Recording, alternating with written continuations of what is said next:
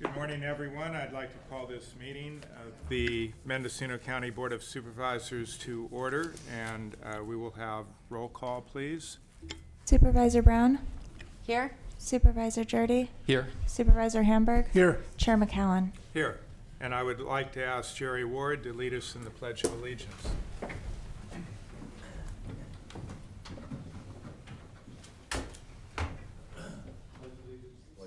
Flag of the United States of America, and to the republic for which it stands, one nation, under God, indivisible, with liberty and justice for all. We will now go to public expression for items not on the agenda. Anyone wishing to address the board, please come forward, and we request you state your name for the record, but it's not required. Non-agenda items.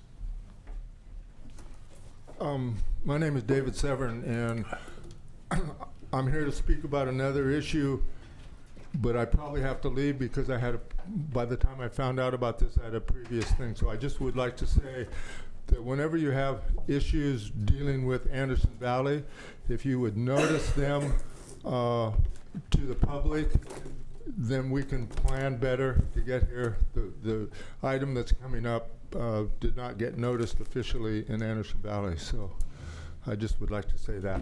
And did you say you have to leave before it will come up? Well, I don't know. It's 5G, and We're planning that item should come up sometime after, a little after 10. Is that what we were thinking?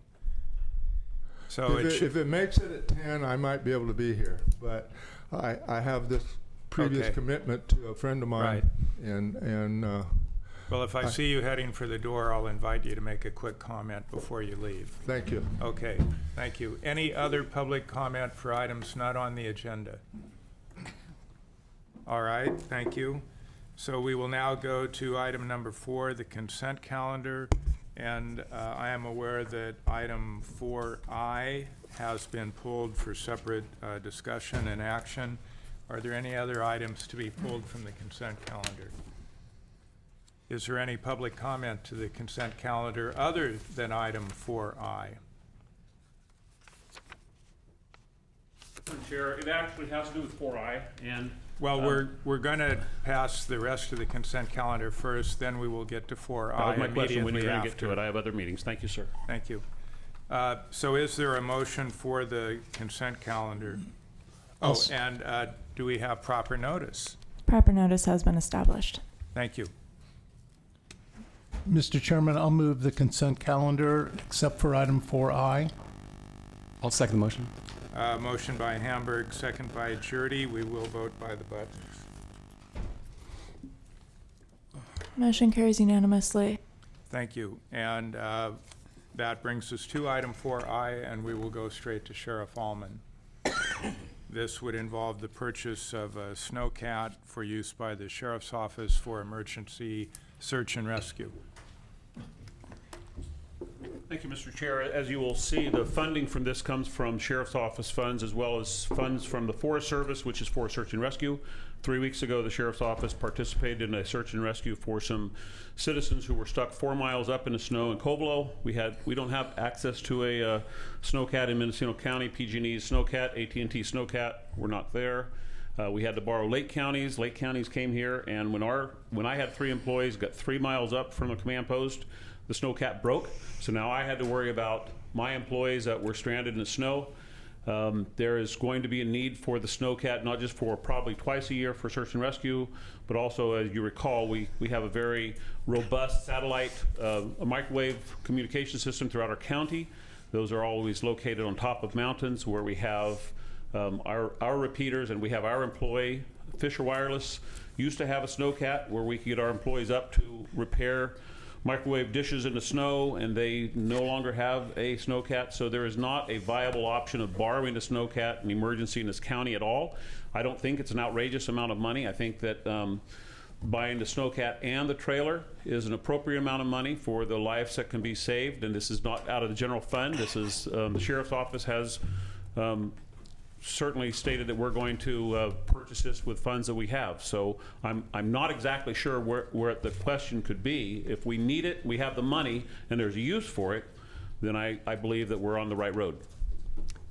Thank you. I do have one question, because I believe that possibly a couple of years ago or a little less, a local businessman donated 2 ski-mobiles. Snowmobiles, yes. Snowmobiles, and couldn't those be used to, in search and rescue? I appreciate the question. First of all, the snowmobiles are not appropriate for the snow that we have in Covelo. The snow in Covelo, the snowmobiles have been sinking. And when you have a snowmobile for, if it sinks, it's pretty expensive to get it out of the snow. And for rescuing people, when you send rescuers in on the snowmobile, we don't have a trailer, so we would say, okay, we're here, now what do we do? We're going to have to shuttle people out or so forth. So we will work with getting rid of the snowmobiles and possibly giving them back to the very generous businessman Ross Liberty. But the Snowcat is going to be available for, as I said, emergencies and non-emergencies, search and rescue and so forth. And you mentioned use of it twice a year, but like over the last 10 years, how many occasions have we had a situation like this? If you don't include the microwave access, then it's twice a year. If you do include that, it's probably closer to 4 times a year. And I assure you, Supervisor McCown, Sheriff McCowan, when I have 3 employees stuck in the snow 3 miles up, once every 10 years would be a reasonable amount of money to pay for this. There's no need for me to have to worry about if we can find one that's going to work to rescue a citizen, let alone to find one to rescue my employees. Other comments, Supervisor Jurdy? The funds you're planning to use for this have, my understanding, have been used last several years anyway to help cover the cost of overtime in the department. And so I'm just asking you, and because you've been doing that, using part of those funds for overtime, that's enabled the county to approve COLAs for the employees in the sheriff's office. And I'm just concerned as we go into negotiations that because we've seen a number of requests come from you the last couple months for expending these funds for one-time purchases, that there could be a spending down of those funds and a less of a reliance on these funds for overtime going forward. Well, first of all, I'm not aware of the last time our employees received a fair COLA, so I don't think that's a reasonable response, Supervisor. Well, they did receive a COLA. And when they had a 10% reduction 6 years ago, and they've only received 5% of it back, so today they're working for 2010 wages, I don't think that it's reasonable to even discuss that COLAs are being given to our employees, because they're absolutely not. And as far as the Forest Service monies go, it's around $10,000 to $12,000 a year. I'm not aware of any of that money being used for anything other than actual search and rescues. And overtime, as you know, is not figured into any type of retirement. So I'm not sure. we're talking about the asset forfeiture funds that you're proposing to use. Okay, the asset forfeiture funds, let's be very honest on this one. Let's talk about what the law is. Asset forfeiture funds cannot be used for budgeted items. It's very clear. When that's happened to the sheriff's office before, where we've lost the ability to get asset forfeiture because not this board, but a former board of supervisors forced Sheriff Tuso to do a retrofit at the jail using asset forfeiture, and the federal government came in and had the county repay that money, plus put the county on 1 year timeout from any asset forfeitures. So if we're talking about using asset forfeiture for overtime at this point, where we haven't even opened up budget discussions, I'm saying that we need to be very cautious on that, and we need to know what the rules are. We need to talk to county council and have county council maybe remind us what asset forfeiture can and cannot be used for.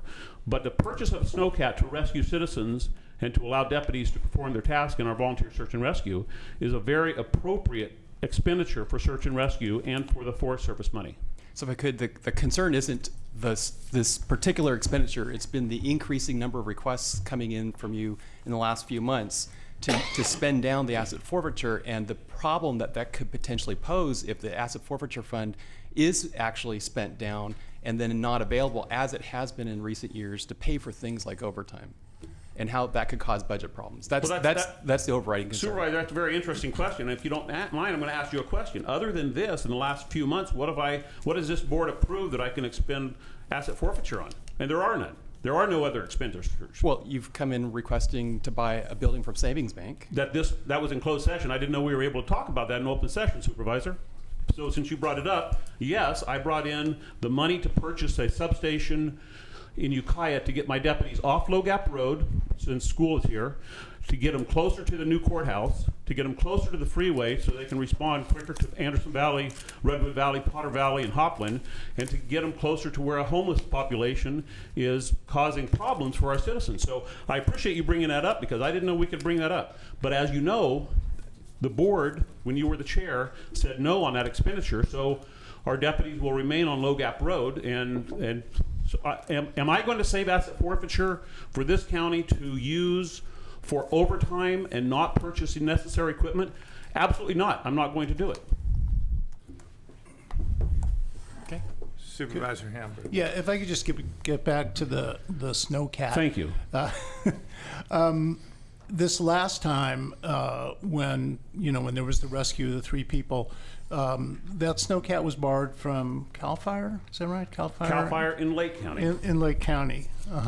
And they keep that machine, but for some reason, I think the article in the Journal said that the machine had broken down, and so that makes you feel like you want to have your own machine so you can make sure that that kind of incident doesn't happen again. Is that your argument? Because that's certainly part of it, because the Mendocino County Sheriff's Office equipment is maintained and does not break down. Right. I'm not trying to Now, jinx myself, but okay. Does PG&E no longer have a snowcat? Because I believe in the past they did. they do. And in Northern California, they have a snowcat. And so if it happens to be in Redding, which this one was, then they were 5 hours away. PG&E has one snowcat. That's what I was told when I called PG&E that night. So I called Sheriff Downey in Humboldt County. He said they have a snowcat, but it's broken. I called AT&T, and they said it's not available. And you called DeFatti. They didn't have. Who?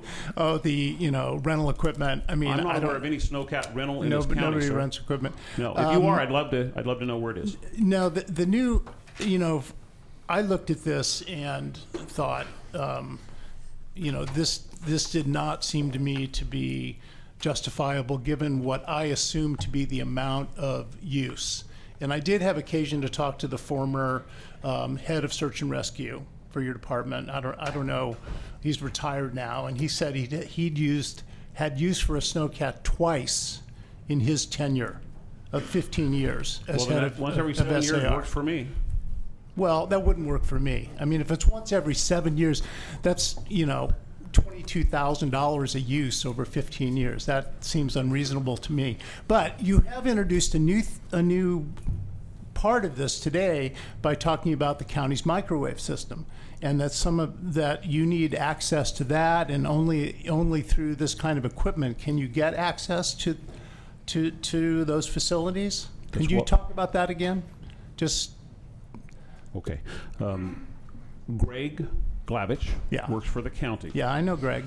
Greg used to work for Fisher Wireless. Yeah. When the county had a contract with Fisher Wireless to maintain our microwave system, Greg Glavich was the employee that was used for the maintenance of the microwave system. Right. On Sanhedrin, on Cotto, there are times in the winter where there is no access other than snowshoe, walkable, and carrying your equipment to the site, such as 8 years ago when Cotto ran out of propane during an extended outlet, and so we had to actually contract with CAL FIRE to get a D8 bulldozer, and it took 2 days to get a 500-gallon propane tank up to Cotto Peak to restart the generator so we can have communications in the north part of the county.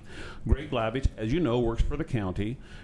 The Fisher Wireless, as I said, no longer has a snowcat, and so we, for the most part, have no way to get an emergency repair at a repeater site, which in my opinion, sir, is secondary to a search and rescue, because while some people would say twice in 15 years is not enough to justify it, if it was my family member, I would say once in 15 years is enough to justify it. And remember, this is cheaper than one 4x4 pickup truck.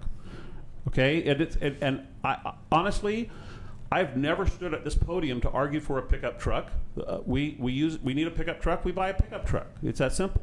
And so now we're having a 10-minute discussion on a piece of vital equipment that's going to be necessary for the sheriff's office. Well, I don't think anybody on this board would argue that your patrol vehicles are not absolutely essential.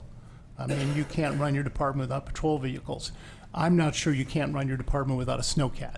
That's all I'm saying. It's not about patrol vehicles. It's about a piece of equipment that, according to your former search and rescue lieutenant, you've had occasion to use twice in 15 years. And now you're telling me that, no, you're going to use it 4 times a year, and and Greg Glavich is going to use it. And if that's all true, then, I can probably support it. But I can't support a piece of equipment. I don't care what it costs. If it costs $10,000 and it's going to be used once every 7.5 years, that just doesn't seem reasonable to me. And even though it's asset forfeiture money, we're still responsible for making sure taxpayer money, money that's derived from government activities, is used in a responsible way. I don't care how much money it is. So that doesn't work for me. But anyway, Well- maybe we need a motion. Well, we're pretty close to that point, and I'd like to add one more comment. Sheriff, you make compelling points in favor of the item, but if it's that vitally needed, it seems to me we shouldn't be doing this on the fly. It should be part of the normal budget process and come forward as part of your annual budget request, where you are prioritizing it in light of all the other items within your budget, and it's considered at that time with all the normal costs of the department. The need for search and rescue isn't something that just arose because of one storm. We have that potential every winter. But so that'd be my comment. I'm not saying I'm opposed to it. It just seems like it would be a better process to consider it in terms of your overall budget. Sir, I'm not going to challenge you on that. However, I would say that the discussion we're having right now would be the exact discussion we'd have during budget time. And the fact that you had, sir, Chair, you had 3 of your employees stranded in the snow, and we have at least one other supervisor saying that's not good enough to buy a snowcat, to be quite honest, I think is of major concern to this county.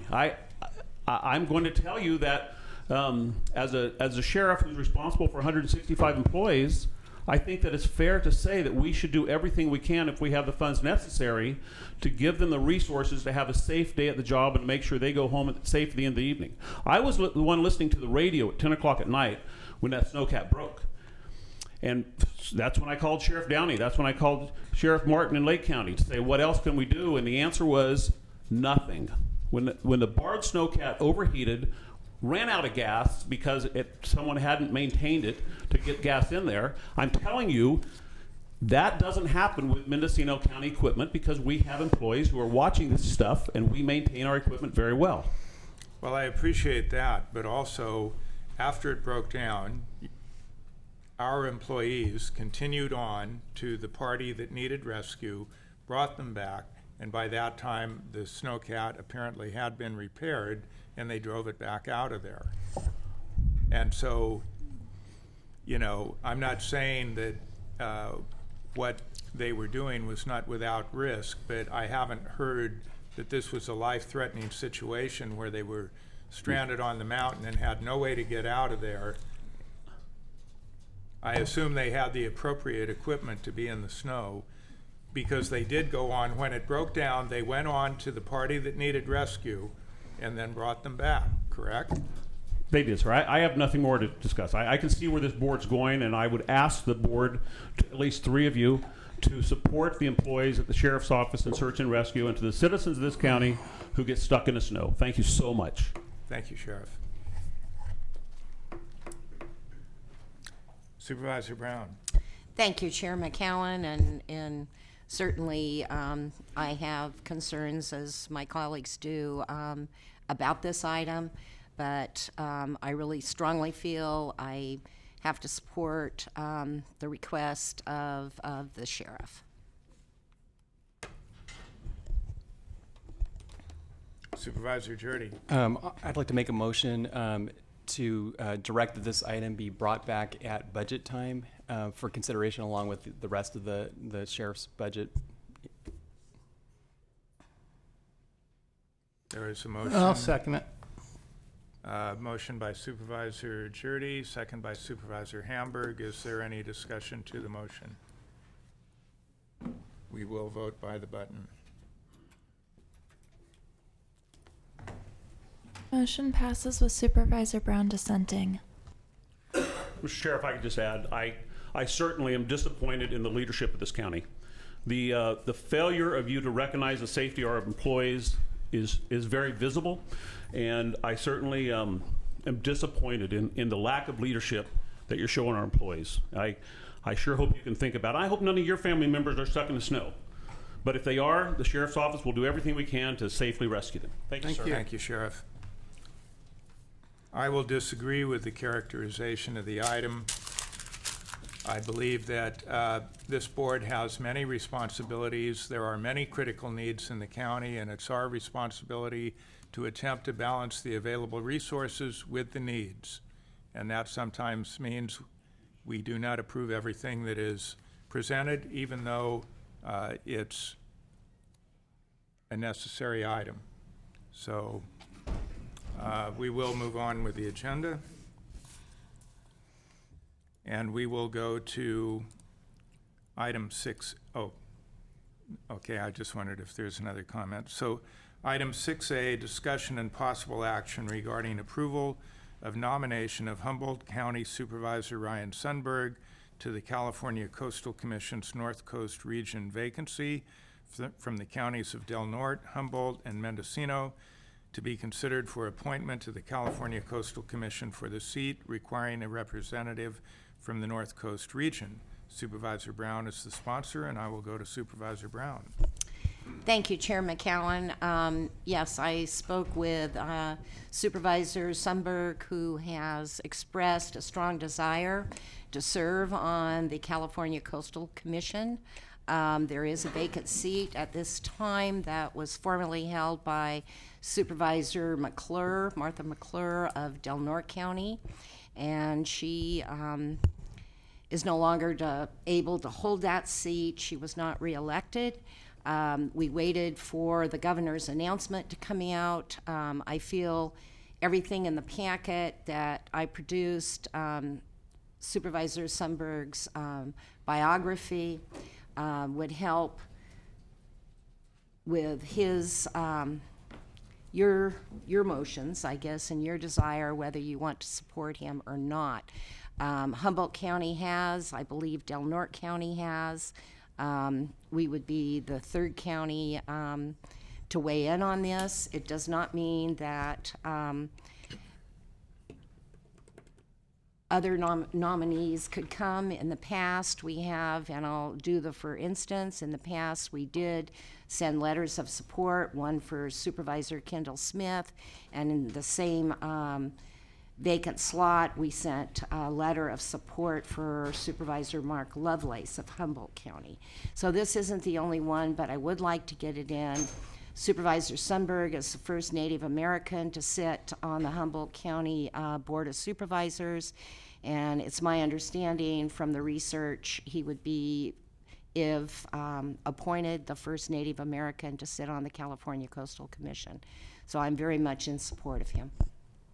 Supervisor Jordy. Well, I think we all know Supervisor Sundberg, and I'm sure we will all support a letter of support of him. I do want to note that the City Selection Committee, which is the city councils within Mendocino County, are meeting tomorrow, and they may have a council member in Mendocino County who's interested in, and we have 45 days to send in letters.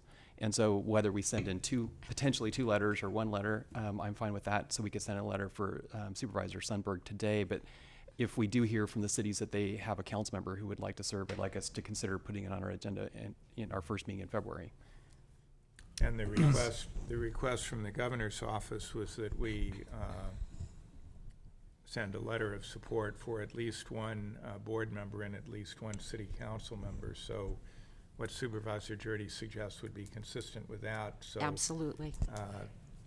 I will leave it to you if we move forward with action today on this item, and understanding we may come back and have a subsequent letter. Well, I would like to go forward with the recommended motion to approve. Just before we. Oh, move, oh, could I excuse make me, a comment? Supervisor Yeah, I Hamburg. noticed your. I'm sorry, I didn't Attention's see all it up. either. Well, first of all, I want to say that Supervisor Drury took the words right out of my mouth, that we do have one more meeting before the 45 days elapse, so we could send another letter and, noting that the cities are going to do that. That's all very well and good. The one thing that I wish I had seen in Supervisor Sundberg's bio was anything particularly connected to this position. And if there are any other public officials out there who are going to come to the board for a recommendation, I would like to know why they want to serve on the Coastal Commission. And frankly, I did not see that in the materials that were in our packet. So I don't really know Supervisor Sundberg. I've met him once, and I've never been able to interview him, or about this, or tried to. I suppose I could have called him and asked him why he wanted to be on, but I still am left with not knowing. I mean, this is a big job, and this takes a lot of time and a lot of commitment. And somebody who really wants to bore down on the Coastal Act and spend a lot of time traveling, and I would just like to know why Supervisor Sundberg has this desire. So I don't know that, but I will go along with my colleagues and support this letter. Supervisor Brown. Thank you. And Supervisor Hamburg, Supervisor Sundberg, his 5th district covers a whole, probably half the county's coastline. And I know that each one of the supervisors, like yourself and I, have worked on coastal issues where we are working with Coastal Commission staff, as well as knowing other commissioners, some of our colleagues from other counties that serve and have served. It is his desire, and I feel, the amount of coastal land that is within his district makes him, a great qualified candidate. We all know anything you do along the coastline has to go through the commission. Oh, we do know that. Thank you, Mr. Chairman. I think we're ready for a motion. Well, I'd like to move to approve the nomination of Humboldt County Supervisor Ryan Sundberg to the California Coastal Commission's North Coast Region vacancy from the counties of Del Norte, Humboldt, and Mendocino for consideration of appointment to the California Coastal Commission for the seat requesting a representative from the North Coast region. I'll second the motion with the understanding that if we have a request from the cities within Mendocino County for a Mendocino County city representative, we would consider that at our first meeting in February. Motion by Brown, second by Jurdy. Any further public comment? Seeing no one come forward, we will vote by the button. Motion carries unanimously. Thank you. Item 6B, discussion and possible action regarding approval of Mendocino County Inland Water and Power Commission request to fund a proposed study of the hydrology of the Upper Main Eel River and its relationship to the operation of the Potter Valley Project and contribution to the water supply of Lake Mendocino. Supervisor Brown is the sponsor, and I'll go directly to Supervisor Brown. Thank you, Chair McCowan. As the representative to the Inland Water and Power Commission, this was an item that was on our agenda at our last meeting, and each of the participating agencies in IWPC was asked to to participate in the funding of this proposed study. I think it is very important. It will be a study of the hydrology of the Upper Main Eel River and its relationship to the operation of the Potter Valley Project. And also, as we know, it contributes to the water supply of Lake Mendocino. We are starting the relicensing phase, and this study by UC Davis is very, very important. It comes at a very good deal for the amount of money that we would have to pay participating in the project. So each one of the entities, and that's $4,400 each. Professor Sam Sandoval from UC Davis has a grad student. He's on a Fulbright scholarship. He would be the one that would be leading the study along with Sandoval. So I think it's it's a great expenditure of money. We'll get a lot out of it. UC Davis is going to match the funding of the Fulbright scholarship for this grad student, and I feel that $4,400 each of the 5 agencies that sit on IWPC, it is a great opportunity for us at a very low cost. Thank you, Supervisor Brown. Is there any public comment on this item? Seeing no one come forward, I'll bring it back to the board. Are there any questions of Supervisor Brown or comments? Again, Supervisor Hamburg. Mr. Chairman, I just appreciate Supervisor Brown's leadership on this issue, and I certainly support the proposal. And I think it's money well spent in terms of helping prepare for the licensing, which is coming up very shortly. So, And I might just add, if I may, I just received notice, it came on my personal computer, that there will be a public meeting concerning the relicensing, and I believe that date was March 9th, but I'll bring it back at our next meeting and make sure that everyone knows. Evidently, there's a late afternoon meeting session and then an evening session as well, and that will be at Ukiah Valley Conference Center. So I just want to mention that people, I'm sure, are very interested in. and do we have a motion? I'd like to move the recommended motion to approve the Mendocino County Inland Water and Power Commission's request for the County of Mendocino to participate in the joint funding of a proposed study of the hydrology of the upper Main Eel River and its relationship to the operation of the Potter Valley Project and contribution to the water supply of Lake Mendocino. Second. Motion by Brown, second by Hamburg. We have had discussion. We'll vote by the button. Motion carries unanimously. Thank you. Chair. Supervisor Brown. Thank you, Chair McCowan. And for anyone in the audience, if you haven't seen the information on it, it is in our agenda books, and I do have 3 extra copies in case the press or anyone from the audience is interested in taking a copy. Thank you. Agenda item 6C, discussion and possible action, including consideration of a proposed 1-year agreement with Solid Waste of Willits, providing Schwau with additional revenue and cost-saving measures related to the provision of solid waste services pursuant to 5 existing franchise and/or transfer station agreements. Supervisor Hamburg and myself are the sponsors as the Solid Waste Ad Hoc Committee. I want to clear up one bit of misinformation at the last meeting of the ad hoc with representatives of Solid Waste of Willits.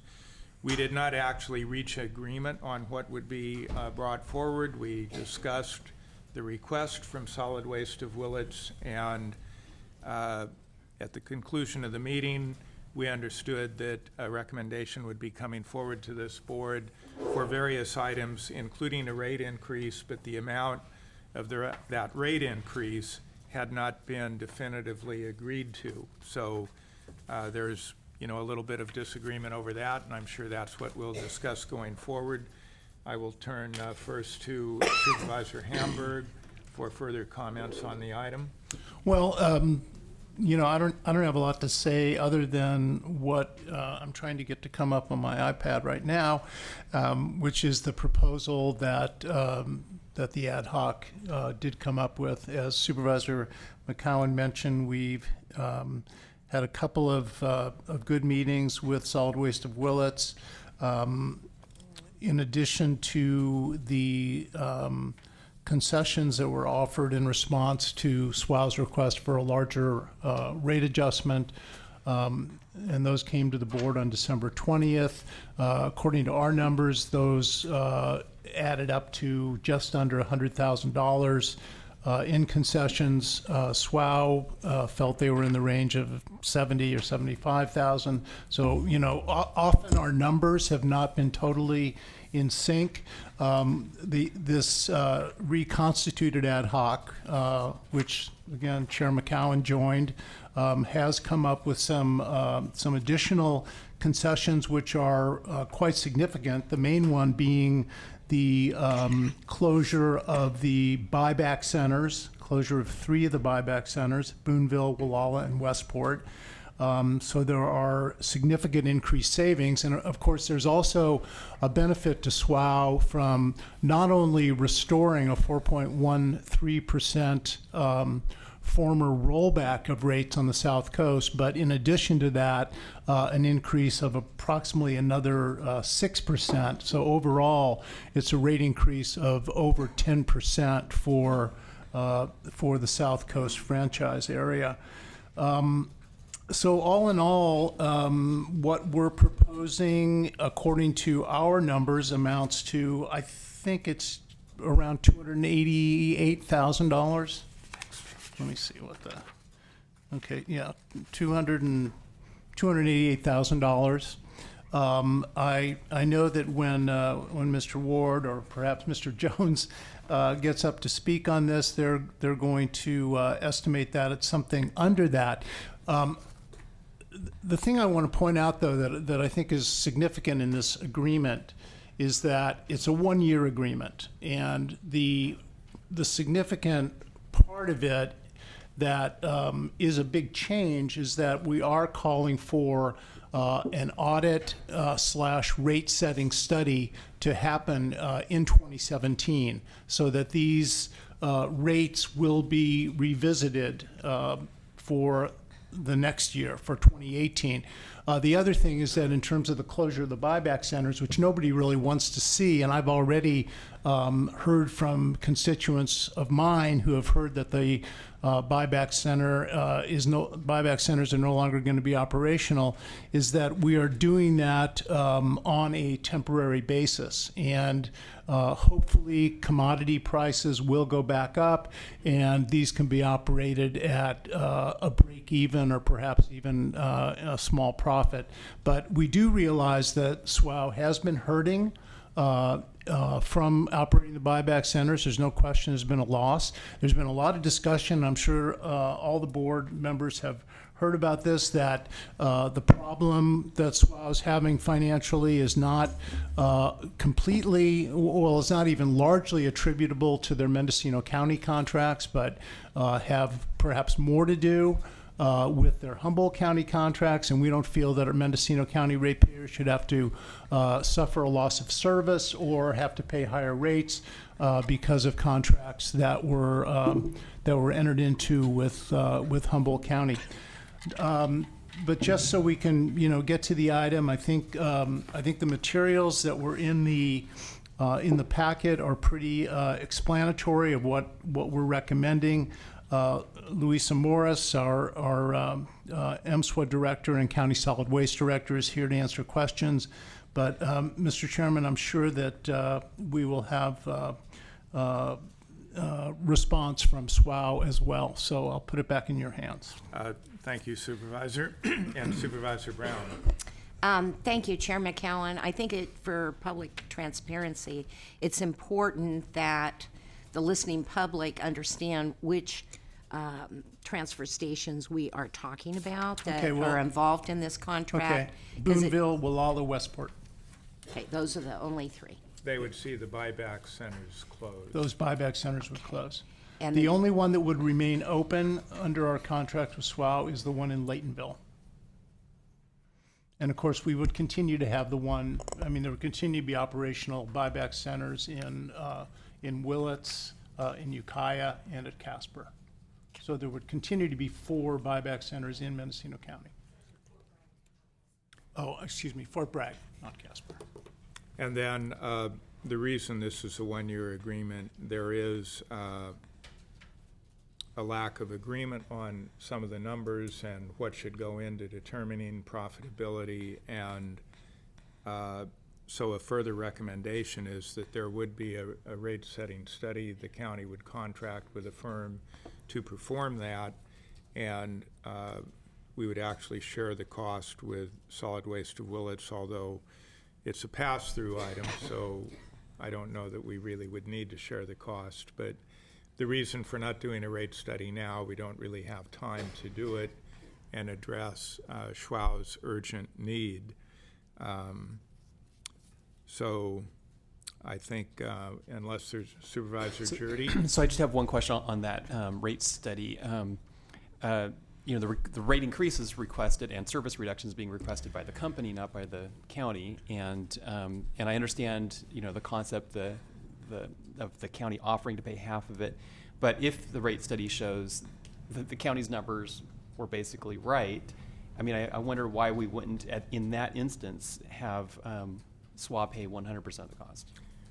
Well, and again, given that it's a pass-through, maybe we could just agree to strike that as part of the proposal, and then it doesn't come out of either entity's pocket. Ultimately, it's a pass-through. However, an issue has also arisen regarding the pass-throughs, which there's certain items like fuel or tipping fees that are provided for in all of these agreements that ostensibly Schwau is entitled and allowed to recover its actual cost.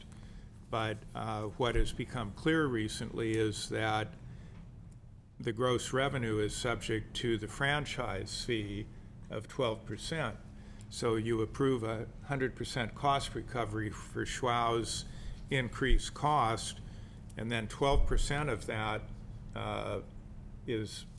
goes to pay the franchise fee, and Schwau actually does not recover its full cost. So there has been discussion that a different formula needs to be applied to allow the company, and in fairness, other companies, to recover the full pass-through cost. But you know, that also is something that can be worked out as we go forward. And I don't know if County Solid Waste Director Morris has anything to add at this point. If not, we will go to Solid Waste of Willits for their comments, and then eventually we'll open it up to the public.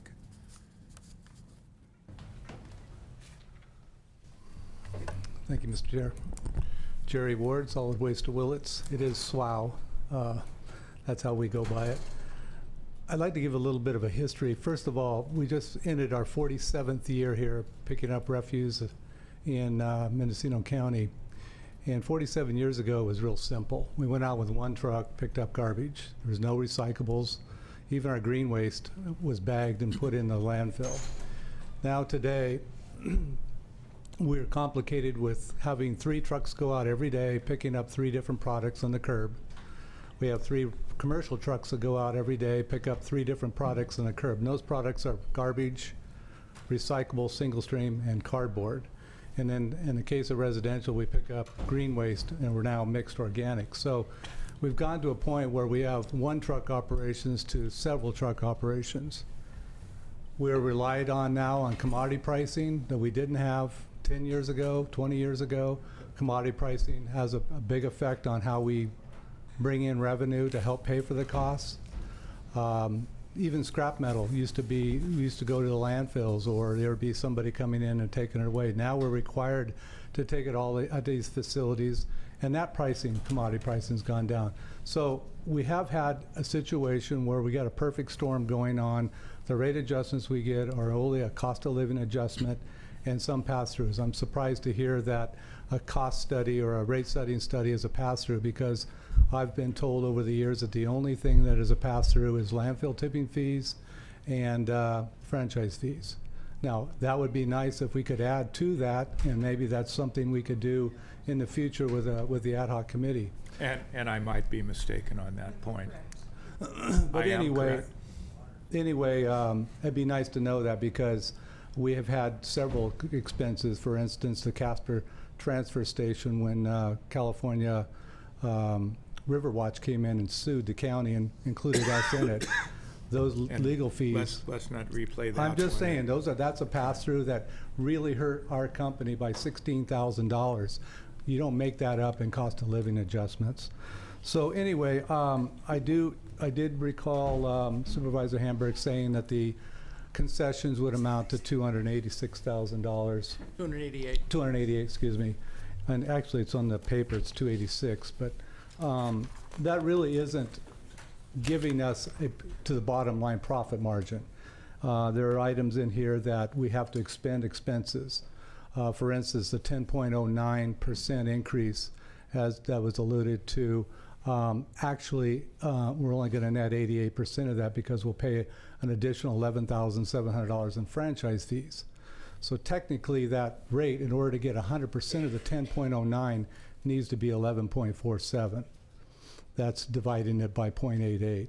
And this has been part of the problem over the last several years. We keep getting increases in COLA, cost of fuel, whatnot, but actually we pay out a franchise fee on that additional revenue, and we're going slowly into the tank. So I would recommend that the 10.09 be increased to 11.47. And I might add, I'd like to thank the ad hoc committee for actually meeting with my consultant and I and working out some areas of additional revenue, because it has been very difficult for us to continue services under these commodity pricing and expenses. Our health insurance goes up, workers' comp goes up, but COLA does not keep up with it. There is one item in here that I don't know, we've never talked about it, but all of a sudden it was thrown in there that we have to provide covered boxes at Casper. Who thought of that one? I wasn't aware that was even on the table in any of our 4 ad hoc committee meetings. Well, I gotta say, I've heard of it, and I'm not on the ad hoc. You heard about it? I believe it's been an outstanding issue for going on a year. Because we can't get the boxes under the covered roof.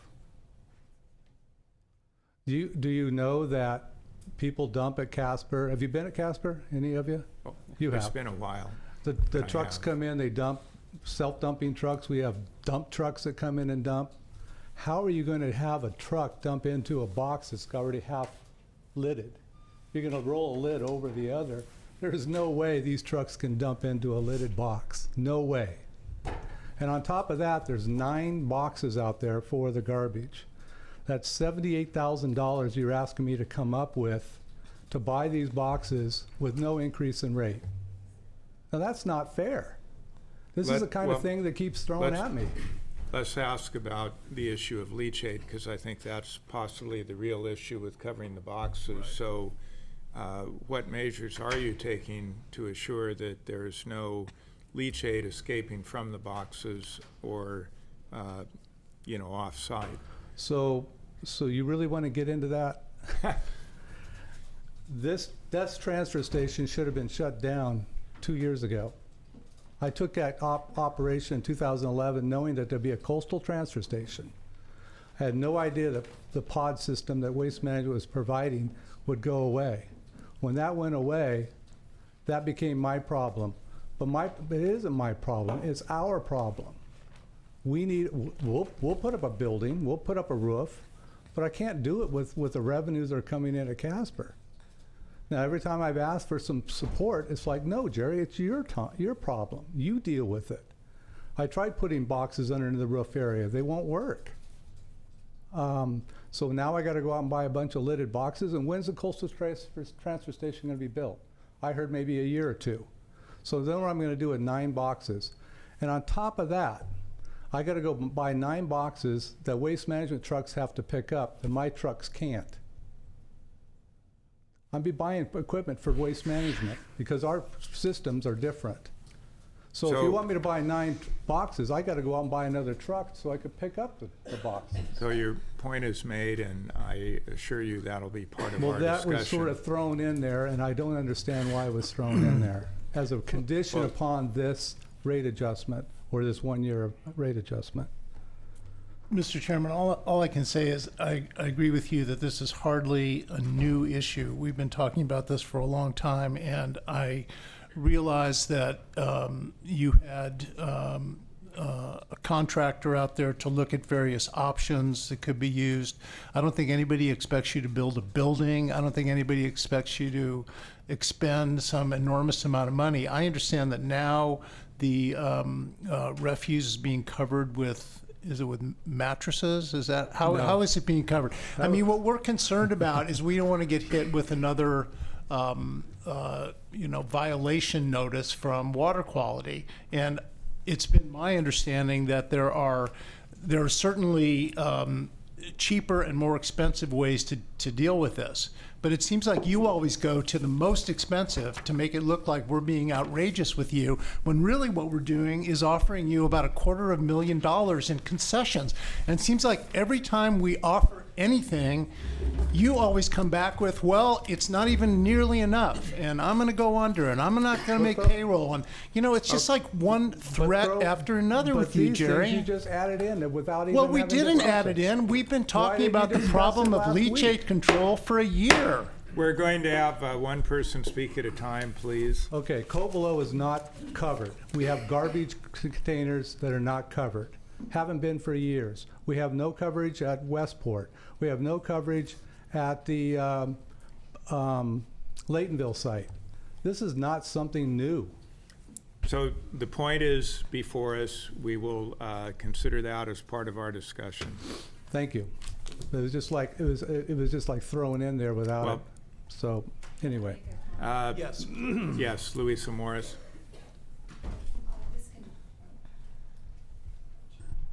This condition has been, it was part of the original proposal that came before the board on the 20th of December. So the condition that the Casper leachate be contained and the bins with refuse in them be covered has been one of the things that we have asked SWOW to do prior to granting them the other concessions that we're offering them. And that has been true with both ad hoc proposals that have been brought to the board. Thank you. I don't And recall seeing before, that. Before we get to Emmett, another precondition mentioned is that you would catch up on the surcharge that is due MSWA. And I believe that's acceptable to you, or? yes. Are you want me to get Well, you caught can up on stop some with other yes. people? You- I owe other people too. I'll accept yes if that's. Well, what does the board have to do with MSWA? What does that have to do with this 4 people here? We are a member organization of MSWA, and I don't want to debate the point with you, but I'm trying to get to your bottom line, and I believe, based on what you have said, and I don't know that we're going to have a meeting of the minds here, but I believe that based on what you have said, this agreement would work for you if the total South Coast increase was 11.47%, and if we did not have the requirement of covering the boxes at Casper. Yes, and the last one is there's an error that the franchise fees, not the first and second quarter, would be the fourth and first quarter. The fourth Fourth. quarters are due the end of this month. Okay. Well, that's part of the 90 days, right? Right. That's part of the agreement. Right. Thank you. And I want one last point, because it seems to get out into the papers, this Humboldt County thing. If that was true, then I should shut down our material processing facility because I lost $113,000, which is a Mendocino County operation. That has added to our cost of providing services to the ratepayers, which you are trying to protect. If that was the case, I should shut it down and haul the material out of the county. But that's a requirement that we have to do in order to keep these rates as low as they can. So Humboldt County we're working on. I'll be happy to talk to you at a future date about what we need to do with the material recovery facility where we're losing hundreds of thousands of dollars. Thanks. Thank you. Public comment to this item.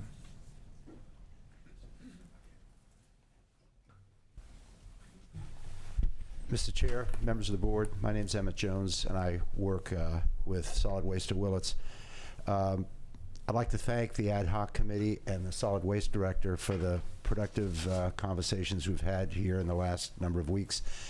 And I'd like to just point out to the public that curbside pickup in rural areas is not a guaranteed thing in the world. And that sometimes people wonder, well, why does solid waste of Willits have problems in some of these areas? And I'd like to point out in the South Coast area and in Anderson Valley, there is no population center. If you take a look at all the other franchise areas, there's a population center. In Willits, the North County County franchise area has a population outside the city limits that's fairly close together and gives you the economies of scale. Same thing in Ukiah for waste management. Same thing in Fort Bragg for waste management. But when you get to the South Coast, there are no big population centers. And even the city of Point Arena is not part of the county franchise.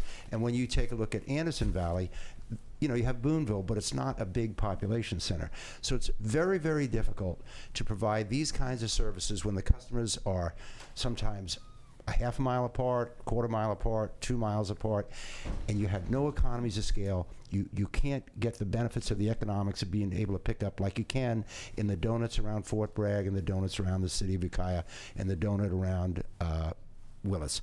So it's something that's Solid Waste of Willits has taken on to provide this service that is not guaranteed in the world when you're in a rural area. And that particular issue should be at least understood by the public to better understand why we have some of these issues. And I'd like to thank the board for their time and attention to this matter. Thank you. Thank you. Is there any other public comment to this item?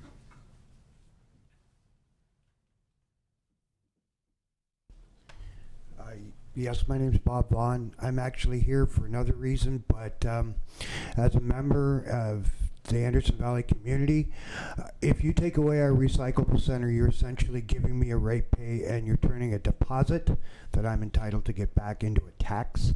I don't understand why you guys can't figure out a way to, instead of having them 4 days a week, you can't do it a couple of weekends a month. Why you're completely, even though temporarily cutting it out. Essentially what's going to happen is people are going to put the deposits that we've paid our pennies, nickels, whatever for into the recycling. That means that Solid Waste of Willits will probably get that money. I'm not going to get it. You're taxing me and you're punishing me for being a responsible individual.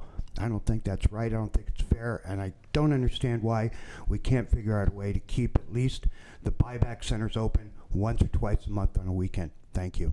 Thank you. Is there anyone else to address the board on this item? Seeing no one come forward, it's back to the board. I would offer one suggestion, because the issues related to Casper, and as we see, part of our proposal requires concurrence of City of Fort Bragg on one of the other items. Perhaps we could refer the issue of covering the boxes at Casper to the Casper Joint Coordinating Committee and see what progress can be made there, working it out. It is in part related to when the new transfer station might be constructed, and but anyway, I'll throw that out there for comment as well. And I don't see anyone leaping forward to comment. Supervisor Hamburg. Well, you know, as our solid waste director stated, this has been something that has been part of the agreement or one of the conditions for making these concessions to SWOW for some time. I don't know exactly what the cost is that's involved in this, but I haven't understood it to be of the magnitude that we're hearing from SWOW. And I see our solid waste director is nodding at that. I don't know if she wants to expand at all on what our expectation is, but you know, I've certainly not envisioned that this was some huge investment that needed to be made, but merely something to keep the county from getting a notice of violation for untreated leachate leaving the site. So do you want to comment on that, Ms. Morris? I think you've characterized it very accurately. I'm not sure I have anything to add. I would like to work together with Solid Waste of Willits and perhaps Doug Crane or another consultant to identify the most expedient and least expensive way to get the Casper garbage under a roof again, as Okay. it was when we had the pod system there. Okay, and I think the chair's suggestion that the joint committee have this as an agenda item for the next time we meet, or maybe to meet to try to address this issue, may be a good suggestion. I don't know what Supervisor Jurdy feels about that, but maybe he Well, could. I think it's a fine suggestion so long as there's still the requirement to do it, because otherwise it'll just run endlessly on this discussion. I mean, Yeah. there needs to be a requirement that it be done if we can have a meeting where we hear alternate ways to achieve the same goal, and obviously we're looking at the least expensive version, then that's fine. But I think we still need to make it a requirement. Otherwise, if we drop it as a requirement, Well, it'll be an endless discussion. It isn't something that's going to occur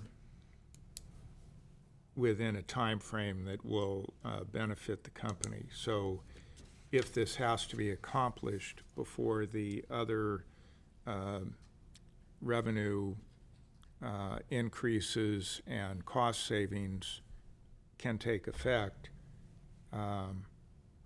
there's nothing here for the company. If it's true that it's going to be expensive or difficult, or there's permitting, I think the figure was cited of 78,000, and there's disagreement on that, which is consistent with many other aspects of this discussion. But I think I'm being told either special boxes would need to be purchased, or to the microphone, please. And just very briefly, so the options are, I think the options, I think the referral is an excellent idea.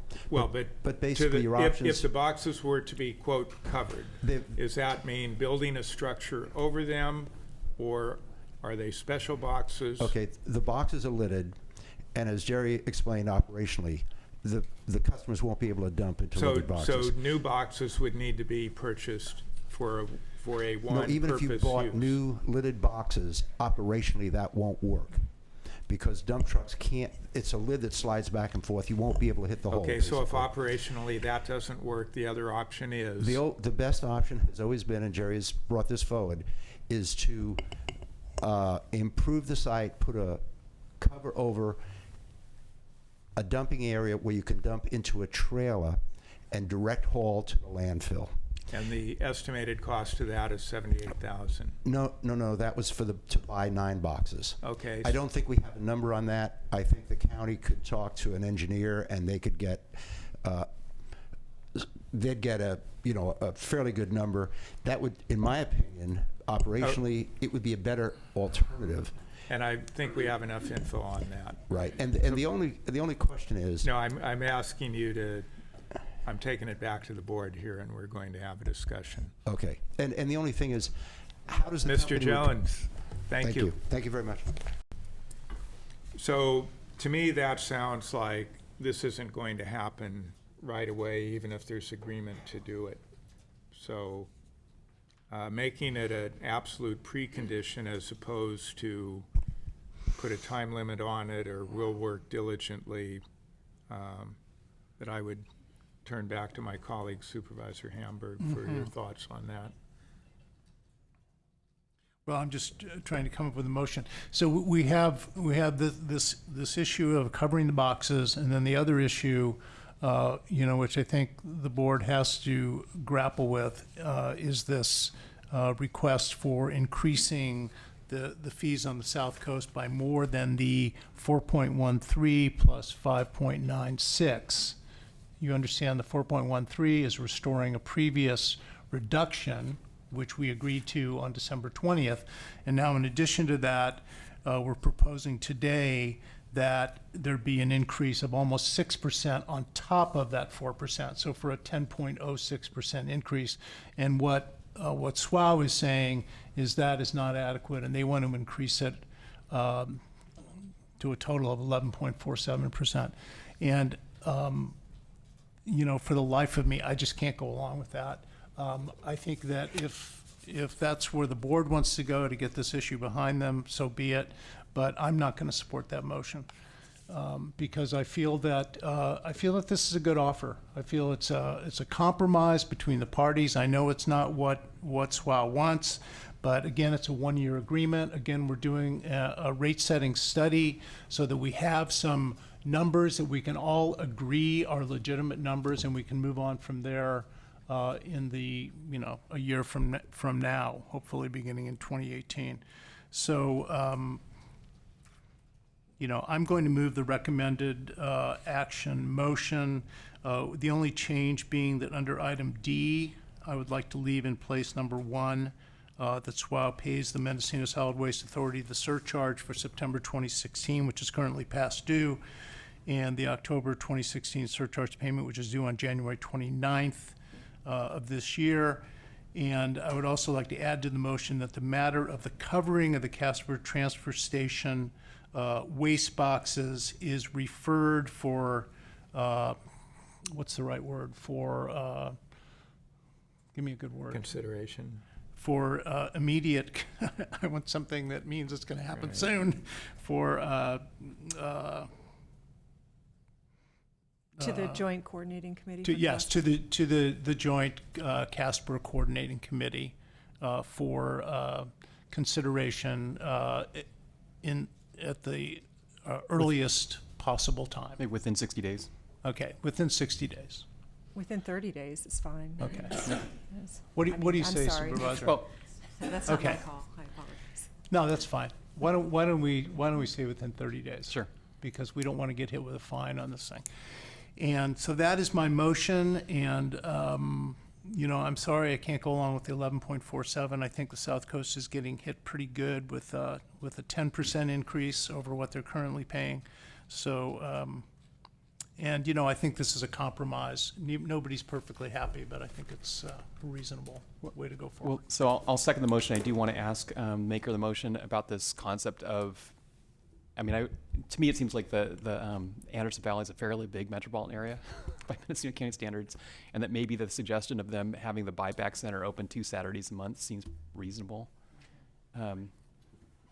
Well, I'm really sensitive to the comment that was made. I think what the ad hoc came up with in these proposals was that there was an alternative for Anderson Valley, and it's not a great alternative, but most people who live in Anderson Valley do make occasional trips over to Ukiah, and there remains a buyback center open in Ukiah. And, I know that's not a perfect world, but, again, in closing the Westport buyback center, we figure most people who live in Westport make their way down to Fort Bragg occasionally, and they can use the buyback center there. So, again, this is not a perfect situation. I think it sounds easy to have something open on just an occasional basis, but it's never quite as simple as it sounds. There has to be storage, there has to be staff, there has to be a lot of things that go into it. And again, I don't like it. I don't like closing any of these buyback centers. I'm an avid recycler. I like taking my stuff in and getting my little $10 check back for it. But I think this is the step I want to go forward with. I want to get this behind us. I want to get the rate setting study done and move on. So, okay, this is my motion. Supervisor Brown. Thank you, and when we talk about the buyback centers, really it's no further distance than Potter Valley. Potter Valley, Hopland, Redwood Valley, that those county residents make. Well, so we do have a motion on the floor. I think the primary difference here is between 10.09% and 11.47% for South Coast rate increase. I think the position of the company is the higher figure would simply allow them to recover the added cost of the franchise fee. And I see a nod of assent from that. I think that has been identified as an issue that needs to be addressed going forward. But I'm hopeful this is an agreement, or this is it's not necessarily an agreement, but it's a resolution of the issue that hopefully will give Schwau the additional revenue and cost savings that it needs. I think the difference we're talking about is maybe about $10,000 to $12,000 at this point. Supervisor Brown. I would certainly appreciate having the motion read back, because we got into rather a long, or at least seeing, you know, a printed version. Okay. Well, the motion, if I may, is the recommended motion, which is on our agenda summary.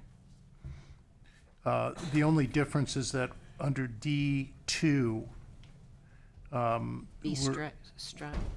to we're strike it? striking D2 and referring the issue of the covering of the Casper Transfer Station waste boxes to the Casper Joint Coordinating Committee for action within 30 days. Okay. So I believe the motion is understood by everyone. We will vote by the button. Motion carries unanimously. Thank you. So I think about people interested in about 4 different items. We're told we're going to get to your item just after 10 o'clock. So it will be after 10 o'clock. And I did speak earlier with Mr. Severn, who I believe has to leave right about this time. If you would like to make a brief comment on item 5G, please come to the microphone now. And this is the issue of the Philo speed zone change that has been proposed. And what item is that? 5G, and we're not calling the item now, we're accommodating Mr. Severn, so please. Well, thank you for the special accommodation. As most of you maybe know, I know Dan knows, a few years back we had a tragic accident in downtown Philo. We came together as a community and demanded a 30-mile-an-hour speed limit through Philo. That 30-mile-an-hour speed limit has served us fairly well, although admittedly people do still go over that through Philo, but at least that's what we have. There's no reason to increase that we can see. People are not getting road rage because they have to get slowed down. People are not late to work because they get slowed down. There just does not seem to be any reason to raise that. The Department of Transportation, Caltrans, they pay strict attention to cumulative impacts. And if you look at Philo, there's a number of increased usage of the Philo area. We have the old mill site that's closed down, which is going to be converted to commercial and residential use. We have 2 tasting rooms in town now, one on either side of the street, which people walk back and forth after drinking their wine. We have a place called Brambles just down the road, which is getting developed for a resort type thing. There's every reason to believe that the people staying there are not going to get in their car and drive that city block up to the store. They're going to walk up through a gauntlet that has no shoulders on the road in that section and is already used by campers at the Indian Creek Campground who routinely walk from the Indian Creek Campground up the road to the store to buy their hot dogs and back. And there's no place for them to walk except in the rain gully. So I don't see any reason why we should raise the speed limit. The people of Anderson Valley and Boonville and Philo all seem to agree, and I think you'll hear from some of them later on today. And the second issue is that I would, we weren't notified in any proper way. One of the members found it on your minutes of one of your last meetings and that was the only notification we had that this was actually going to come before the board. So,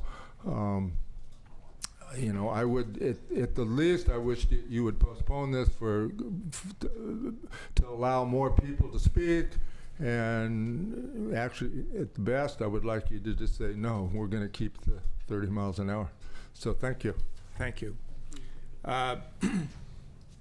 So with that, we will go to our 9:45 timed item, which is an 6D, informational presentation regarding Mendocino County's first B corporations, which are benefit corporations.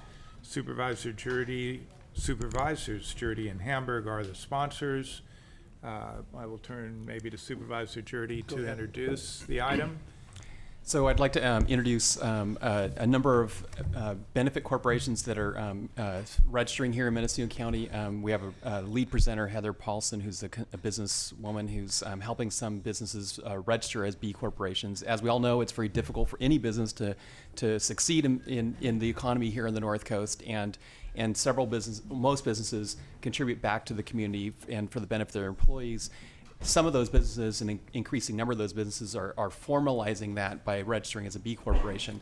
And so I'd like to hand this off to Heather Paulson, who has a brief presentation on what benefit corporations are and some of those businesses here in Mendocino County. And I would encourage people to make a crisp presentation because we got a little bit off track right off the bat this morning. So we have the press of other business looming for us. So thank you. Please proceed. Understood, and thank you for the time and for the opportunity to be here today. Thank you. And thank you to all the supervisors for having us here. Dan, you're correct that the B Corp movement is well afoot here in Mendocino County. So I want to give a brief educational overview of what that means and give an opportunity to shine a spotlight on some of the companies that are leading the way in this B Corp movement. So who are our county's 9 certified B Corps at this point? Harvest Market was the first over in Fort Bragg. We've got North Coast Brewing Company, Thanksgiving Coffee, Fetzer Vineyards, my own business, Bed Bandits, Flow Beds, Eleek, and Beckman Printing Black Bear Press. So Harvest Market, like I said, was the first B Corp in Mendocino County and really has been active in moving this effort forward.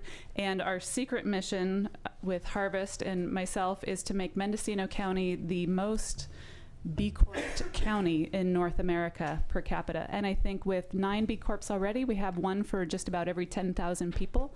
So we're on our way with that. So what is a B corporation?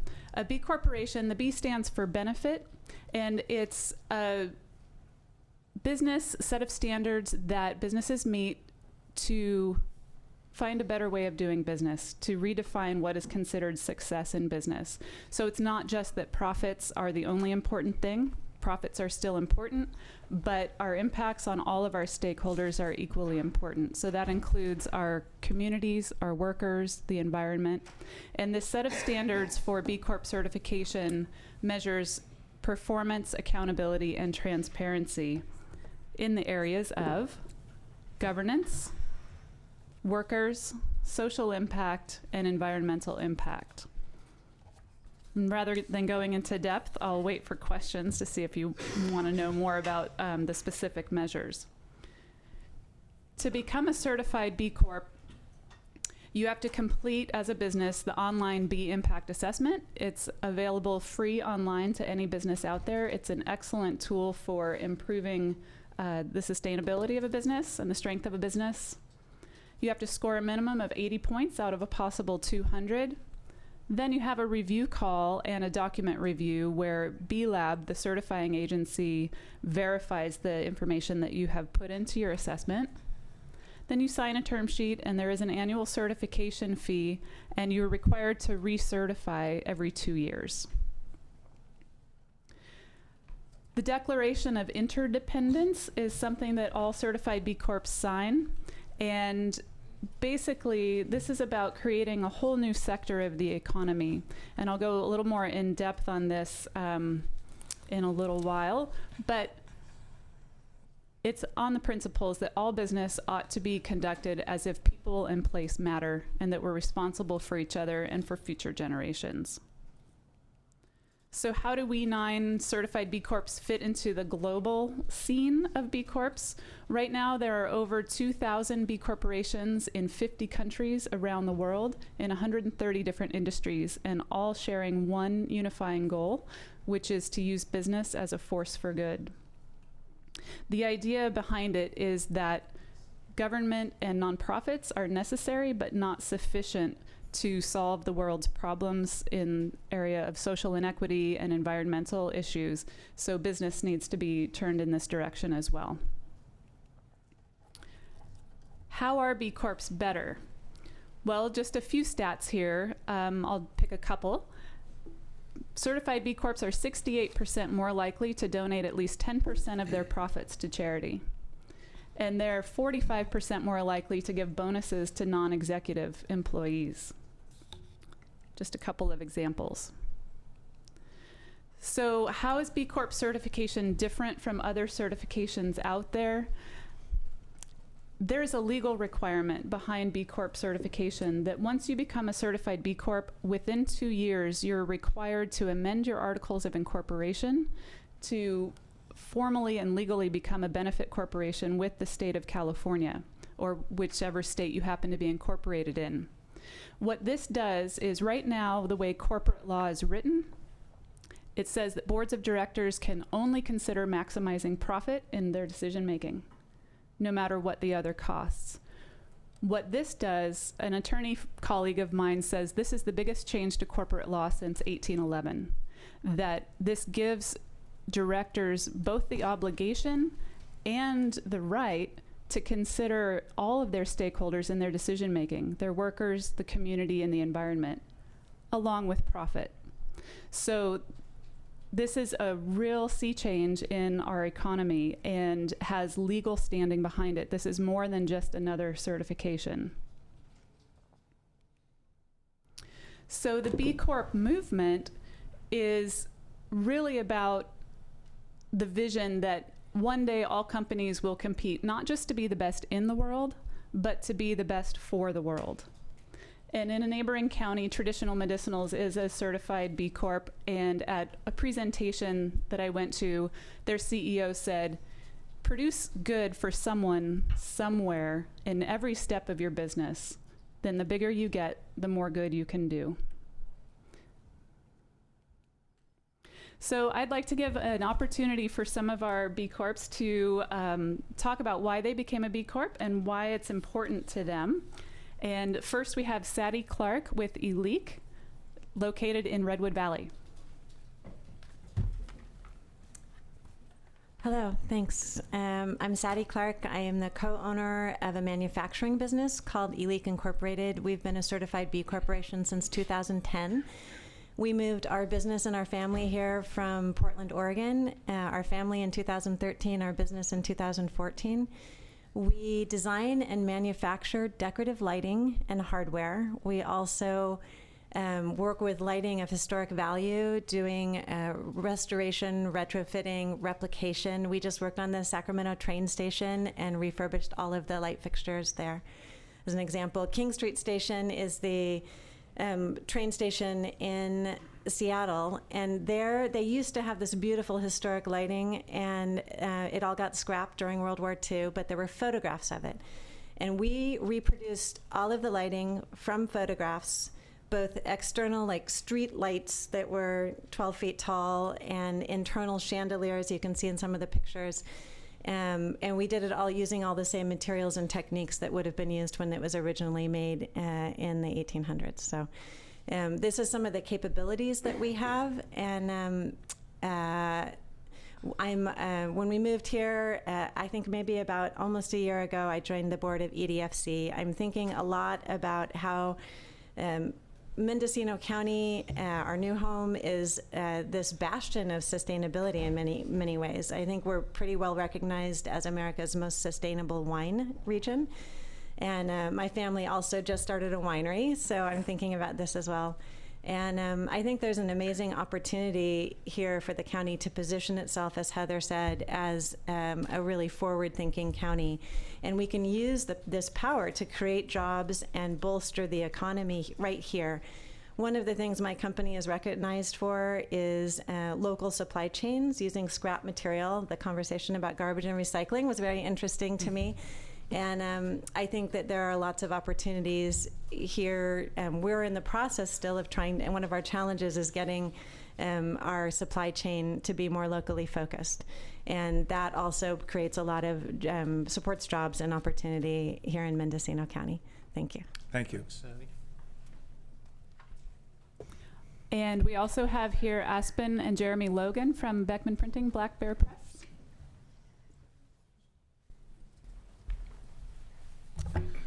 Hi, thanks for allowing us this opportunity to speak about B Corps. I wanted to tell a story about how small business can do good with very little resources. So in 2015, my wife Aspen and I bought Beckman Printing, and we're kind of overwhelmed. The first year was a little shaky. We spent the first year learning just how to do that business. We didn't have a whole lot of background in that specific business, and so it took us a year to kind of get our footing. Then last year, we decided to kind of make it our own and find a direction for our business that made sense and appealed to our philosophies on life and how to do good in the world. So we felt like it was going to be a little daunting. We heard from our friend Heather here that there was this thing called a B Corp, and if you want to do good, they have a framework and some tools to allow you to do that. But it felt daunting for a small business to take on something like that. We were already up to our, over our heads with the business that we were trying to take on. And with some help from her and some perseverance, we were able to get through the certification and became a B Corp in the fall of last year. And I think it's been one of the best things that we could have done for our business, because it's given us a focus and a direction that really allows us to do good things for the community where before we didn't really have that framework to work from. So I would definitely encourage any business that's looking to do good rather than just chase profits, but have like another motivation within their business to take on the B Corp model and at least explore it, because it's free to look online and take the certification and find out where you stand up against some of the other companies out there in the world that are doing this. So thank you. Thank you. Thank you. And from Thanksgiving Coffee, we have Joan Katzeff, and Paul Katzeff is here also in the back of the room. Morning. Thank you all for giving our company, me, this opportunity to speak in front of you. Thanksgiving Coffee has been a small business in Fort Bragg since 1972. We're in our 44th year of doing business. And really from very early on in our company's history, we have been committed to social action and the pursuit of environmental sustainability. And it's evidenced in our motto, not just a cup, but a just cup. We became B Corp certified under the stewardship and the great help and inspiration of Heather Paulson of Heather Paulson Consulting. She's really done extraordinary work in mobilizing our community. And in Fort Bragg, we're one of 6 B Corps in the small city, of Fort Bragg. That's really something to be proud of. And it has certainly energized the work that our company does. Heather asked us to speak a little bit about the highlights of our work as a B Corp, or as one of the B Corps in Mendocino County over the last year. And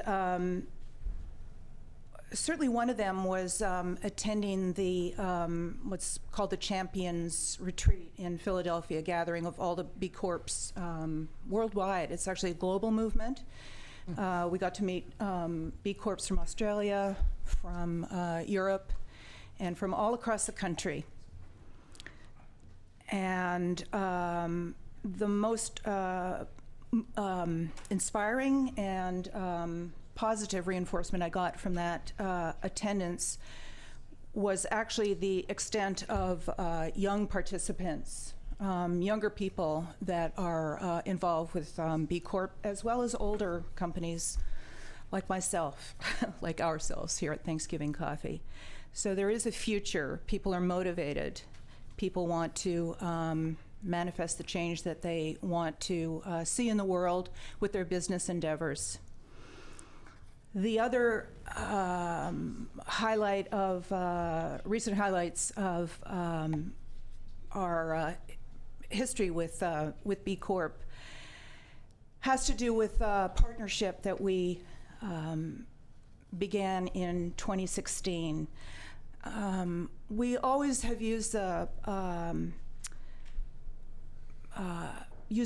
product as helping us to extend our message. Coffee is drunk widely worldwide, and our coffee can act as a billboard. And we have long partnered with nonprofits, both for social justice, environmental sustainability, to save the rapidly declining population of our migratory songbirds, the mountain gorillas in Rwanda, our American wolves, and our most recent partnership evolved out of a call that we made to Friends of the Earth. We wanted to partner with them.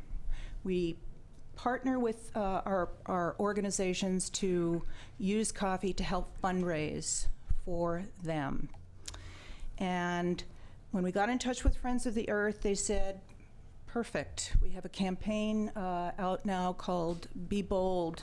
We want to raise the consciousness of everybody in this country about the rapidly and swift and potentially disastrous decline in our honeybees, which are significant pollinators. And without pollinators, we're not going to have food. So we embarked on that partnership last year, and it actually is an example that adds to this highlight, to it being a highlight for our company. We knew about bees, but we didn't know a whole lot about bees, and without educating ourselves and being able to educate the public, I'm sorry, I'll speed up, we didn't feel that we were credible.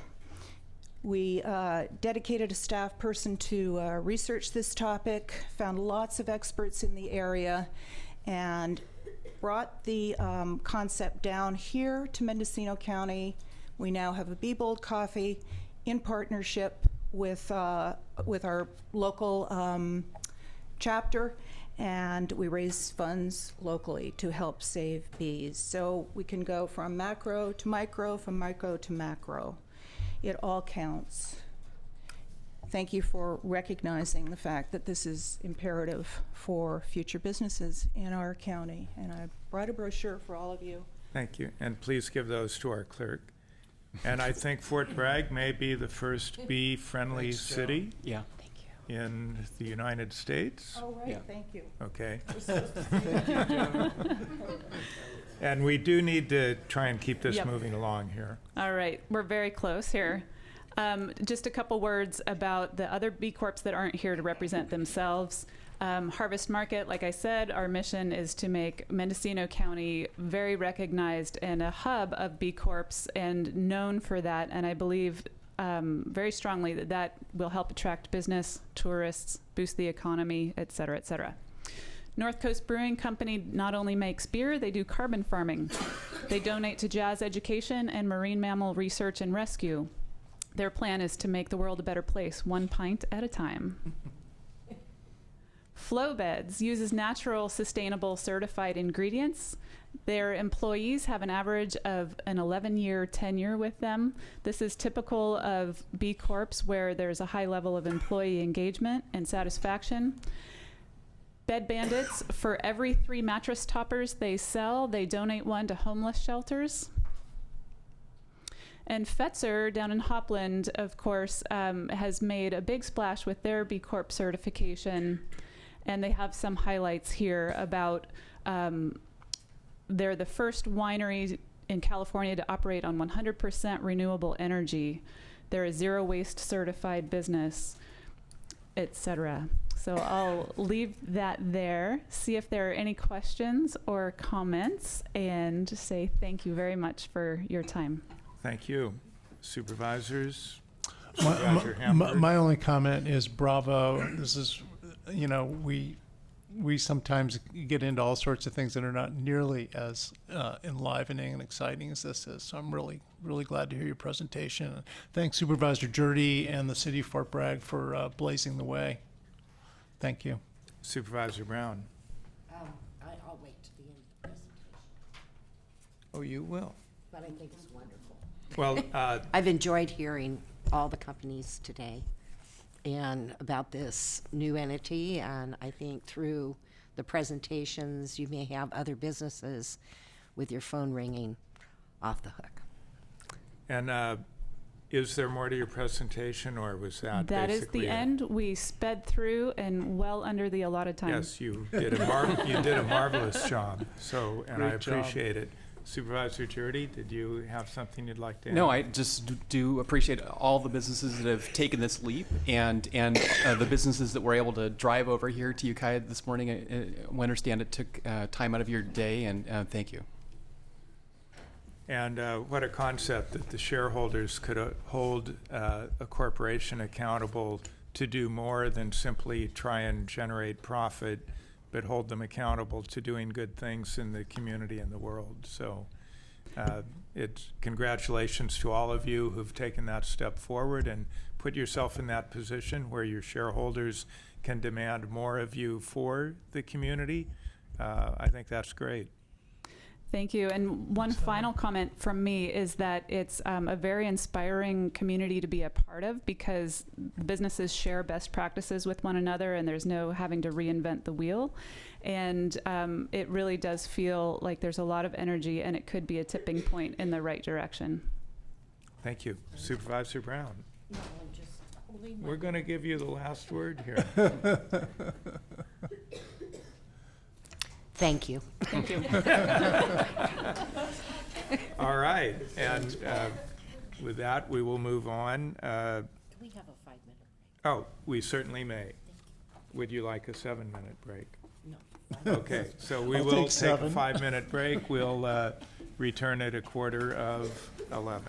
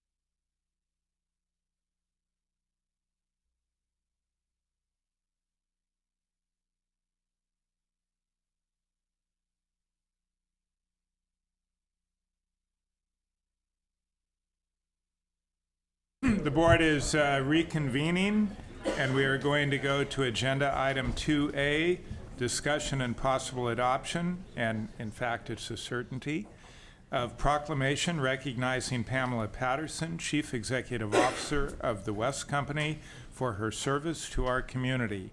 And I have asked Supervisor Jurdy to read the proclamation. He and I are co-sponsors, but I know that we all join in celebrating your service. So, Thank you. Supervisor Jurdy. Thank you. And we do have a number of people here from in support of Pamela and West Company. And so, whereas the Chief Executive Officer of West Company, Pamela Patterson, retired on January 1st, 2017, and whereas Pamela has led the West Company for 18 years, and whereas West Company is a not-for-profit economic development organization serving entrepreneurs and small businesses throughout Mendocino County, and whereas Pamela's leadership has provided a helping hand for hundreds of Mendocino County entrepreneurs, and whereas the County of Mendocino, through its Community Development Block Grant Program, has provided funding for many of West Company's activities, and whereas Pamela's inspired leadership has led to the establishment of 168 new businesses and the creation of 340 new jobs in Mendocino County, and where throughout its Fort Bragg and Ukiah facilities, Pamela and West Company have provided workshops and free business counseling to aspiring entrepreneurs and existing business owners in the Mendocino County. And whereas Pamela's dedication to improving the economic environment in Mendocino County has led to helping existing businesses access over $9 million in new capital. And whereas through Pamela's leadership, West Company is one of California's original pilot sites for the Women's Business Center, a nationwide program, has inspired many women in our communities to improve their financial well-being. Now, therefore, be it resolved that the Board of Supervisors of the County of Mendocino hereby recognizes Pamela Patterson, Chief Executive Officer of West Company, for her service to our community. And I'd like to present this on behalf of the board. Please do.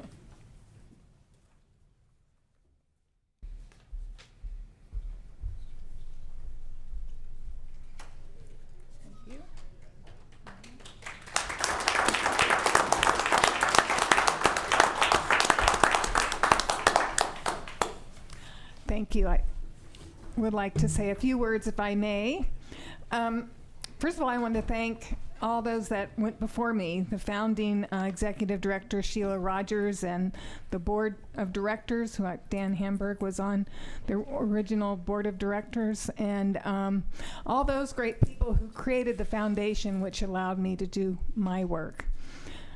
Currently, right now, we have a few board members and employees, current and past, and advisors in the audience who've come to support me, so I wanted to acknowledge them. We have a large crew of people that go out and do this work, so it's important to let them know that they too need to be thanked for the great work, because without them I wouldn't be here. I also wanted to make sure the county understood how important their work in providing the Community Development Block Grant funds for West Company has been. When I took the position in 2004, 70% of businesses were considered micro-enterprises in Mendocino County. That is a business that is with 4 or less employees or non-employer employees. When we look at it today, we're talking about 90% of businesses are micro businesses under that definition, 5 employees or less, including the owner. So we still have a lot of work to do. It's not over by any stretch of the imagination, and all I can ask and thank is the county to continue to support applications to the Community Development Block Grant funds on the behalf of West Company so that we can continue this work. What we find is that in the future, we're going to see a greater need for this. It's not over. We're all going to be looking at patching together different streams of income in order to create the revenue we need for our home and to pay our bills. And we're here to help look at that and help evaluate how it's going for individuals and business owners and entrepreneurs with an idea. So your work is just as important as my work or the work of West Company, and we do appreciate that. Thank you. Thank you.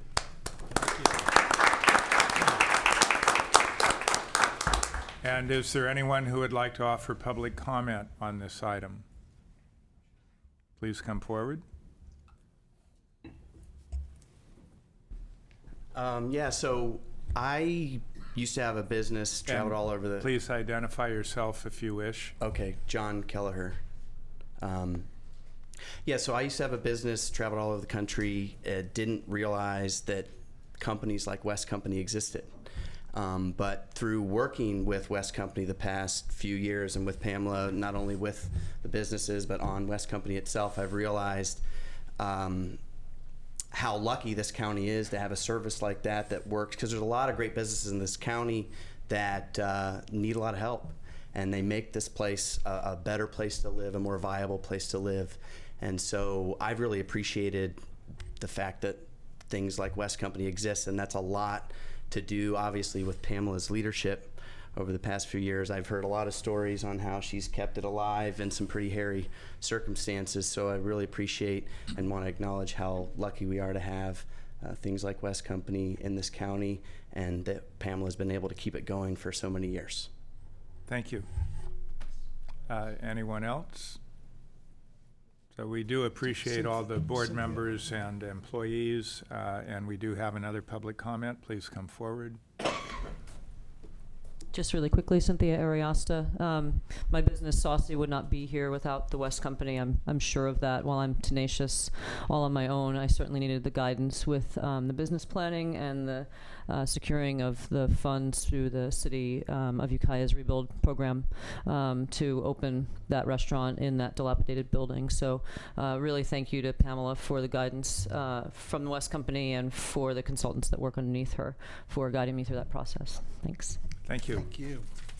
Any other public comment? Thank you all. Thank you, Pamela. Yeah, thanks, Pamela. And thank you to your volunteer board of directors. Yeah. And any other board comments? Thank you. So with that, we are next going to go to item 5F, declaration of a local emergency. We're going to follow that with 5G regarding the Philo speed zone issue. We will then, I believe we're going to take the appointment of the Mendocino County Tourism Commission, possibly before the capital improvement update. We'll see about that. The cannabis-related items 5I and 5J, we will take up no sooner than 1:30.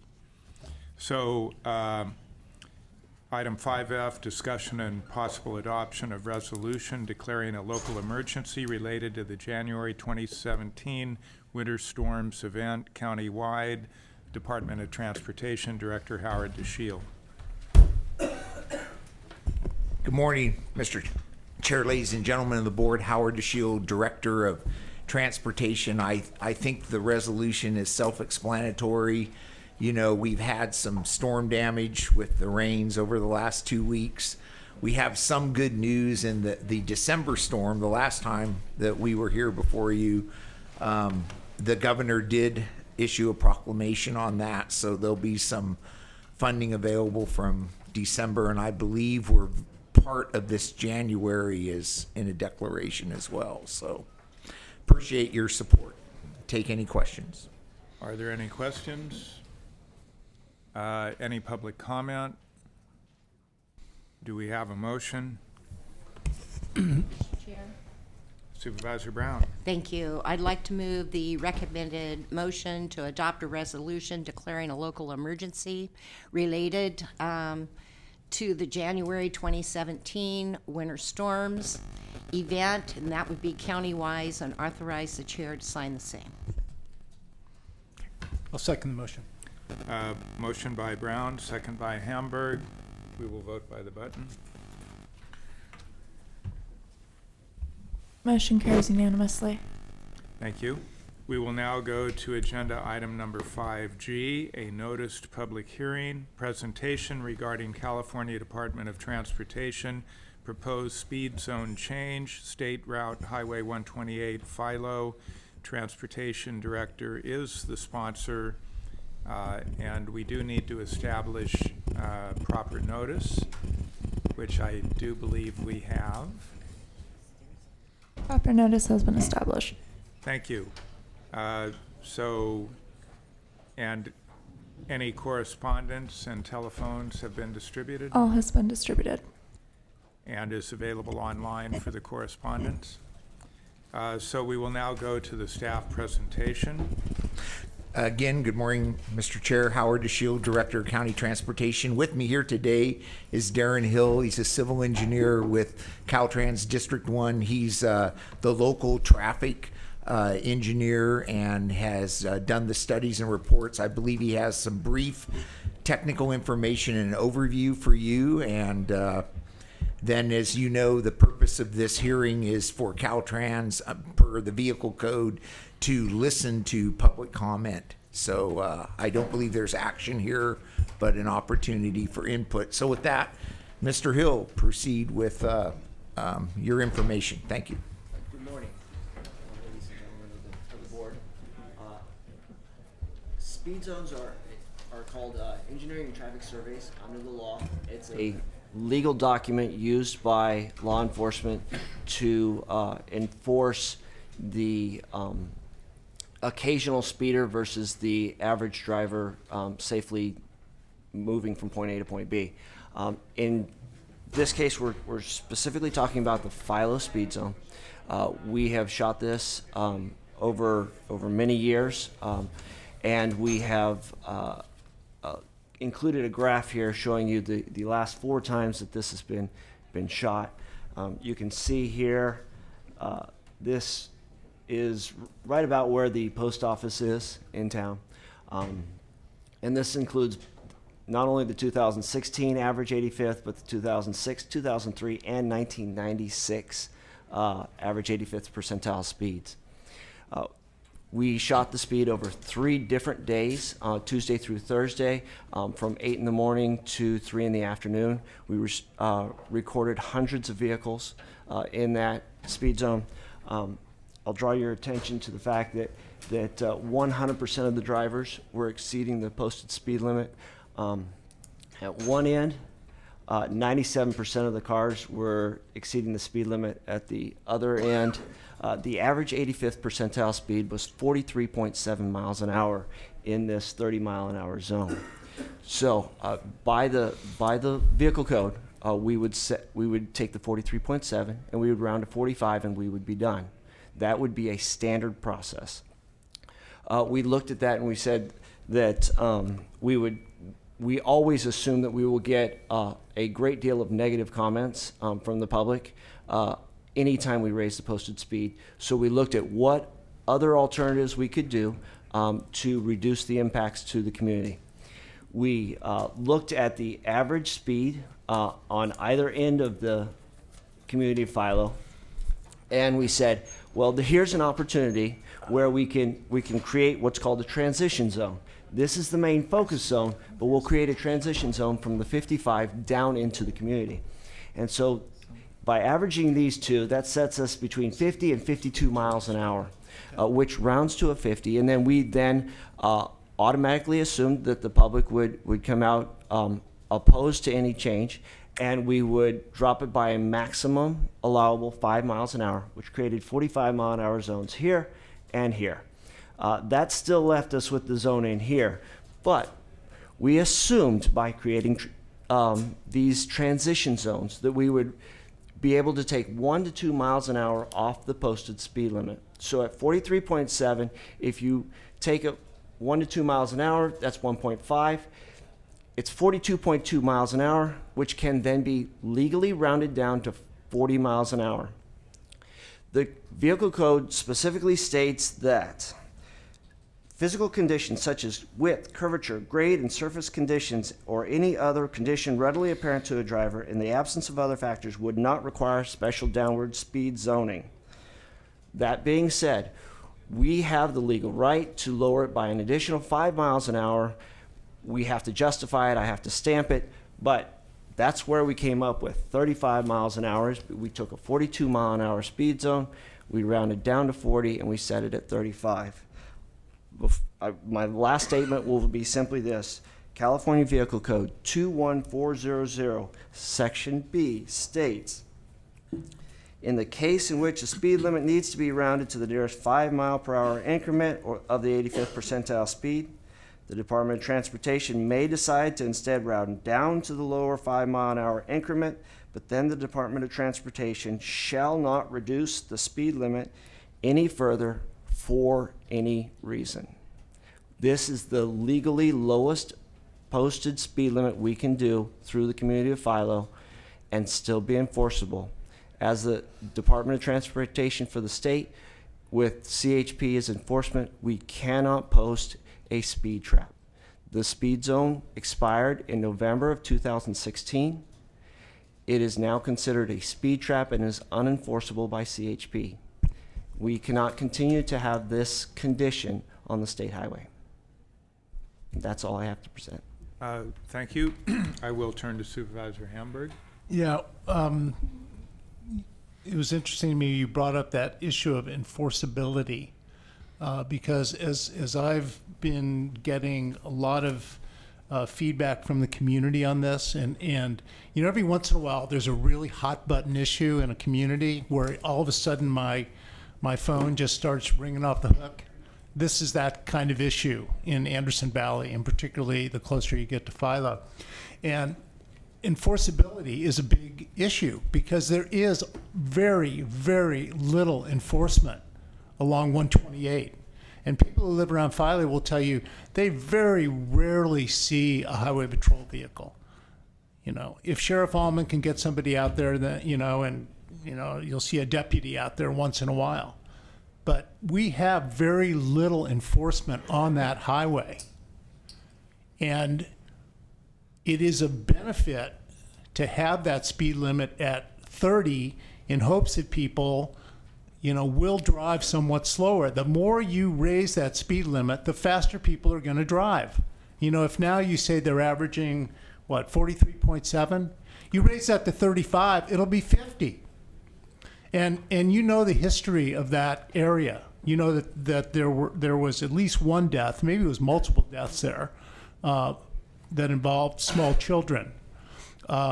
We heard testimony earlier from a resident who lives on Rays Road right there in Philo about the numbers of pedestrians who walk in that area. You know, we have the wineries, we have the Brambles, we have Lemon's Market, we have the post office. We have a lot of people who are on foot through that particular area. And I have to ask, because a lot of this is our discussion, but is there a specific question at this point? Well, okay, my specific question is, what did Caltrans do in terms of informing the community that this idea was in the offing? I realized it was in the Ukiah Daily Journal. My colleague Supervisor McCowan said that it appeared in the AVA, but I know that as of last week, when the Community Services District met, they were not aware that this was happening. So what specifically did Caltrans do to make sure that the community in Anderson Valley knew that this was in the offing? Well, this has been on the board agenda before, and our public information officer, when we heard and it was determined that this was going to be the meeting that we were going to be at, sent it out to all of the news agencies that they always do. What do you mean that you always do? Each week, our public information officer sends out information, including road information bulletins, emergencies, things like that, to the public news organizations for dissemination. Uh-huh. But you don't know specifically where it showed up. You don't know specifically. Yeah, because actually I was told by our DOT director that it was on your Facebook page. And that was where it was noticed, other than in the Ukiah Daily Journal, which people in Anderson Valley, I'd say, very rarely pay much attention to. Anyway, what I've been hearing a lot about this issue for the last several days, particularly since our agenda was published. But one of the things I've been hearing is that people didn't know this was coming up. And I had assumed that there would be, and I had assumed after talking to our DOT director that this would be on KZYX, our local radio station, that you would make sure it was in the AVA. I was told by the chair that it was in the AVA, but I didn't see it there. So you're not sure where it showed up? Our public information officers. Yeah, okay. Got it. Okay. And it may that list may or may not have included the Anderson Valley paper. You don't know that specifically? According to our public information officer, it does include the Anderson Valley Advocate. Okay. Okay. Okay. So then to the issue here, do I understand correctly, you're saying that the speed zone through this entire area is unenforceable? That's correct. And part of why that may be is because it's never been enforced.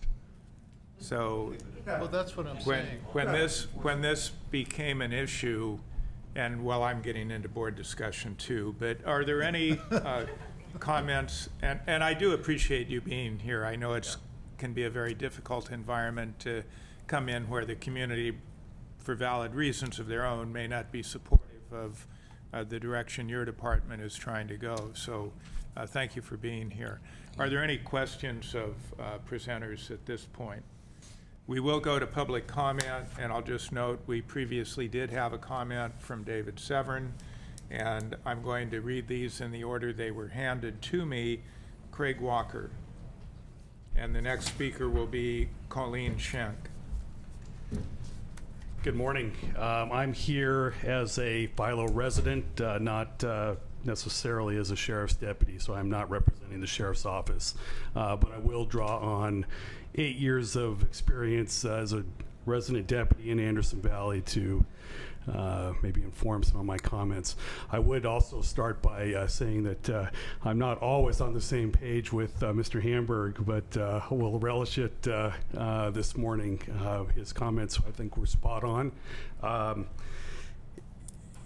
going to not take any thunder from some of the folks that are going to come behind me, because I'm sure they're going to talk, as Dan did, about the development that we're expecting in Philo in the coming years, about the congestion that is seen. So let me just talk maybe about two things. First, I did notice one little point that the traffic engineer made, that his survey was done during the week. And one of the things that I would tell you as a deputy there, working at one time or another every day of the week, that the traffic patterns vary dramatically between the weekday and the weekend. And that's largely a function of what we call the weekend commute to and from the coast, as people come up on Fridays and leave on Sundays, all of which has a dramatic impact on the congestion in Philo and by extension on traffic patterns, I would imagine. So what I would tell you is, as a deputy with 8 years experience at the sheriff's office, 18 years in total, I have done more than probably anyone in this room, I would hazard a guess, that's traffic related. I am not a traffic engineer, but I would tell you from that experience that Dan is absolutely right. When you say it's 30, that really means it's 40. If you, to every degree that you raise it, you're really tacking on an extra 5 or 10 miles. And I understand the minutia of the vehicle code, but the vehicle code is a document. It's a cold piece of paper. It does not speak to the reality on the ground in Philo, which I think we all know is a very small, fairly compact environment with very, very little infrastructure in terms of pedestrian walkways and the like. I understand that maybe before my time there was a crosswalk, but that's long since gone. There is an issue, I think, of enforcement. Frankly, I think the only person that has done any enforcement there in the last 8 years is me. And 99% of that is verbal warnings and trying to encourage people to slow down, either through that contact or by simply being there. There's very, very little interest on the part of the Highway Patrol to be there. I don't think that's always been the case. I think it's always going to be the case, right or wrong. So I would really, really encourage this board to resist that temptation to raise the speed limit. Thank you. Thank you. Colleen Schenk, favored by Barbara Scott.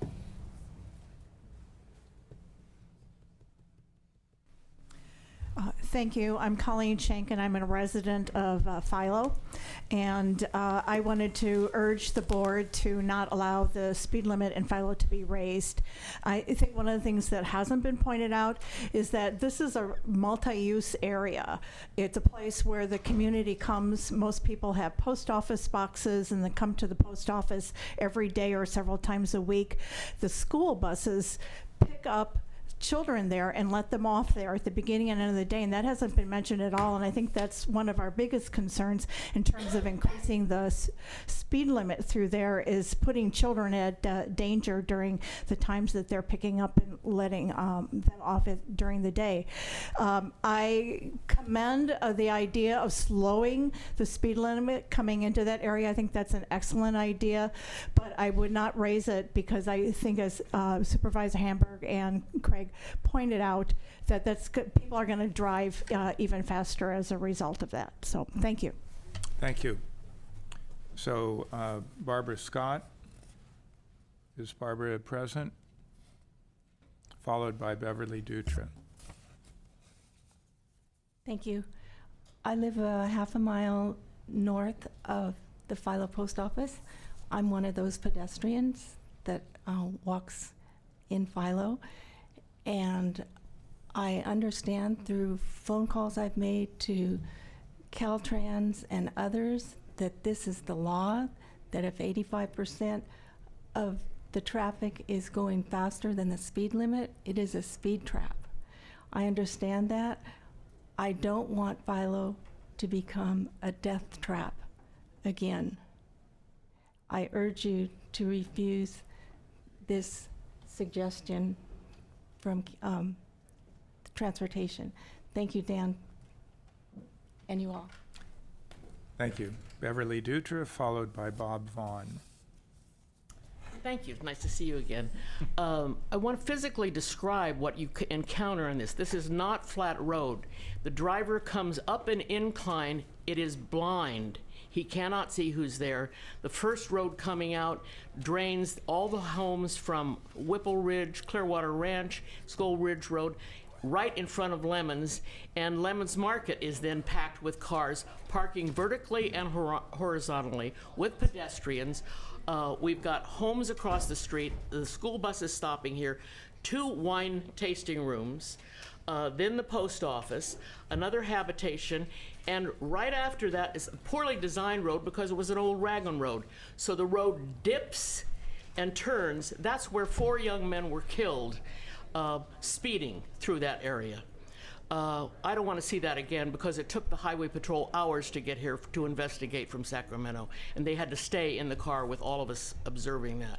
Then there's a gateway of a house which no longer is used as a bed and breakfast because the gate has been broken 4 times by speeding cars going into it.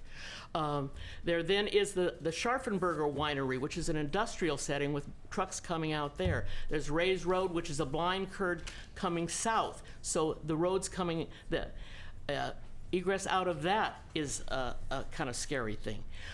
I've almost been hit 4 or 5 times at the post office. This road needs to stay at 30 miles an hour, and it's not our problem that it dissolved. It dissolved, put it back right the way it was, and put 40 miles out from it. If we look at this increasing speed, speeders come because they've been on 128 and have been having a problem. They violate the speed law of 55 going 65, 75, and 80 in the flat spots. So is Caltrans going to move those speed limits up to 65 and 75? The logic here is just sophistry. You don't orchestrate human environments by a mathematical chart. You've got to look physically at that incline and the endangerment of our children and our citizens. Thank you very much for listening to this, and I wish more members of Anderson Valley could be able to speak. We were not noticed. We don't look at the Caltrans Facebook. The Anderson Valley paper mentioned it as a kind of rumor.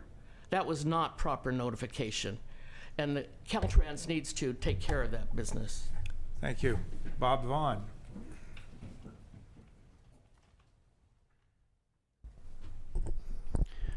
Thank you. Yeah, besides what was been mentioned, the reason why It's 30 miles an hour. The main reason why people aren't using it, it's been touched, is by benign neglect.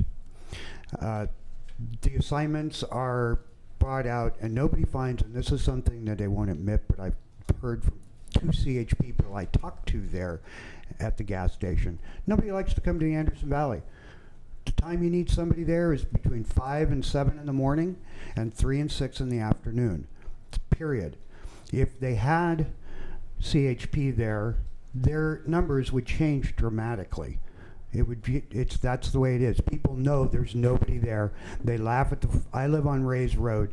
I have been almost rear-ended twice now by people coming down, wanting to make a right. Oftentimes I have to go down to Lemons, turn into the Lemons parking lot, go around the Rotten Fruit Juice Emporium, and then make a left-hand turn onto Ray's Road because people are going too fast. You've got people going into Scharfenberger. The idea of slowly reducing, going from 55 to 45 to 30 is a great idea. That'll make a big difference. This morning it was foggy and I was watching kids run across the street dodging the cars that were going over 35. You know, you got Blackbird Farms now picking people up and going down Ray's Road, and it's just, it's flat out dangerous. And it's because it's benign neglect. If the CHP was there, it's not fair for Craig Walker. He's doing a great job as our resident deputy, but it's not fair to put that burden onto him, considering it is a state highway. Makes you wonder. It's a state highway. How about California Highway Patrol taking care of a state highway? That's the big one. You've got buzzed, drunk drivers. Maybe we can get some of those guys off the road and pull in a little extra revenue. I know that's unpopular because the grapevine industry is like a sacred cow in this county, but maybe it's time to start reeling it back in a little bit. I would like to be able to ride my bike to the store. I'd like to be able to walk to the store. I'd like to be able to walk with my neighbor's kids to the store. And I'm sorry my time is up, but thank you very much. Thank you. Is there anyone else here from the public who would like to address this item?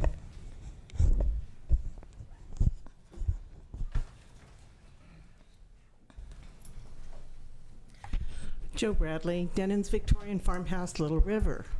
And I didn't come here for this particular item. But this is really important that that speed limit get left at 30. About a year ago, maybe a little longer, Caltrans, without any notice, upped the speed limit in Little River through downtown Little River from 30 miles an hour to 35. And in front of the straightaway where I happen to live, from 40 to 45.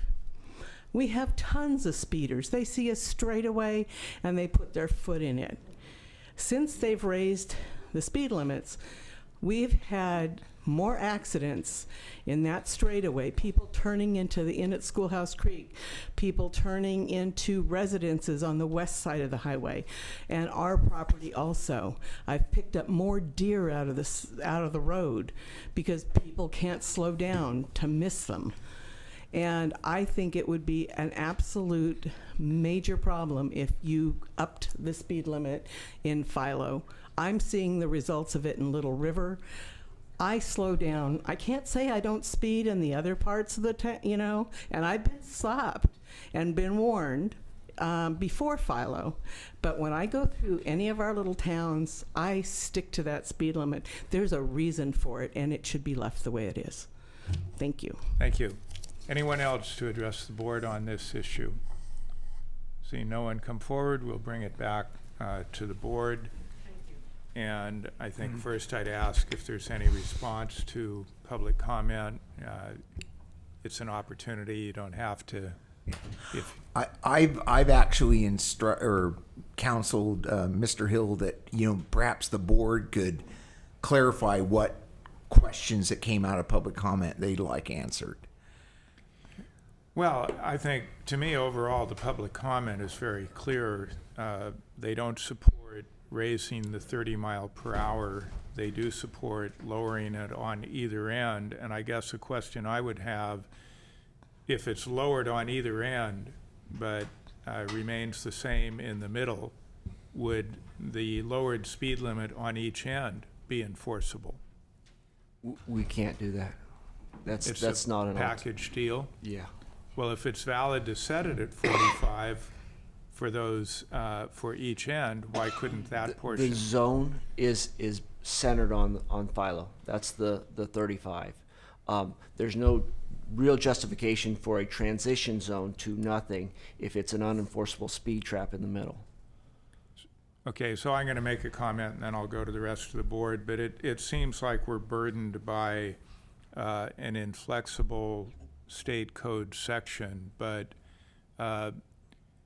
although you're saying it would not be enforceable, a low speed limit that's not legally enforceable may actually be more effective in slowing people down than a legally justifiable speed zone that isn't enforced.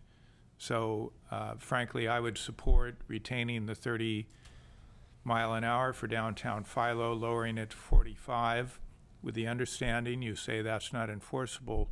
But coupled with that, how about having, and this would involve another state agency, but if we add actual enforcement of the 55 outside of the town, that could have the effect of cluing people in, you do need to be slowing down.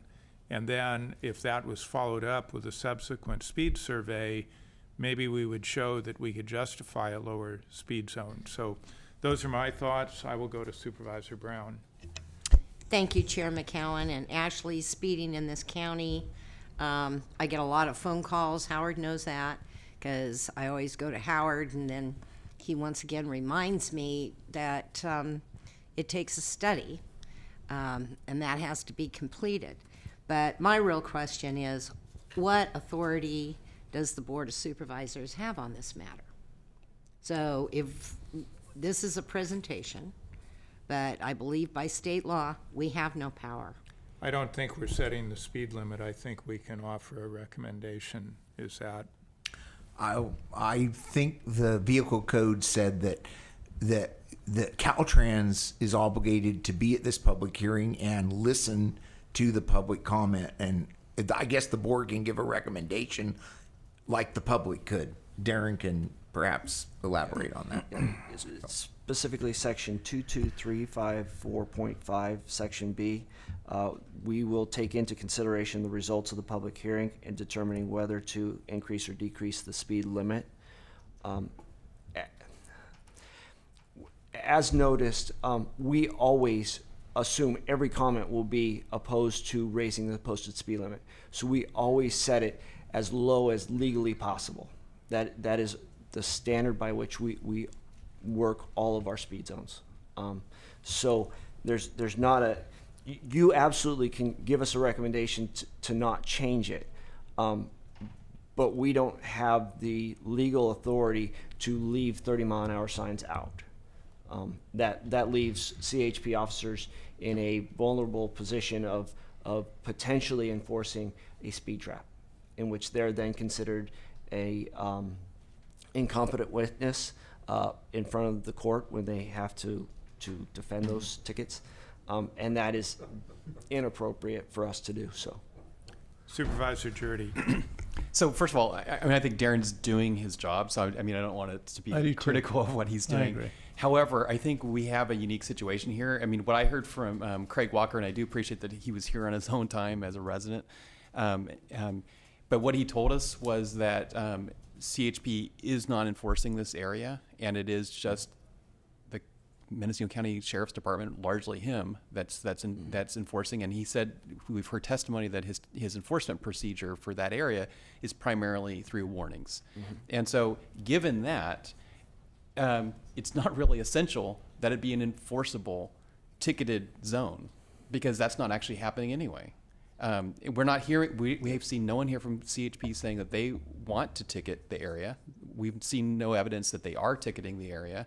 So I think given that, why not leave it at the current 30 mile per hour, as unenforceable as it is, because the way enforcement takes place there is strictly through warnings through the county sheriff's department. Supervisor Hamburg? No, I support what Supervisor Dirty said, and I support all my colleagues. I guess it's just hard for me to accept that we have to be the victims of, what's written on a piece of paper when we know that it doesn't make sense. We know that if we change the speed limit up 5 miles an hour, people are going to drive 5 miles an hour faster than they're already driving. I mean, really, what makes Caltrans think that raising the speed limit is going to make that little village, that little area, more safe for, and I really like Beverly Dutra's comment that you're all worried about a speed trap, but you're not that worried about a death trap. That's just crazy. That just makes no sense, and it's really hard for me to accept. Another thing that's really hard for me to accept is that Caltrans did such a lousy job of informing the public that this was actually happening. And I take some responsibility as the supervisor for the area. I did make the assumption that this would be in local media. And then I found out it was noticed in the UDJ. And then, I just heard today that, the AVA noticing was that there was a rumor going around. So Caltrans did not really get the word out, to the affected area that this change was coming about. And for that reason, and, I don't know if my colleagues will go along with me, but I would like to continue this public hearing until the next date on which the board can hear it, because I think there are probably another several dozen people from the Philo area who would like you to hear their concerns. I mean, the people who came here today, I think, kind of did it at the last minute. As I said, the Community Services District, which is the the closest thing there is to a government in Anderson Valley, just became aware of this last week when a citizen came in and said, hey, did you hear this was going to happen? And they immediately, I'm sure you've seen the letter that they sent asking that this public hearing be continued. So I want to at least give people in the area an opportunity to be heard by you and to hear from them why this is just an idiotic proposal. I mean, I don't care what's written in your regulations. This makes no sense. Supervisor Brown? No? Okay, well,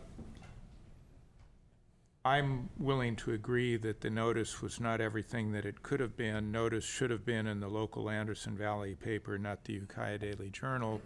And yet, we did have 6 public speakers. Mr. Severn does have a letter that is in the current edition of the Anderson Valley Advertiser. The action of the Community Services District, as well as this agenda item, were reported online. I tend to think the sentiment of the board is strongly in support of the community sentiment, and it does, however, seem that the regulations are inflexible, so that 3 dozen more people saying the same thing would not produce a different outcome is what I believe I'm hearing. You're basically that's telling correct. us what your department is going to do regardless of any public comment or input or logic. 43.5 or 43.7 miles per hour is the average 85th percentile through the zone. We have already taken into account the 5 mile an hour increment from the public's comment. So we assume that the public was already going to say no, and we would take into account the 5 miles an hour. There isn't another option or a further reduction that can be taken. We have repeatedly seen that when we have either raised or lowered posted speed limits, there's been no change to the 85th percentile. What we do see is when we put the speed limit closer to the 85th percentile, collision rates drop, because it encourages drivers to a closer speed to other drivers. As it's currently set at 30, you can see that drivers are doing in excess of 15 to 19 miles an hour over the posted speed limit. That generally does not change when we raise the posted speed limit. if you're going to do 50, just because, and it's posted at 30, just because it's 35 doesn't mean you're going to do 55. You're still going to feel comfortable doing 50.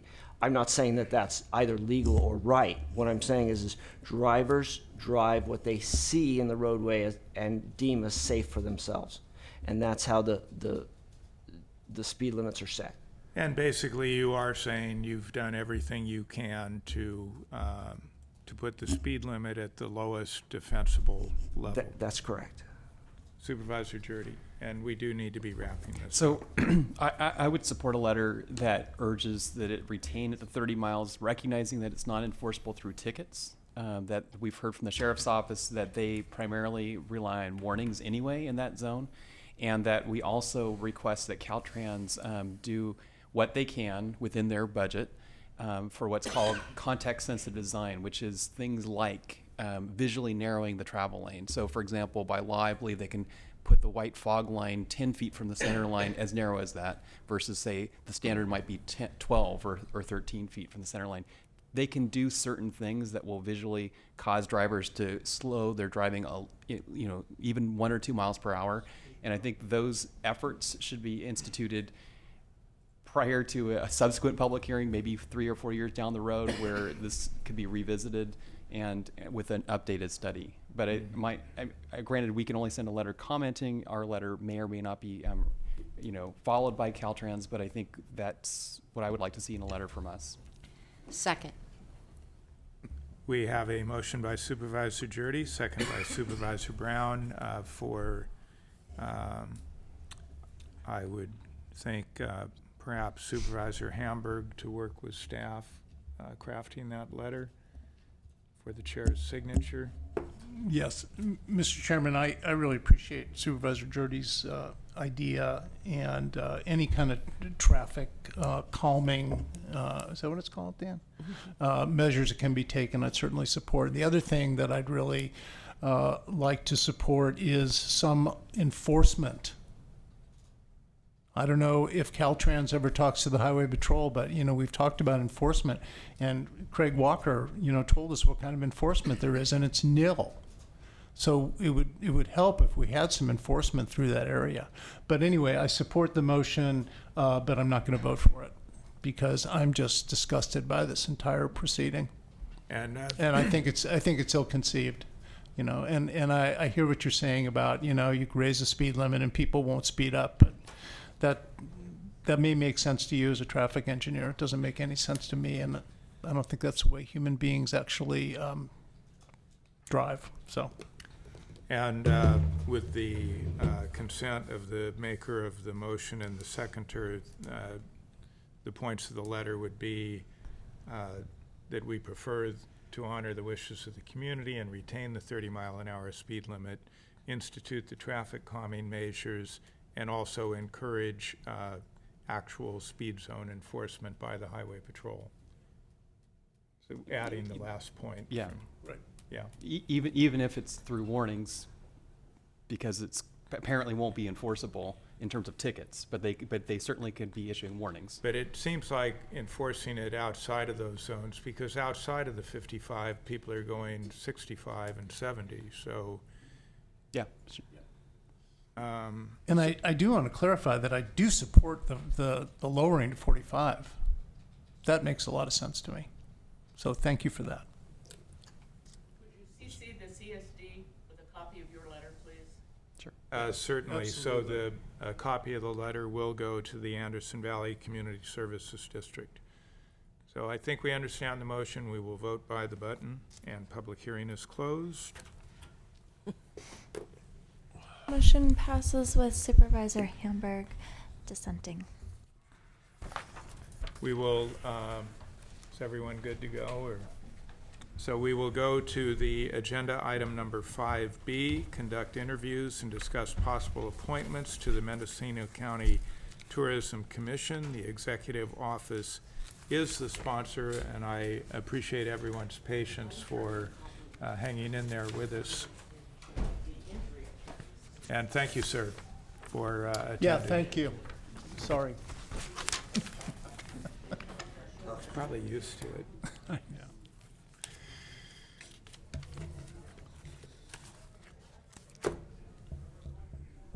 So who's presenting for the executive office?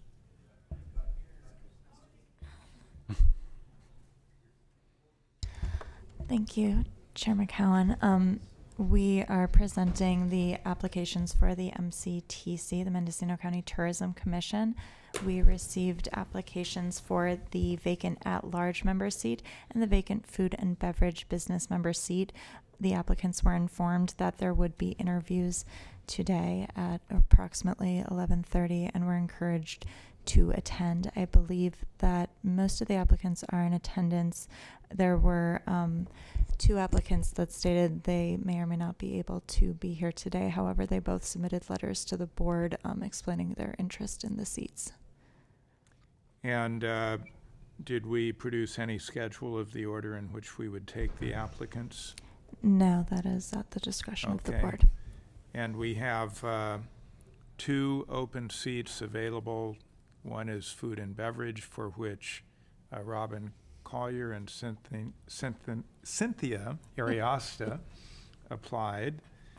We have also an at-large seat for which John Curry, Rakesh Patel, John Dixon, and Stuart Marcus applied.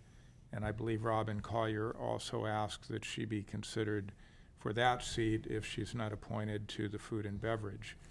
So, and I understand Robin Collier is not able to be here today. Stuart Marcus, I think, is not able to be here, but submitted a letter. We do have additional information in the packet from everyone. We will start with food and beverage. Cynthia Ariosta.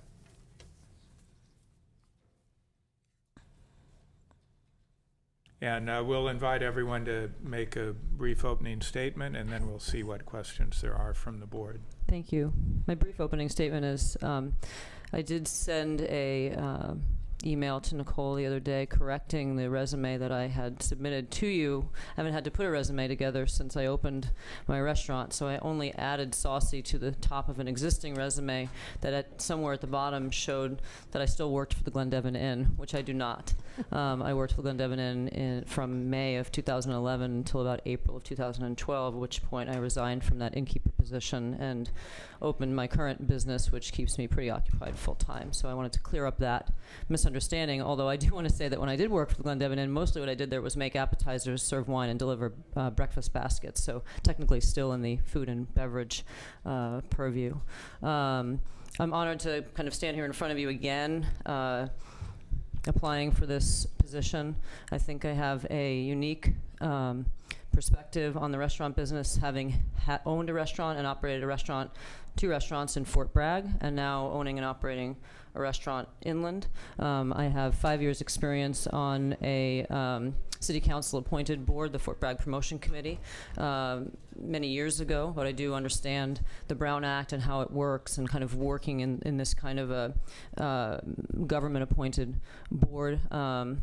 I think the restaurant industry is facing some significant challenges with government mandated wages and increases and things that are coming down the pike in California, and in a rural area it is really going to be important to try to figure out how to increase traffic to all of our rural and local restaurants and garner more support for them. I also have a unique relationship with many restaurateurs and people in the beverage industry, from Rob and Jill Hunter of You Need to Eat in Point Arena to Jennifer Sullivan, who owns the Hopland Tap House in Hopland, to many restaurateurs who I know by name and by face, and through community in Fort Bragg, Mendocino, Willits. I was just at the Chief up in Laytonville the other day talking with Troy, who's their beverage director, about maybe doing a Mendocino-centric craft beer week, kind of in conjunction with San Francisco's craft beer week and things like that. I think I have, I'm an active participant in the food and beverage industry here in Mendocino County. It is what I do on a daily basis, what I've done for 25 years. So I would be honored to have the position and work with some of the people who are already on the board, and hopefully some of the incoming people that you will appoint today. So thank you. Questions? Well, so I'll just ask a question. I'll ask all the applicants. And clearly one of the important responsibilities of any member of the board is to try to continue the increased scrutiny of the expenditures of the funds, which I think we've seen the last couple of years, and to make sure that all taxes are paid by the organization as appropriate. Some of these issues have come up in audits of past years' expenditures, and so I'm just emphasizing and hoping that we'll see an affirmative response from all the applicants, that they take that seriously, and that those discrepancies from the past won't be repeated in the future. I'm not really privy to kind of all of the inner workings of how this board or these organizations have operated. I've tried to stay neutral in all of that. I do run a business and a business with very small margins, and so I understand the importance of making sure that line items like that are taken care of and addressed. And I certainly wouldn't want to be a part of any board that was negligent to those things. So I think the budget is important, how the budget is set is important, and that we adhere to those budget items is also really important. So I would certainly do my best to make sure there were not those discrepancies. Thank you. Well, and it's almost more a statement than a question, because I'm not sure who would disagree with it, but my perspective is that the history, including recent history of promotion prior to the Mendocino County Tourism Commission being formed, there was a lot of controversy over various items, some of which Dan or Supervisor Jurdy has alluded to. I believe it's fair to say there was a lack of transparency, questions over how some of the funds were spent, was some of it self-serving rather than really promoting the industry. And these things caused some people to have a lack of confidence in the promotional effort, although overall it appeared to be very successful. But there were always these lingering underlying questions, and some of that has kind of gotten resolved through the new board. And what we don't need are people who are going to continue to be caught up in all of the past, I think in some cases overly personalizing the issues, and we don't need to have revisiting all the past squabbling, but to be focused on the future going forward, making sure we are as transparent as we can, people can see what we're doing, and we have no other agenda but promoting Mendocino County. So. Well, luckily, I have never served on the board of the Promotional Alliance, Lodging Association, VMC, any of those different entities during which all that squabbling kind of came about, because if I remember correctly from all of the ad hoc meetings about the MCTC, there was, 46 people on 4 different boards, and I do know that this MCTC was meant to address some of that, and I'm neutral in all of that, having never participated in any of the squabbling, so I hope I can come in with that neutral position and just, start from fresh ground without having any of that history, or be on one side or another of anybody on previous boards. Thank you. Could I say one thing? Cynthia, I do know that you've been a supporter of the Promotional Alliance, right? I mean, of Visit Mendocino County. Visit Mendocino Yes. County. I remember you've come and spoken to the board and I supported have. the organization. Because I think somebody does need to promote the county, Right. And that has been, the entity that has been doing it, and without any other option. I always wanted to see that there was some entity that was supporting marketing for the county. Right. So yes, I have spoken on their behalf before. Right. And you were 5 years as vice chair in Fort Bragg? No, I didn't start as vice chair. Okay, When I but was you became vice chair of appointed. When I was appointed, I was just one of the 5 members at the time. Nick Petty was the existing chair, and I think Joanna was that Jensen a successful committee? Were there? I think we acted very successfully. And then towards the end of my tenure there, there were some changes made where the Fort Bragg Promotion Committee was then absorbed by the Chamber of Commerce, and it's been a while now, so don't remember exactly. There was a lot of doubling going on of promotional efforts, and I think, if I remember correctly, and Dan, you might remember correctly, why they absorbed into one entity, but there was a lot of duplication going on and funds being spent by both entities to do the same thing. So, and I actually haven't followed where that has gone since I left and moved to Ukiah. Yeah. Okay. Thank you. Thank you. Thank you so much. Thank you. Thank you. So I'm just going to go in the apparent order that the applications appear in our agenda, and actually Cynthia's was first, and now we'll go to John Curry. And these are now all for the at-large position. Good morning, Supervisors. I am the current chair of the Mendocino County Tourism Commission. I've been involved in marketing the county ever since I came here to run the Anderson Valley Brewing Company. I'm currently the executive director of the Economic Development and Financing Corporation. I think that there is an important voice to be in tourism about economic development and how we can use that mechanism to market the county to people that want to come play here, but also to work here. I was part of the transition team to help create MCTC out of the conflict that arose from VMC. I have extensive experience running festivals, from putting on the High Sierra Music Festival, Santa Cruz Blues Festival, and starting a small little tournament up in Anderson Valley. My current position gives me exposure to the entire county, and that comes in handy into what we do. I was also the receiver on a hotel in Point Arena and was able to help revitalize that and probably bring the TOT back, the Point Arena back into the TOT. Supervisor Jurdy.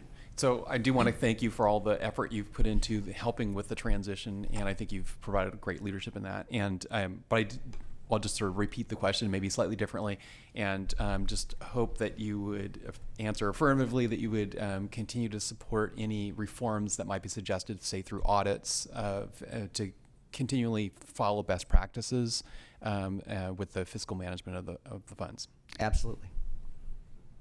And again, my question can be boiled down to we're forward focused and dedicated to promoting the county. Yeah, I think it's important in a more competitive environment that we, really be forward thinking about how we're going to develop the market in the upcoming years. Thank you. Supervisor Hamburg or Brown, any questions? Okay. So we will, in the order they were, Stuart Marcus, who is not present, but we do have his letter and application on file. Rakesh Patel.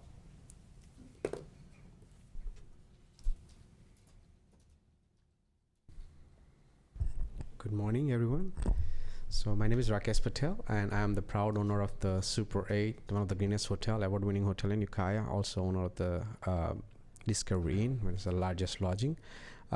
Also have my IT business. I have a marketing background. I do online marketing, search engine optimization to web design and internet marketing.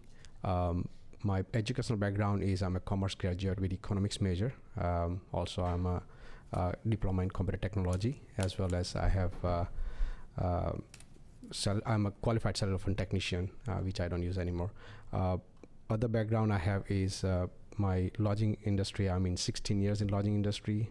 Also proud owner of one of the greenest Super 8 in the country. I won many awards, including my property was a part of President Obama's Building for Better Business Showcase. I also was served on MCLA for a couple of years before it went into VMC and also several different committees. So I'm in Ukiah from last 11 years. Also, I served on Super 8 Worldwide Franchise Advisory Council. I'm one of the current board member, as well as Wyndham Hotel Group's Green Advisory Board also. I'm also one of the current board member. So I have a vast experience in my lodging industry, sustainable lodging, and also in the county. So I would like to help my county and lodging industry, see what I can do. Thank you. Thank you. Supervisor Jurdy. So I'll ask the question. So I just assume that you would answer affirmatively that you would support any best practices recommended by, say, the auditors when they do their annual review of the finances. Yes. And of course, we want to be forward-thinking and promote the county and be collaborative with all the entities in the county. Sure.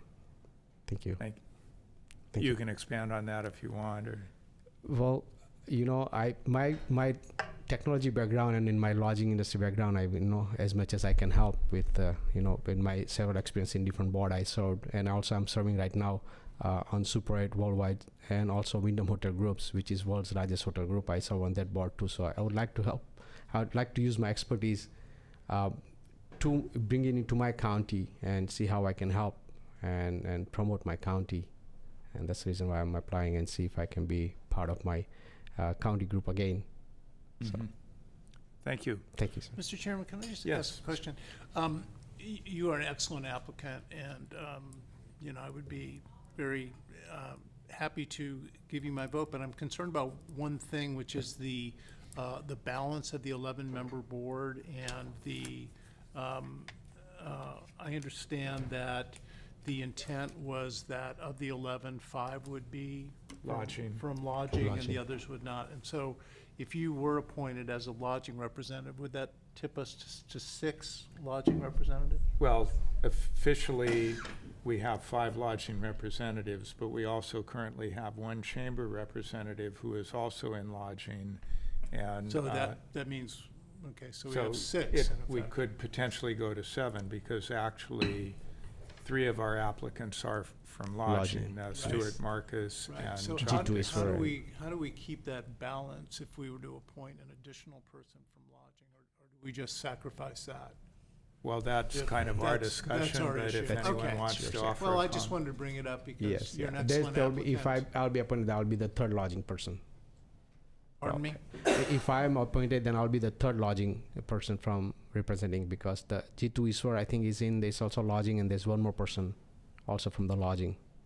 Like you know. Well, we have 5 official lodging Yes. representatives from large, medium, and small. Right. But we also have Marcus Magdaleno of Anderson Valley representing Inland Chamber. Right. But he is also lodging. Lodging, of so, course, yeah. Right.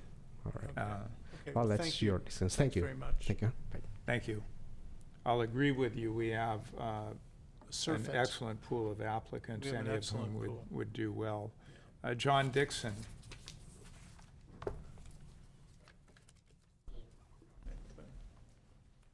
Hello, I'm John Dixon, owner of Glendevin Inn in Little River, and also the Inn at Cobbler's Walk in Little River, and a vacation rental there as well. I put my name forward here knowing that it's an at-large seat, and I'm a lodging property owner, for the sole purpose of trying to ensure what I believe is a balanced board of directors as far as experience goes. It's true that it's an at-large position.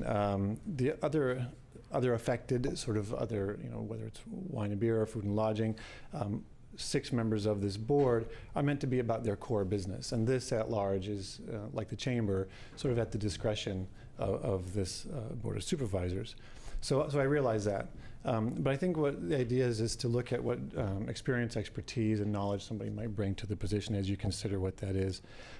As far as what's happened for me lately, Glendevin Inn is a #1 inn in Mendocino County, when you sort on TripAdvisor anyway, for the full county. So we're proud of that. It changes between the number of top inns in the area, and then the other inn that I have is #5 or 6, depending on the day, and it's only 3 years old. So for me, that is sort of third-party support of sort of what we do is going well, and that we know how to market, and I lead that with my team. I also believe, frankly, that the other applicants, John Curry in particular, would do a fine job. The work that he's doing now, I worked with him also on the transition with Supervisors Girdy and McCowan, and I'm proud of the work that we did there, and I think that the new structure is working well. I'm still current president of the Mendocino Lodging Association, such as it is. It's sort of in a holding pattern, sort of waiting in the wings, trying to see how successful this board has been and will be in the future. Its responsibility still is to put forth names for the 5 seats that we talked about, are the elected seats, and also put forth names for the bid advisory committee, board as well, rather, the bid advisory board. By the way, 3 of those seats have termed out. There's no term limits. And with the other elected seats, that process just happened. I would say one of my regrets is, as the president of that association, and even over the last few years, is trying to get new faces, frankly, new blood, new names, to put forth to you here as people who are experienced and willing and able to do this kind of job. So I think that maybe that's where my position still should be, and I can maybe focus there and do a good job, or a better job even, at that.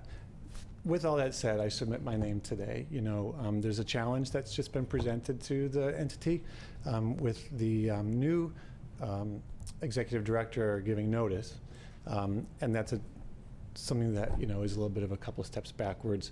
Hopefully, not too much of a speed bump. So, it's up to you to decide.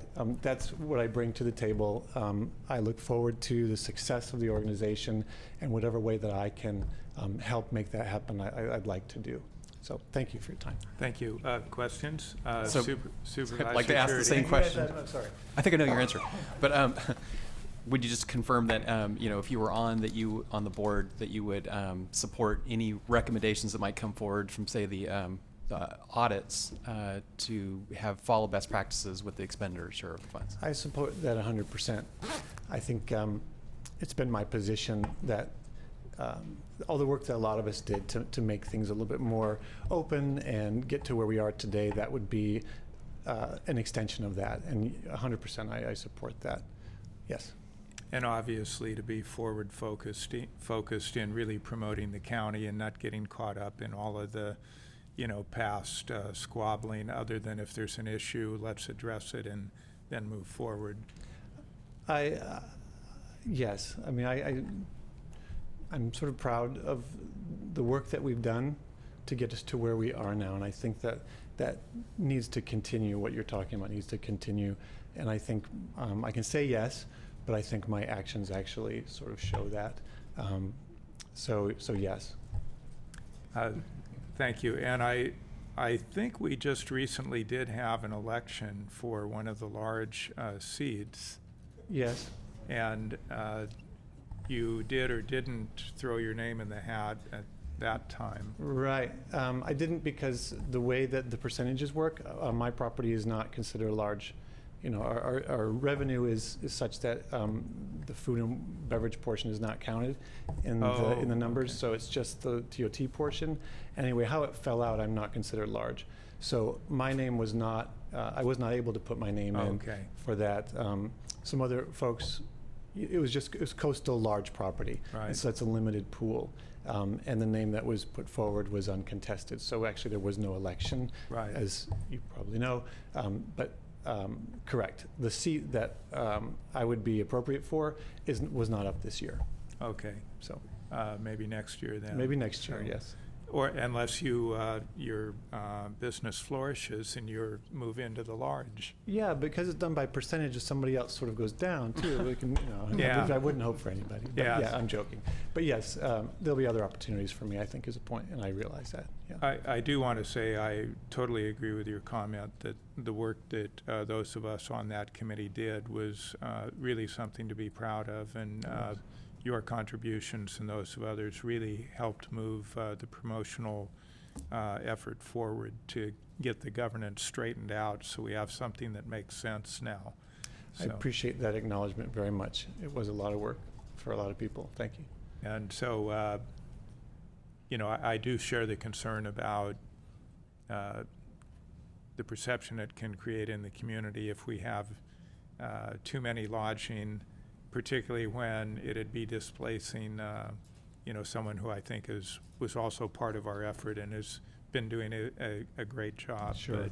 But I do certainly hope that you will stay involved and keep following this closely and putting in your input. Thank you. Thank you. I will do. Any other questions?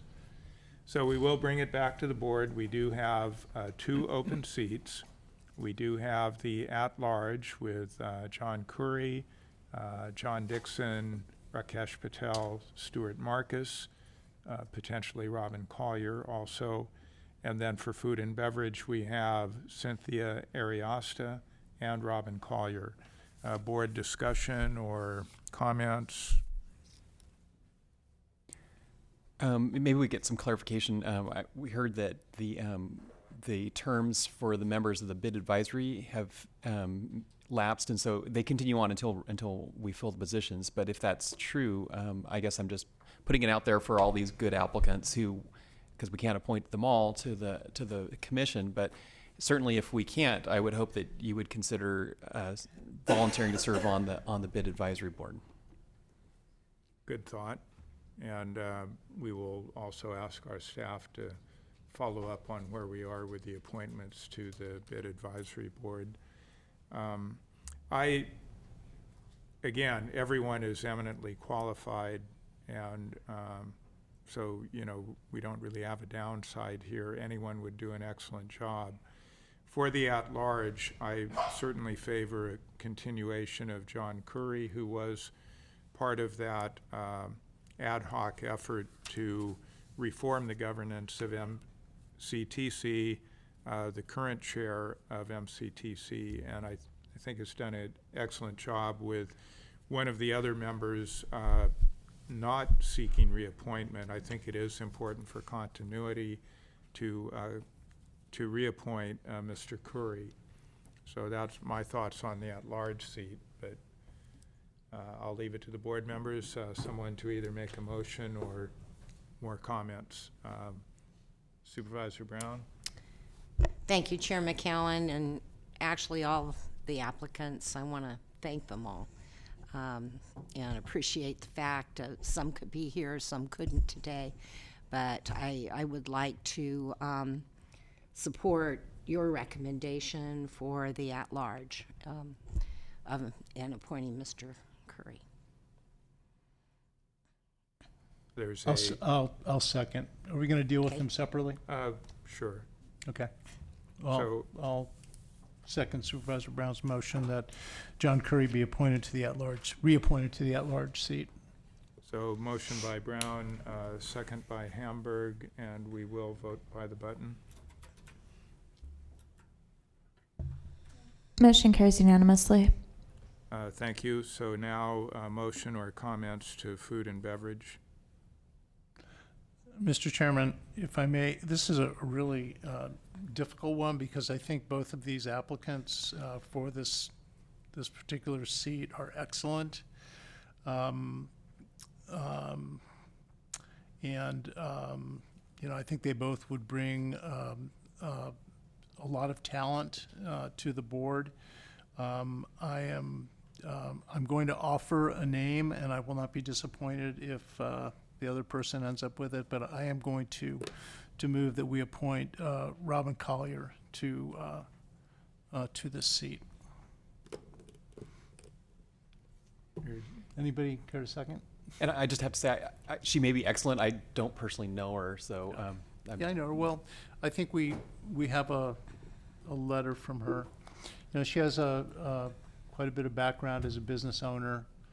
I think that one of her strong suits is that she has a lot of ideas, I think, in terms of working on integrating a legal cannabis industry into county economic development and tourism. I think that's an advantage given where we are right now. I need to back up a little. Yeah. We have a nomination. We need to see if there's a second, and then we can discuss it. Okay, fine. Is there a second? So is there a second to the motion? Sounds like not. I will actually pass the gavel. To the maker of the motion. Yeah, that's the odd situation we're in. Maybe it should go to the clerk. Maybe it should go to the veteran on the board that is not the chair or so vice it'll chair. go to the veteran on the board who is not the chair. Thank you. I will second the nomination, and I think it is a tough situation. Oh, we forgot to call for public comment. Better late than never, but you're chairing. Yes, I was just going to remind you. You're in charge now. So we do have public comment on the motion.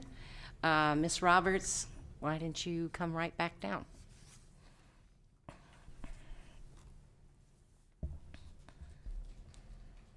Hi, Wendy Roberts for the record. Two things I wanted to say. One, I share Supervisor Hamburg's preference for Robin Collier, partly because she has really strong organizational development experience. She consults with organizations, and her approach is very functional in conversations. She can really draw out different viewpoints, help move conversations forward. That would be my overwhelming reason. We certainly have a superb candidate in terms of representing food and beverage. Robin has strengths that I have observed would be very useful to add to this board. But the other reason I wanted to stand up is it really disturbs me when I hear allusions to taxes not going paid. And I believe I know where that rumor came from. There was an auditor's note on the audit for last year that 1099 forms had not been taken care of properly. That was not true. It was inaccurate. When it was looked at, the current bookkeeper was not adequately supervised to make sure that all of the material necessary had gone to the auditor. And the auditor apparently did not feel that it was his responsibility to call back and inquire whether or not these 1099s were missing. There were 3 or 4 notes on that audit that resulted from that, and I would not want the public to believe that taxes had gone unpaid. So I just really wanted to add that to the overall conversation. Thank you. Supervisor McCowan. Thank you, Madam Chair. Well, the reason I chose to second the motion is because I did receive an email from a member of the public who really praised Robin Collier's ability to participate in a meeting and draw other people out and, bring forward issues or explore them in a collaborative way. And I think that's certainly the spirit that we need, and I don't know that the other applicant doesn't have that skill, but I've heard it now from a second person that Robin Collier does, and I think that's the kind of approach that is needed to this board that is still kind of getting its feet on the ground. So between 2 equally qualified applicants, I did tip in favor of Robin Collier. Okay, any other comment, board members? So we do have a motion. We'll vote by the button. Comment? Oh, please come forward.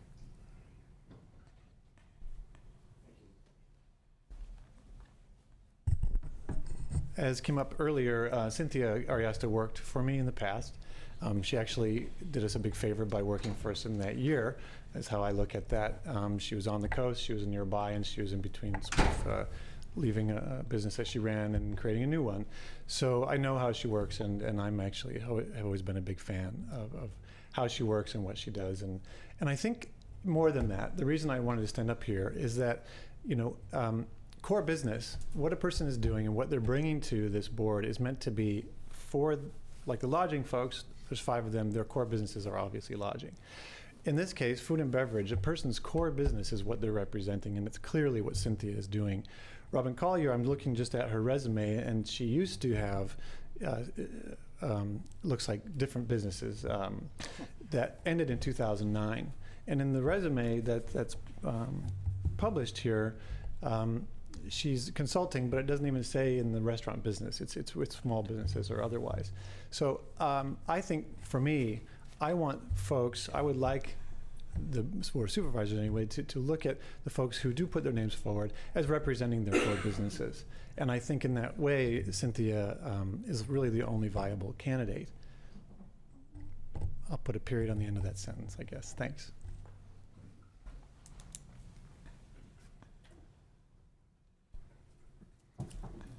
Carrie Randall, representing Visit Ukiah. I also have to say that I strongly support Cynthia Ariasta. She's in the industry. She participates in many meetings.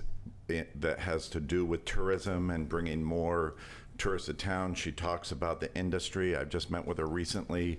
We talk at length about her knowledge of the restaurant industry and how it needs to develop, how she's developed it in Fort Bragg and how she's going to develop it more in Ukiah.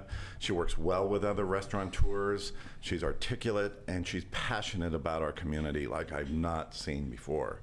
I think she really represents the inland as well as the coast, and I think she really is the only one who represents what this position is for, and that's for restaurants. So I strongly support her being put on this board at that right level. Thanks. You've already spoken, sir? I don't know Robin Collier is all I want to say. Okay. Never met her. I don't know anything except for resume. Thank you. All righty. Alrighty then. Okay, we're going to vote by the button. Supervisors?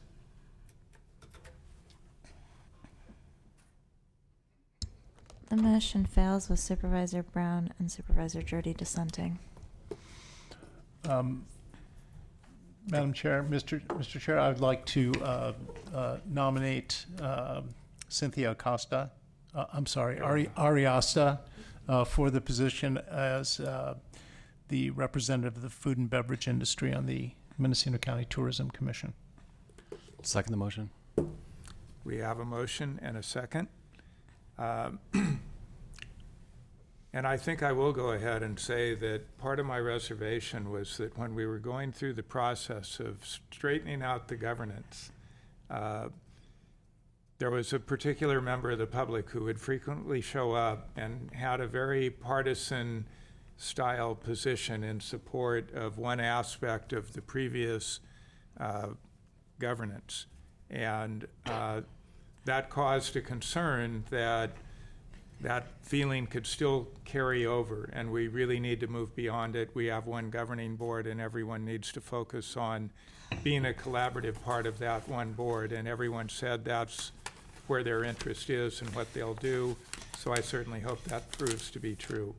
So congratulations. And that's slightly premature, but we will vote by the button. Motion carries unanimously. Congratulations to you all and to everyone who submitted their applications. And if I could, I would just once again repeat that I invite anybody who is maybe of interest in this to apply for the bid advisory board. You know, they do need members, and it's an important board. And I think the gateway to the bid advisory board is to be recommended by the Mendocino County Lodging Association, of which John Dixon is still the president, I believe. So thank you. With that, we are going to take a 10-minute break, and then the board is going to reconvene in closed session over the lunch hour. We will reconvene in open session at 1:30.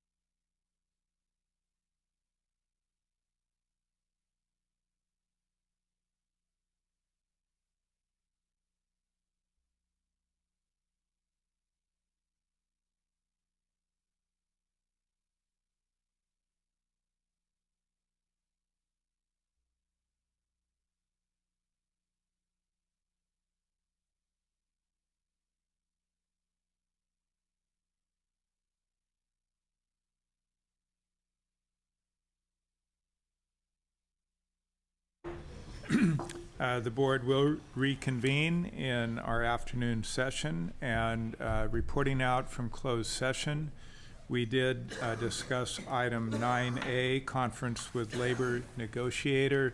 Information was received, direction was given to staff, and we have not yet met on item 9B, public employee appointment, interim ag commissioner, sealer weights and measures. We will adjourn to closed session at the conclusion of this afternoon's open session. And at this time, we are going to go to our cannabis-related items. We have two separate items on the agenda, but I know many members of the public want to speak on both, or their comments are inevitably going to kind of go over into both. We might call both of the items at once, have the Ag Commissioner go through them both, take public comment, and then board discussion, if that sounds okay. Yeah, Mr. Chairman, I'm forced to recuse myself from these cannabis-related items due to the FPPC opinion that there's a potential conflict of interest. Thank you. Involving economic benefit. Thank you. So then we will go to item, and thank you, Supervisor Hamburg, and we will go to item 5A, presentation and possible direction to staff regarding the oh, excuse me. What am I doing? I'm on the wrong page. We are on item 5I, presentation, discussion, and possible action regarding changes incorporated into the draft medical cannabis compliance ordinance, also known as Chapter 10A.17, and the draft medical cannabis cultivation site ordinance, also known as Chapter 20.242, resulting from board direction given on October 18th, 2016. So that'll be language intended to address board direction back in October, which has already been incorporated into the draft that the Planning Commission was considering, and it's just kind of an FYI to the board, and is that what we intended, I believe. And I got a nod of confirmation, and so that's 5I. 5A will be a presentation, discussion, and possible approval of proposed revisions originating from the Agricultural Commissioner to the draft medical cannabis compliance ordinance, also known as Chapter 10A.17. And this is a series of recommended changes, most of which are non-substantive, some of which might be, from the Ag Commissioner. And both of these items are independent of the recommendations that the County Planning Commission discussed on the 19th, last Thursday. Those recommendations from the Planning Commission are going to be coming forward to the Board of Supervisors on February 7th. I believe, given the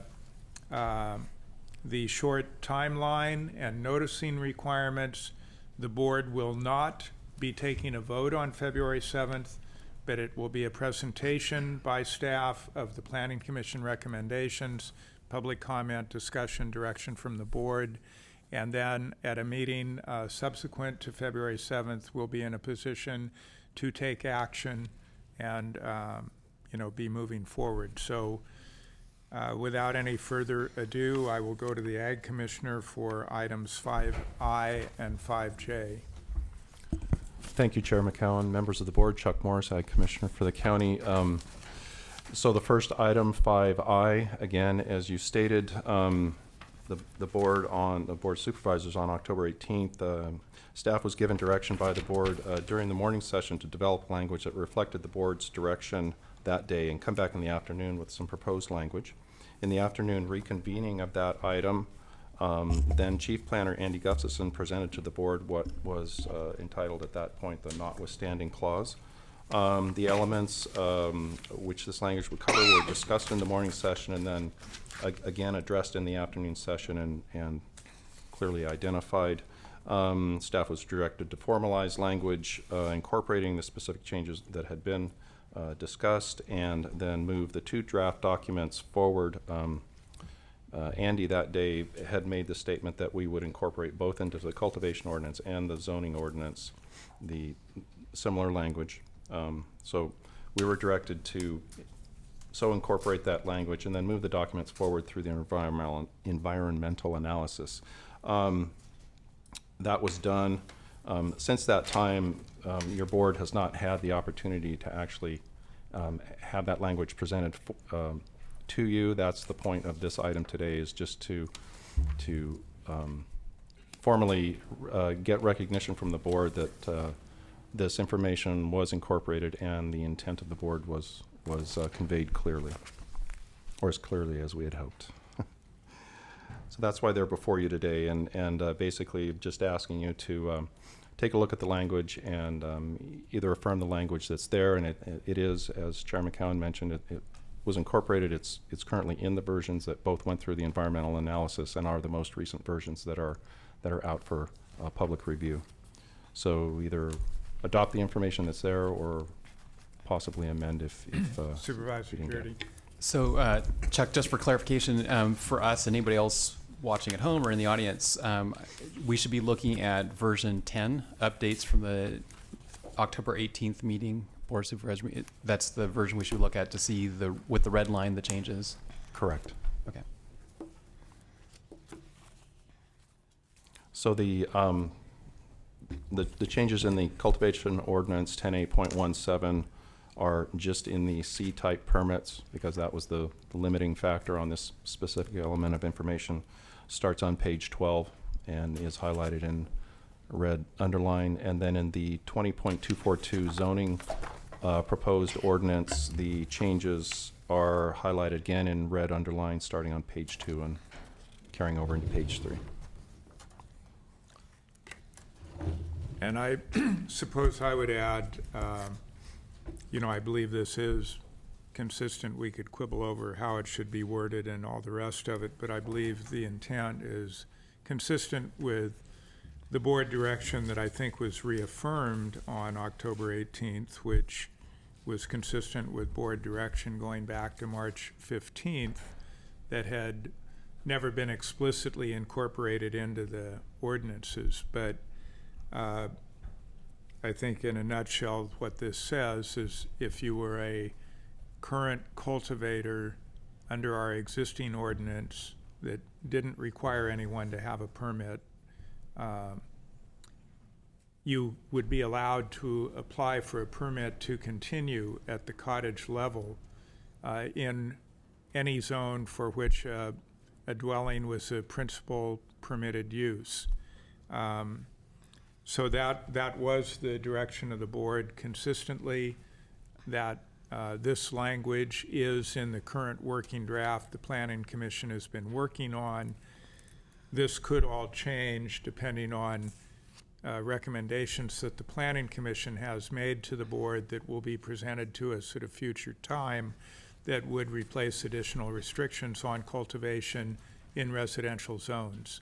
Is that a fair summation? I would agree with that. So that's where we are, and so really we could just view this as informational, since this is currently the working draft. But I'll defer to my board members if you have anything more you would like to see us do with this at this time. Except your public hearing, your comments. Okay, well, I think we'll go ahead and present on item 5J as well, and then we will go to the public. And this is potentially, we are approving changes that the Ag Commissioner has recommended. These changes were presented to the Planning Commission on January 19th as information, but they were not an action item before the Planning Commission. Or I guess they recommended approval. That what do you remember? You're correct that was presented to them as a separate item. There was no feedback really received from the commission members on the items in this exact same memo, this exact same packet here. And then we're being asked today to, if we approve of these will be incorporated into the working draft. Correct? Correct, or amend as you see fit, obviously. So. Okay. Thank you, Chair McCowan. The development of the two proposed ordinances has been a process of continuous editing and improvement as board direction, identified functionality, necessity, and clarifying language has necessitated edits. In the time since the documents were last before the board, which is October 18th, there have been a number of items which I have identified which I feel are needed and are important to include in the proposed 10A.17, so I'm only speaking to the cultivation ordinance. After review of the document and consideration of additional information and program functionality, I'm submitting the following edits and additions for additions to the draft ordinance 10A.17 for the board's consideration. The proposed edits are, for the most part, administrative or clarifying in nature. Some have been sort of long-standing in the back of my mind, just wanting to clarify things. And they do not affect the current environmental analysis that's been performed for the program. So the memo that is supporting this item today has the different elements listed by capital letter, going from capital letter A to capital letter W, and the corresponding page number on the attached redlined version that actually has the verbiage that's being proposed is summarized as well in the memo. I did not plan to go through each one of these individually. I was hoping that maybe if the board did have a chance to glance at these and anything stood out that you could bring that forward and we can discuss it. But I wasn't going to letter by letter go through each one. Okay. So we could take any comments or questions from the board at this time, or we can go straight to the public. Public is fine. So we will go to public comment, and we'll start with Casey O'Neill. I'm going to go in the order that these were handed to me. And the next speaker would be Sean Traynor.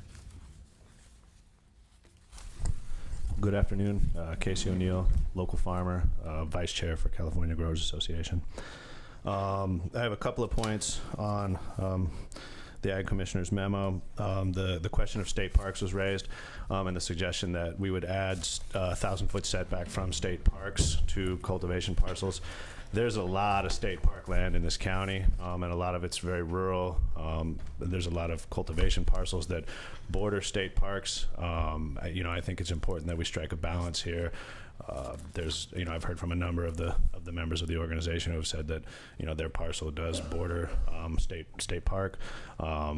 Perhaps looking at, if there's a staffed public entrance, that we might say 1,000 feet from that. If, it's one of the places where the public comes into the state park, and there's rangers and such like that, maybe 1,000 foot from there would make sense. But a blanket 1,000-foot setback from state parks is going to take a whole lot of parcels that would otherwise totally fit out of the equation. I say it every time, and I just want to stress again, provisional licenses are very, very important. Humboldt did a program in which they said if you turned in your application, you sign an affidavit that says you're going to follow all the state laws, you can cultivate while we process the applications. I think they have 2,300 applications in. They've processed, I think, 12 or 14 or something like that. So it's likely there's a chance that this could be a really slow process, especially given the number of things that have been added into the process. And so if this is not a very streamlined process and there isn't some sort of provisionals, I think there's a tremendous chance that the program is not going to work. Touching on that, streamlining the process, some of the mitigations that were suggested are kind of onerous. I think the county staff has the ability with the Ag Department and inspections to handle a lot of those things that have been suggested would be part of other agency check-ins, CDFW, CAL FIRE, air quality. The prior proof of cultivation remains an issue that needs to be sorted out. We don't want farmers to have to self-incriminate, especially given the change in federal administrations. We're not sure what's going to be happening from there, and we definitely want to be able to protect our farmers as much as possible. Cottage license costs, I would like to respectfully suggest that perhaps we might be able to waive the inspection fee if there's not a complaint for, that we would avoid inspections for cottage cultivation. Another option is to waive the taxes required for cottage cultivators. This is something that we're looking at as an association at the state level, trying to lower the burden of compliance costs for the smallest farmers because they're already on the bubble. There's a lot of people who are looking at it and saying this is going to cost more than my business is worth. Some sort of mechanism for setback waivers or appeals. You know, we're looking at the small parcel cultivations and trying to figure out how these zoning overlays will work. I've heard from people in South Leggett, I've heard from people in Laytonville, as well as a number of other neighborhoods around the county. And I am out of time. Thank you.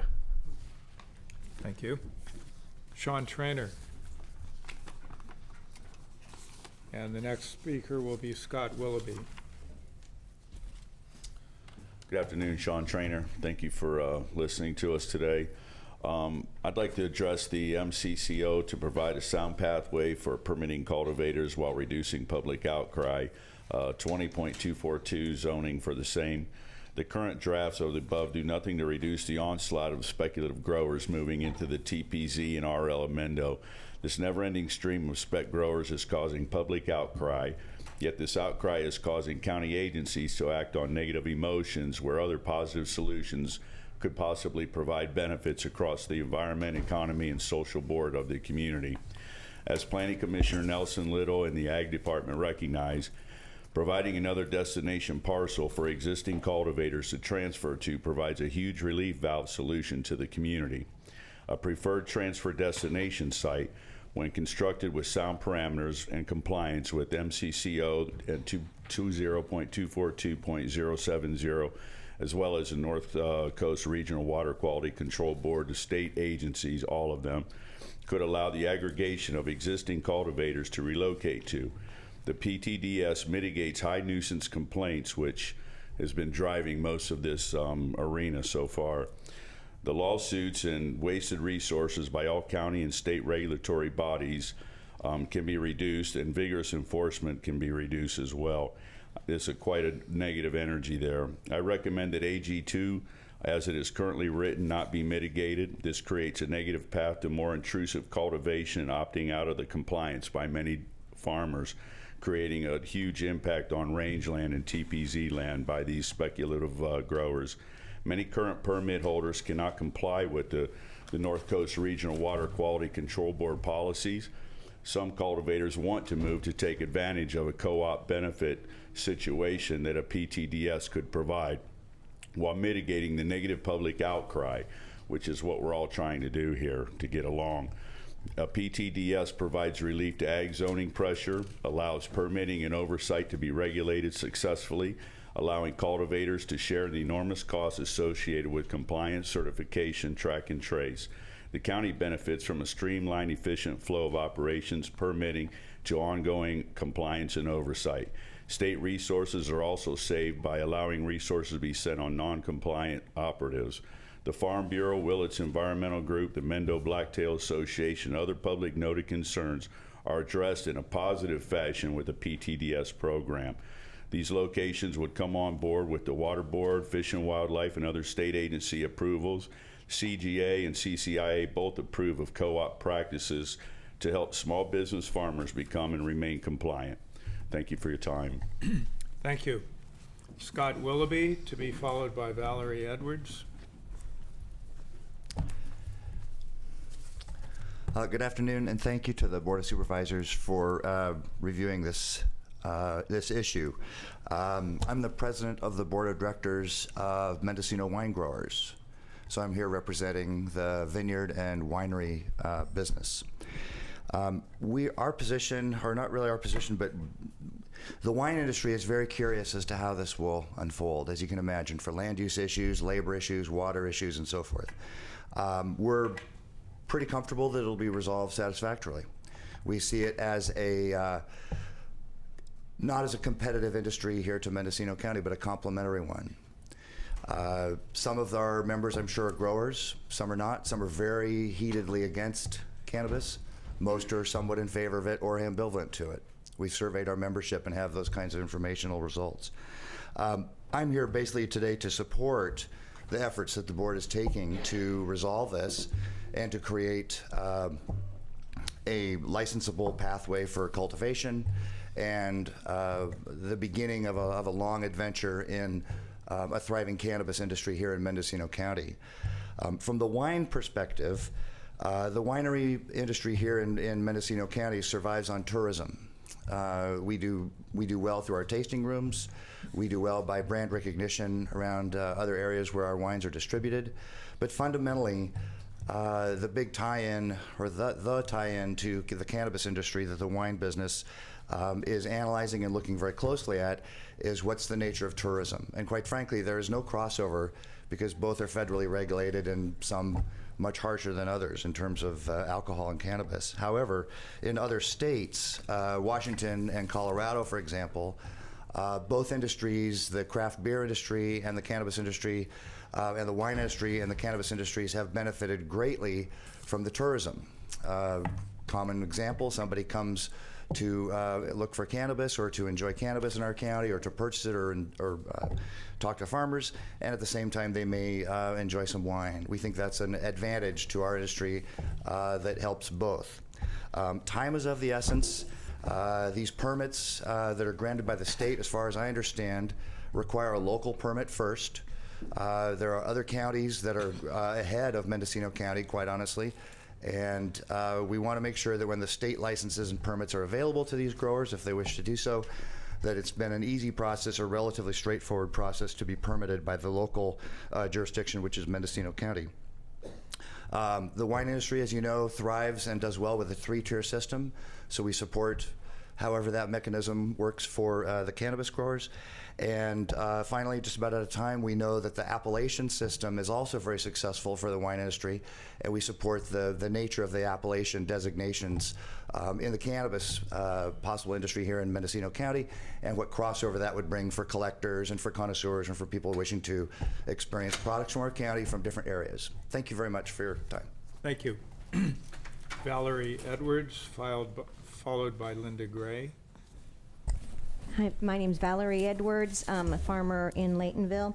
I wanted to I have a couple questions on the attachment A 20.242, and specifically under D, where it talks about not being on the table. I'm in RR1, and to be on the table, you have to be minimum RR2. So, but I'm glad to see that you're making exceptions, for smaller parcels such as me. I did notice under D1A, it says outdoor cultivation needs to have an approved zoning clearance, and I'm just wondering how long that's going to take. What does that consist of? What steps do I need to take? Do I need to apply for just my parcel? Do we need to do it for our neighborhood or areas? How long will that take? How much will it cost? I just need to know, am I going to be able to cultivate this year? Also, under 2A, it says concerning planning approval requirements. It said the cultivation site needs to be legally established under and adhere to the county ordinance 931. And I do adhere to the county ordinance 931, but what does that mean to be legally established? What paperwork am I going to need to submit in order to be legally? And I'm just wondering if we need to take that word out and just say adhere to it, since I just went over to the sheriff's department, and he says there was no program prior to, there was, but it was shut down. But prior to 2016, he says there was none that they really were administering. So how do I legally establish myself under 931? So, thanks. Thank you. And Linda Gray. And Ag Commissioner Morris, I see you taking notes, so you will be ready to respond if we turn to you. So, thank you. Hi. Thank you, Board, for all your work on this. I know it's a lot, and the Planning Commission, which I didn't get a chance to thank last week when I was talking. I'm here about two issues in the ordinance as it's currently written that I'm concerned about. I'm from Greenfield Ranch. I'm not representing the whole ranch, but I do represent some of the folks on the ranch. And The two issues are in section 10A 17.07.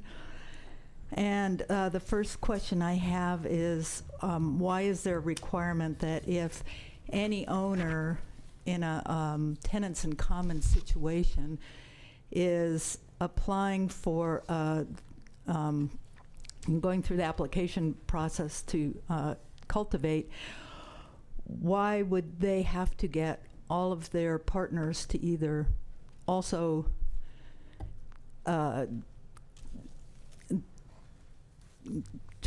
go forward to cultivate, or to submit some kind of a statement saying that they aren't going to cultivate? And I just want to point out that on Greenfield, I've been living there for 40 years. Many people have bought and sold their shares of their parcels without their land partners' involvement. They've gotten building permits, they've put in wells, gotten well permits and pond permits, and haven't needed to have their land partners all involved in that process. It doesn't seem consistent to expect us to now have to do that with cannabis permits. So that's one of my problems.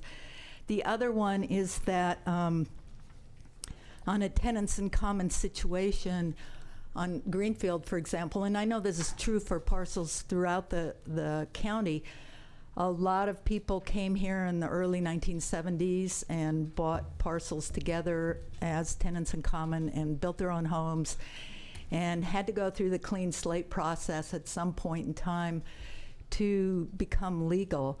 And we're legally non-conforming, I guess, at this point in time. But we're not a whole lot different than a planned unit development where you have one parcel with multiple houses. I don't know if there's any planned unit developments in the county here, but if there are, I would think that that those people might feel the same way as I do, that we shouldn't have to be limited to 10,000 square feet for a whole parcel when the whole parcel might be 250 acres, and there could easily be 4 legal households or 6 legal households on that parcel. So I'm requesting that that item be revised. We've gotten a letter written by our attorney suggesting a change in language, and I'll just submit it to you. Thank you very much. Could that be from Rebecca Mendez by any chance? No, it's from Melissa Sanchez. Okay. Oh, thank you. Okay, anything I had the else? name wrong. Thank you. More public comment to these items, 5I and 5J.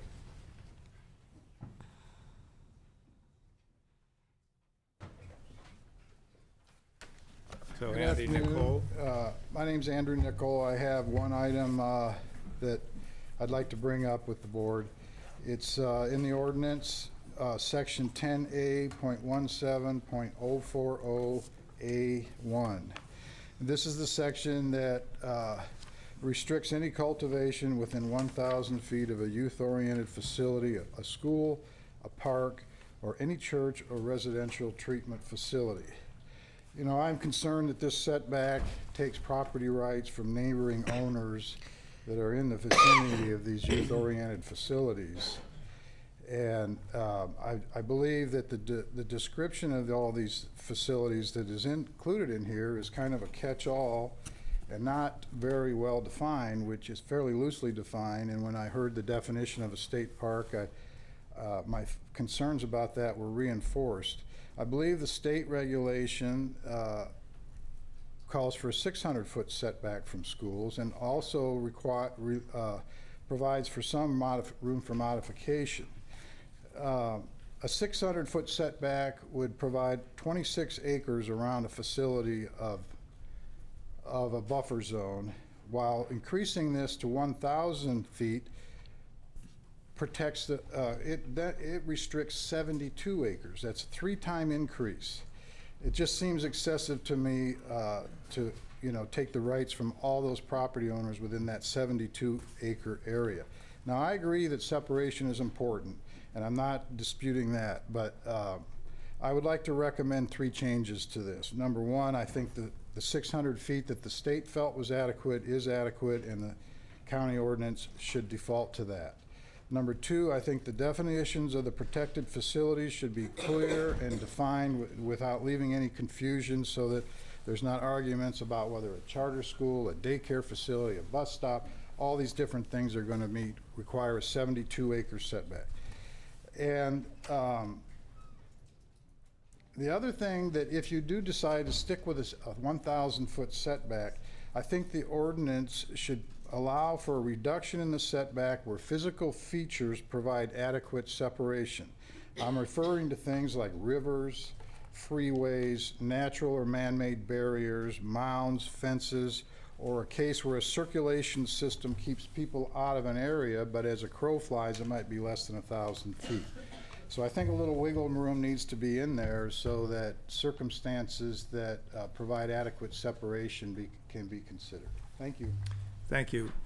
Michael Adams, followed by Jennifer Gray. And some of the things people are advocating for are beyond the scope of the changes recommended by the Ag Commissioner.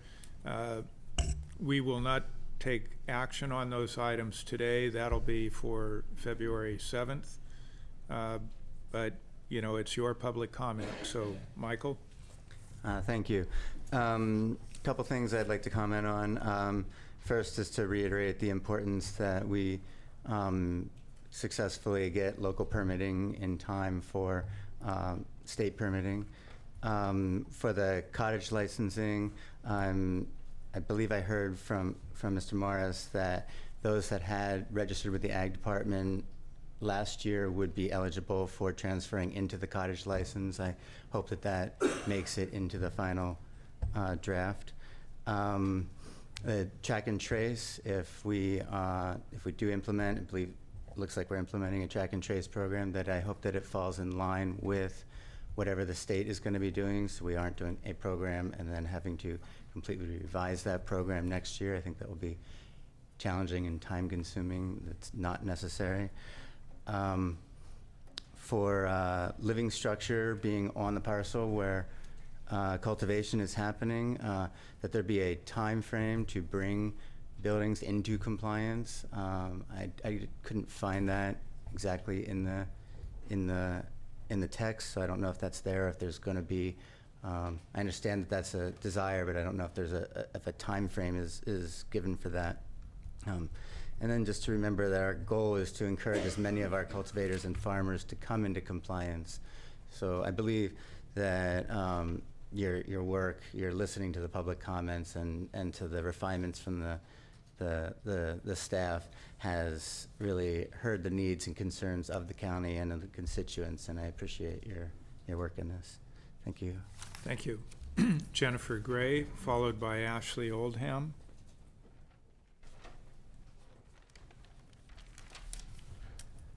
Hi, my name is Jennifer Gray. I grew up and currently live on Greenfield Ranch. I was part of the 931 program last year. At the Planning Commission meeting last week, there was a part of the proposed ordinance regarding endangered species. From my understanding, it is requiring cultivators to pay a fee whether or not endangered species are being impacted. I feel that adding yet another fee is unreasonable unless the cultivation site is in fact affecting endangered species. I'm not sure how most cultivators are dealing with the water board, but I had a qualified third party come to my property to inspect my roads, cultivation sites, and water sources to make sure that there are not any major impacts in regards to water pollution, erosion, and runoff. I consider myself a very environmentally conscious person. I grew up in the hills of Mendocino County and hope to raise my children here one day. So it is important to me that we as cultivators have little to no impact on the land and wildlife.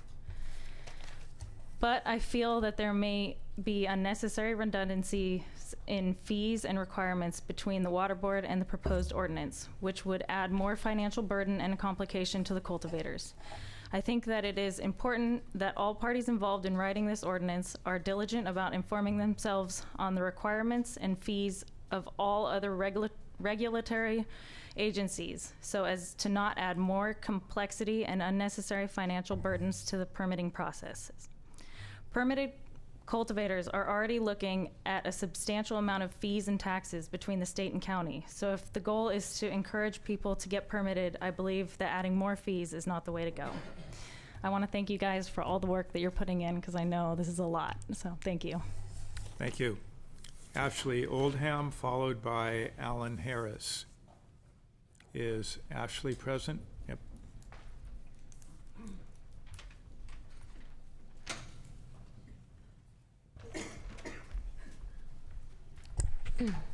Hello, my name is Ashley Oldham. I'm a local farmer and a 931 participant. Some main things that I really want to show the importance of is provisional licenses, which I've heard a lot of other people talk about.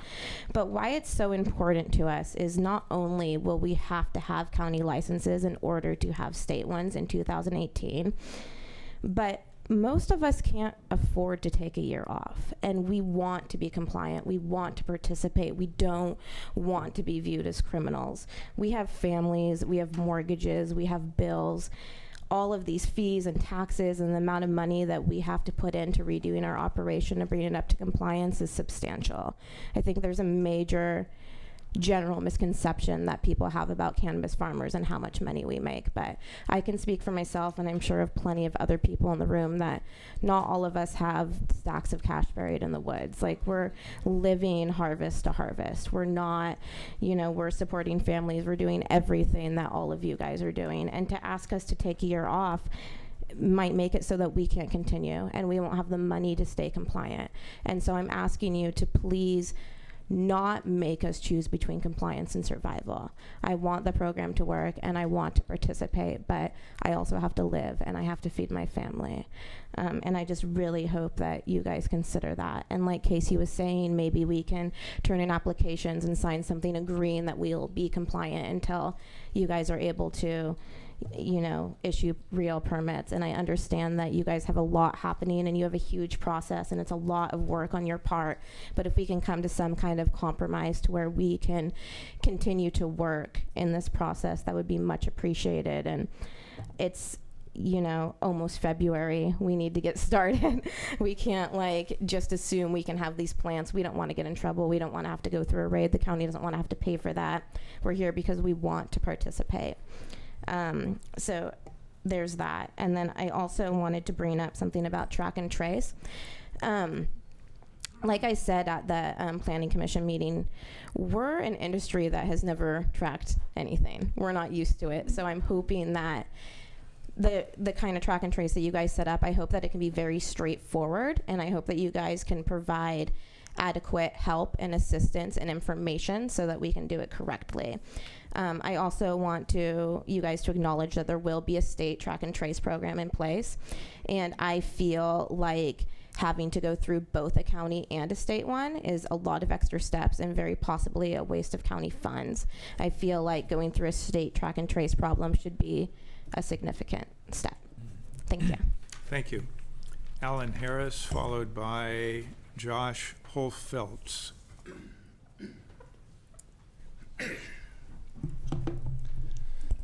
Hi, my name is Alan Harris, and I want to thank you for all your hard work.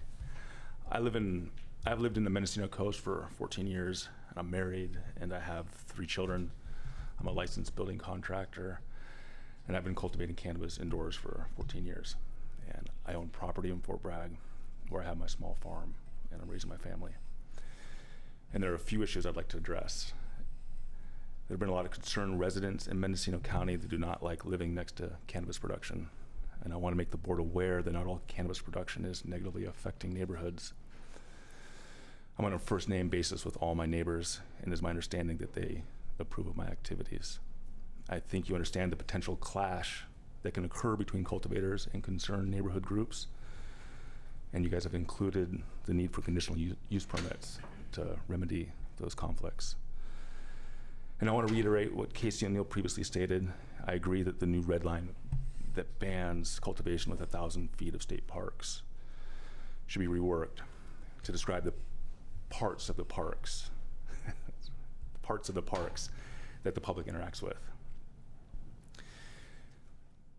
I also agree that the cultivators need a provisional permit program until we get the ag department up to speed. And investing in a cannabis production facility is already risky given the unstable future value of cannabis. And it's imperative that we're not subjected to law enforcement raids while trying to build our brands and public image. Thank you. Appreciate it. Thank you. Josh Holfeltz.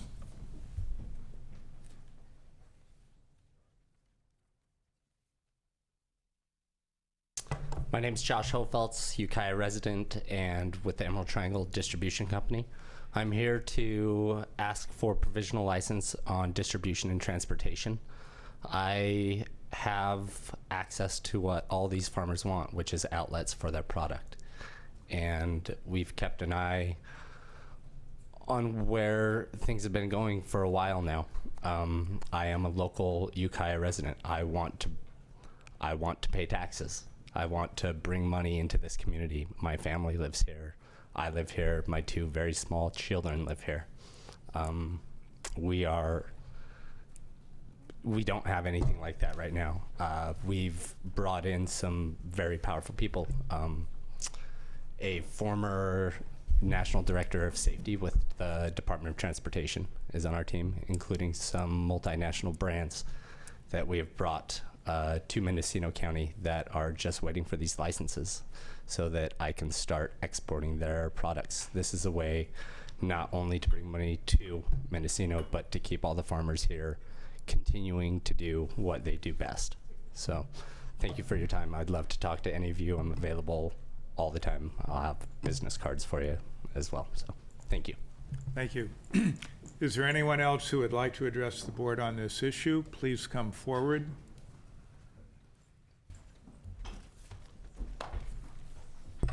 My name is Ellen Drell. I just want to support the growers who've come forward here and their associates, and I admire their tenacity here and their willingness to come forward and attempt to become legal and get licenses. And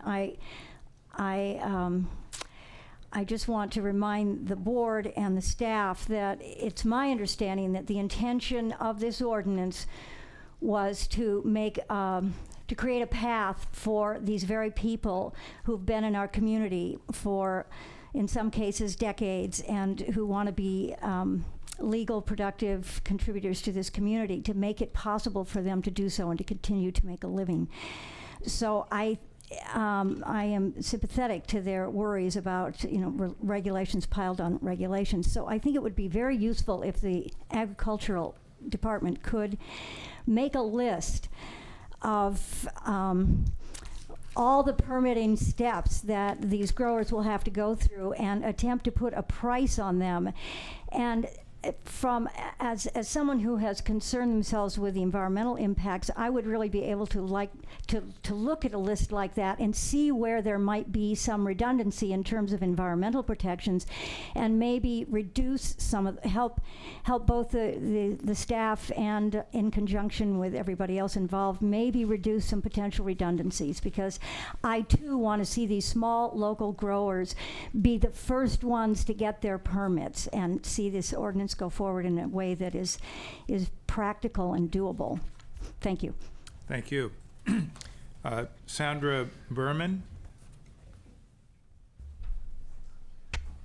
And is there anyone else who's going to want to speak? Seeing no other hands raised, Sandra is going to be our last public commenter. Okay. Hi, I'm Sandra Berman. I'm a Redwood Valley resident. And I'm sorry I missed the beginning, so I'm not quite sure where you're at or what's been touched upon, but thank you again to everybody for all the hard work spent on this topic. And my husband and I have lived in this county for 6 years. We recently purchased 22 acres in Redwood Valley. Our neighbors are grape growers and livestock farmers.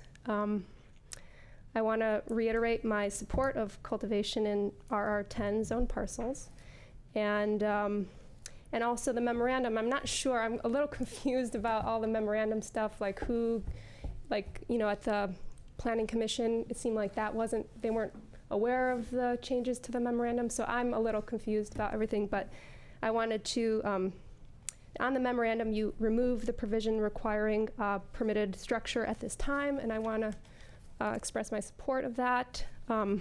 We are very excited to build a permitted house on our property. We're currently living in a trailer, but we don't have the funds at this time, but we will do that. And if that were required in order to cultivate at this time, that would really put a major hindrance on us and I think other people too. Also, I wanted to touch on the odor under 10A 17.04, saying that the outdoor-indoor mixed-light cultivation of medical cannabis shall not subject residents of neighboring parcels who are of normal sensitivity to objectionable odors. So I'm not sure what that means, and we're going to abide by all the limitations of the ordinance. We're going to plant other fragrant plants in order to mitigate odors, but we're also investing a lot of money. My husband and I in this, in our cannabis operation, and if, one neighbor doesn't have a problem with odor, but say they move and we have a new neighbor who does, it needs to be clearer what that means and make sure that we're protected and make sure that our neighbors are, that everybody is, do the best we can, basically, what you guys are planning to do. But clearer language would be appreciated. Okay. I think that's it. Thank you so much. Thank you. So we did get some specific questions. I know Valerie Edwards had a question regarding to the table and some of the conditions that were being added pursuant to board direction under the zoning code ordinance. Yes, for Valerie's input, I had down, I think she was wondering about how long would it take for a zoning clearance and what would the cost be? And I'm, as your ag commissioner, I'm not in a position to reliably provide that information. Planning and building could do that. And I believe it is our hope the zoning clearance is a pretty pro forma. It's this is your zoning, this is your parcel size, and that it's a ministerial. It shouldn't take a lot of time if staff has time to process the zoning clearances. And I don't know if legal counsel has anything to add to that, but typically the zoning clearance is going to be the lowest level of review. Deputy County Counsel Matt Kudrowski, that's generally true.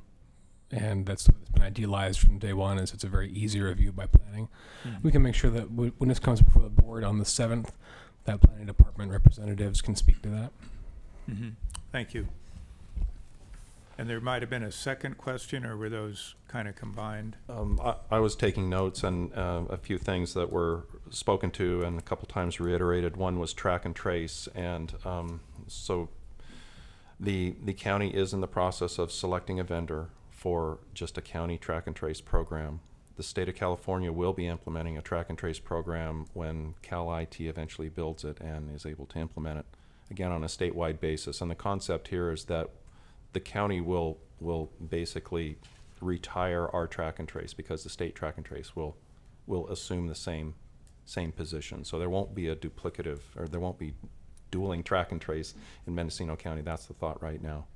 And also to try and get the cultivators used to this process, because the state's going to bring theirs. So getting used to the process is a good thing. And actually, track and trace has been used by the industry substantially for many years for those business entities, whether they're dispensaries or possibly cultivators, for inventory control and et cetera. And so those companies that have those products, they're actually tailored more towards the industry side, and they're starting to supply regulatory side track and trace as well. So just clarifying on that. Do we have, and we're not going to be taking action on some of these items today, but it's probably good information. And do we have any indication of what track and trace compliance might cost for an applicant? Because I understood initially some of the companies we're representing, we'd be so thrilled to come in and use you as a guinea pig. The cost would be either minimal or nil, but what's our current info on that? I'll defer to CEO. Sure. Thank you. Chairman Cowan, at this point, we don't have the cost to the cultivator for track and trace, though in reviewing the proposals that we did receive, we weighted the proposals heavily on what the financial cost would be. So our goal was not to have a track and trace program that would be cost prohibitive. That's the most I can tell you today. Because we're still in the process of selecting a track and trace vendor. Yes. And once staff has reviewed them and is prepared to make a recommendation, will that decision come to the board? The decision will go to the purchasing agent and then to the board. And presumably at that time, the board would have the opportunity to approve a track and trace vendor, or perhaps to not approve any and decide not to have one?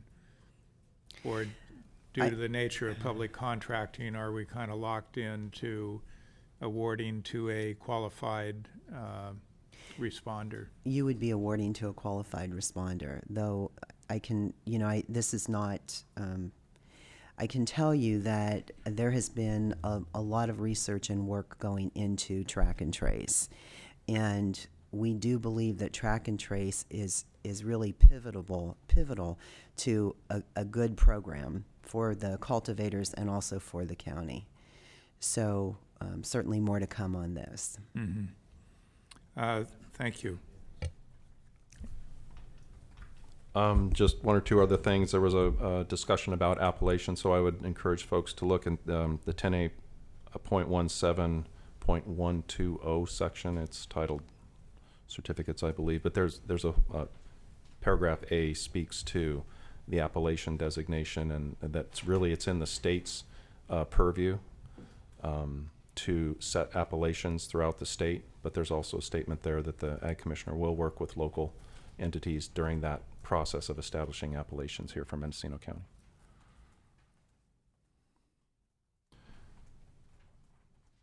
And that's all I have, unless you folks. Well, there were a number of others, and again, some of them we're not going to resolve here. The issue of tenants in common, that's been a discussion before the board previously. The current ordinances do not provide an additional allowance for tenants in common. It's one application per parcel. The concession that has been made is that a number of tenants in common could participate in one permit. There is the further question that was raised, and this is in 10A.17.070, where it would require a partial owner of the legal parcel who did not choose to cultivate to provide a statement that they will not cultivate. And we don't have to have the answer here. It does raise an interesting question to me about our ability to require someone not participating in the program to provide some sort of assurance to us. So I think that's an open question that we will resolve February 7th, if not sooner. Supervisor Jurdy. So, Chuck, I heard you address one of a related topic to the one I want to bring up, but you addressed the issue of the zoning clearance issue that'll be done fairly simply by planning and building. Mm-hmm. But I think a couple of speakers also raised the issue of whether or not their housing was permitted. And so I may be interpreting more into what they said than what they said, but I took it to be maybe a house that was built perhaps without a building permit or without all the building permits needed if there were additions made to the house. And so I was curious about that. Is there something in the regulations that stipulates that the person's building must have all county building permits, and if so, what's the time frame on that? Maybe that's a question for Matt. Well, there is actually language that if upon the pre-permitting site inspection, those sorts of issues are addressed, then the landowner, dwelling owner, whatever, will pursue resolving that through planning and building, probably, if it's a violation of one of those codes. This dovetails with the I believe, the amnesty program that was discussed last year as well. So there was an attempt to, and that's countywide, but there was an attempt to ease the burden, hopefully, there a little bit. Yeah, so we currently, this fiscal year, which we're halfway through it, ends June 30th. Countywide, there's a amnesty program, so someone can come in and get building permits for building development that already took place, but doesn't have a building permit.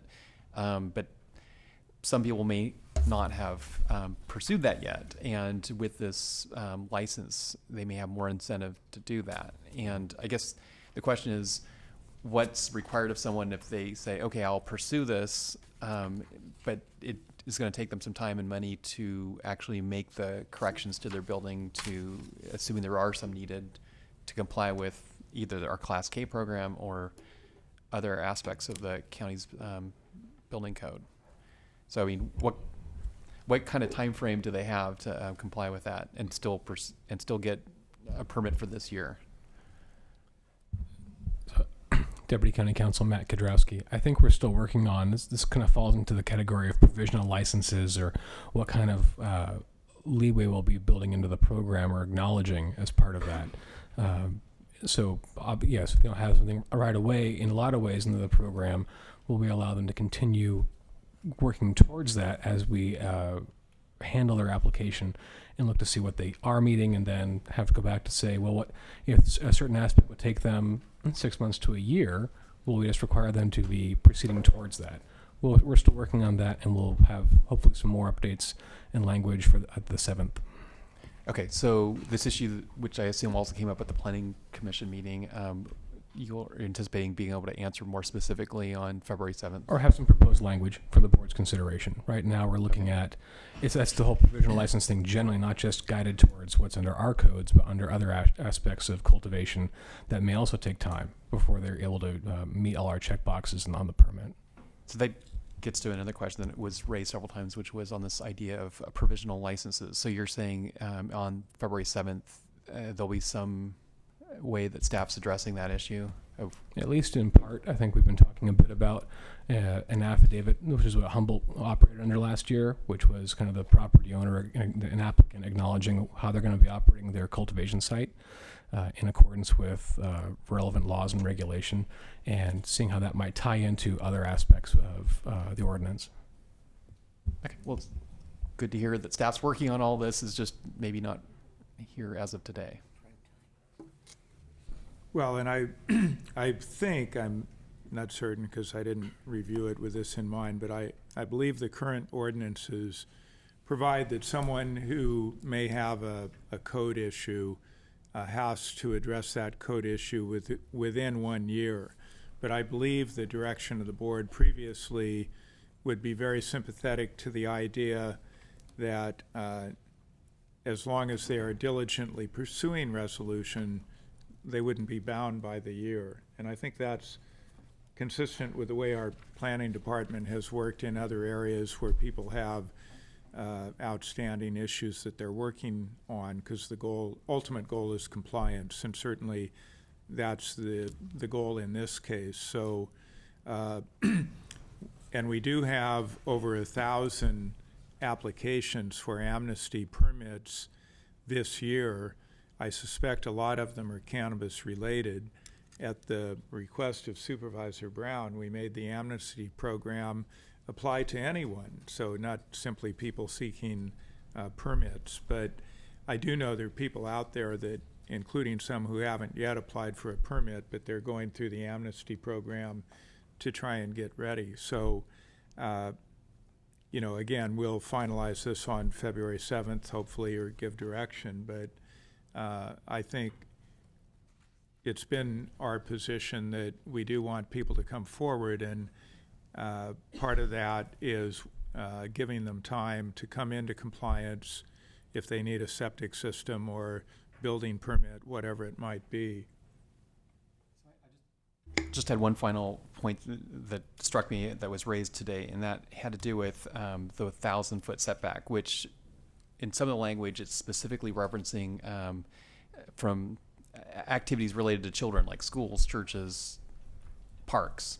But I think in the context of that sentence, it's really inferring that it's like a neighborhood park or a park that, I mean, you kind of envision playground, ball fields, those types of things. And it is true that our county is blessed with quite a few state parks, which are, more regional in nature and hiking trails, and people aren't really they're not really exploring every square inch of those parks or every square inch of those state forests. They're kind of a different type of regional park, often run by the state of California. And so I'm just wondering, it does make sense that the goal was clearly to limit this activity away from minors, but it may, without some clarifying language, it may have a different impact on quite a few parcels in the county. So I just think that it is something we should try to figure out how to deal with in some fashion. And if we could hold that thought, because that's one of the items specifically on the Ag Commissioner's list, and we're kind of spending a little time on some general issues right here, and then in very few minutes we'll go to this specific list and take some action, because I believe that's what is being asked of us. I do want to just comment a bit on the provisional license, and I don't think it's going to be called a provisional license by the time we're done with it. I think people are either going to get licenses or they aren't, but it may be that they would receive a license contingent on a number of items, one of which could be the affidavit or some form of an affidavit that county council could ask, is talking about. And there may be additional things in there too that we would include to provide the insurance that the environment is being protected. And that issue certainly will be part of a larger discussion on February 7th. Were there any other of the general items that we wanted to spend any time on right now? Well, I think one of the points made was the state is looking at 600 feet and the county has 1,000 feet. Correct, and that doesn't represent a change. The county standard has been 1,000 feet since 2010. AF would have lowered that to 600. It would have eliminated it for several of the listed facilities. But again, that's something we can get into more on the 7th if we would like. As far as the specifics of the Ag Commissioner, all of them made absolutely perfect sense to me, except the issue of the parks that Supervisor Jurdy has raised. It is his assessment of why that was in there and what it was meant to apply to, I believe, is accurate. It was never meant to apply to state parks, and I don't believe it's ever been interpreted to apply to state parks. It was more, the thought was a neighborhood park. Or school. And then also, with regard to the fees, we have fee language in here a number of places that's essentially duplicative, and maybe moving that all up to the beginning of that overall section makes more sense. But those are some of my comments. And supervisors, do you have anything specific to the Ag Commissioner recommendations for item 5J?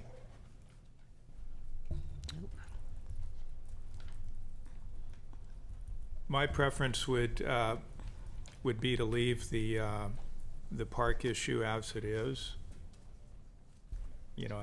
Or maybe even add a definition to specify that we do mean neighborhood parks. Yeah, I'd like to hear from the Ag Commissioner, please. Ag Commissioner? Yep. So leaving it as is, meaning including in entirety the additions that are here currently, including state parks? No. Okay. So leaving it without the revision. So I'm saying, and that came from, I think, the State Resources Department, which is in charge of state parks. But again, I'm not aware of that ever been raised previously in the context that it might apply or should apply to state parks. And I don't favor that without knowing a lot more about how much of the landscape that might impact. Supervisor Brown? Can you give me a page number? Everything's melting. Page 4. Pardon? Page 4. I was And on it. It's adding a recommended definition for park.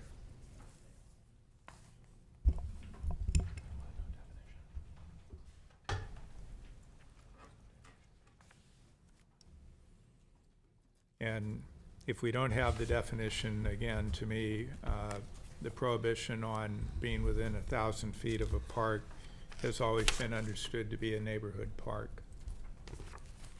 And I thought that was what it meant. So I'm just concerned though that park is a pretty broad term. If we don't define it more narrowly as a neighborhood park, then I'm concerned that someone else could interpret it differently.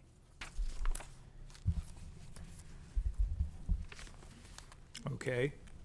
So just to be clear, if we did not have, if the 1,000-foot setback was to neighborhood parks but not to state parks, there would still be a setback required as to related to the parcel where the cultivation was taking place. So if that parcel had a 200-foot setback, then that would be the setback because of the parcel. The setback would be related to the parcel where the cultivation is taking place. Well, yeah, the boundary line setback is 50 feet from a property line for new cultivation as it currently stands, that'd be doubled in 2020 for new applications. So 100 feet, yeah.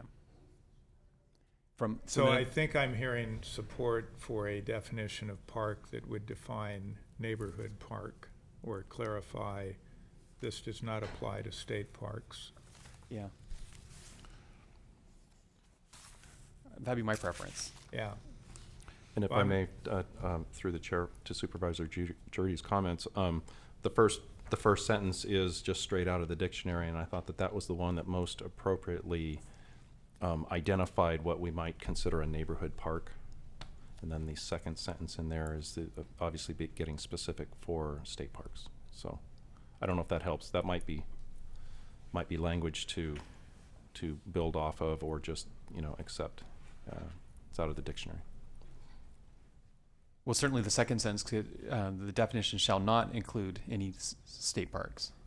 I mean, I think I would prefer, rather than to spend another 5 or 10 minutes trying to agree on the definition, that we would request that staff come back with a proposed definition. And that'll be for February 7th? Correct. And then we do see fee language referenced in different places, and that does tend to be kind of duplicative in terms of describing how fees would be adopted. So again, the suggestion might be to maybe reference that under, there's got to be a general conditions someplace, but so I'm not objecting to the language. I'm just saying that we might condense it so that it appears once instead of 3 times. Was there a reason? Redundancy. I meant from staff. Oh. To the Ag Commissioner? I would be in agreement with Supervisor McCown's comment. After doing it the 3rd or 4th time and realizing it was duplicative, I started thinking, I think there's an easier, clearer way to do this.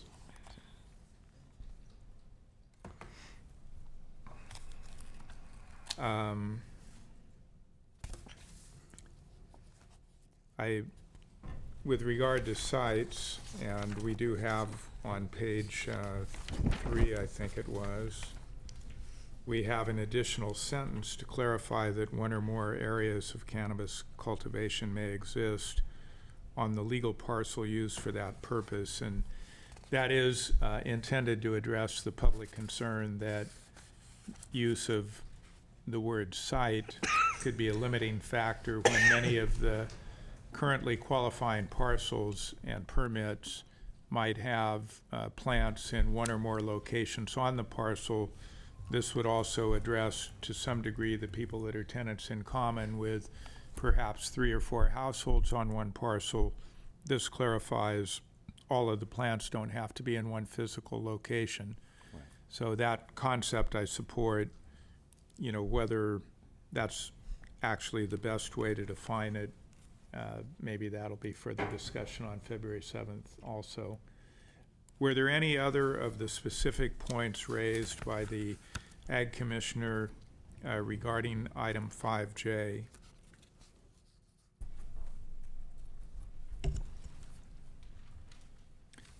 So then, and I believe we're looking for approval here, so I believe that we are in agreement to approve these with additional direction given to staff regarding the definition of park and incorporation of the fee language.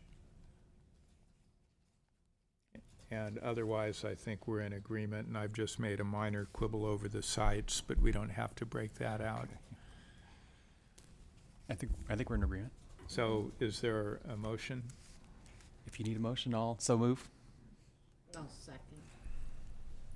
So the motion is to approve the list of recommended changes with the additional direction given to staff regarding the definition of park and incorporation of the fee structure. And we will vote by the button. Motion carries with Supervisor Hamburg recusing himself. And on item I, is there any further discussion by the board on those? I believe we agreed it's primarily informational. Correct. And by direction of the chair, we approve of the inclusion of that language. Is that sufficient? I mean, it's already in there, so I don't see that we need to vote on it. Correct. It was just, like I said, informational for today, just to clarify that the board's good with the language that staff inserted. Thank you. Thank you. And I think Supervisor Brown may be going to this point. Yes, I would, maybe. Sometimes I can, we'll see. Ag Commissioner Morris, I want to thank you for your service to the County of Mendocino. This will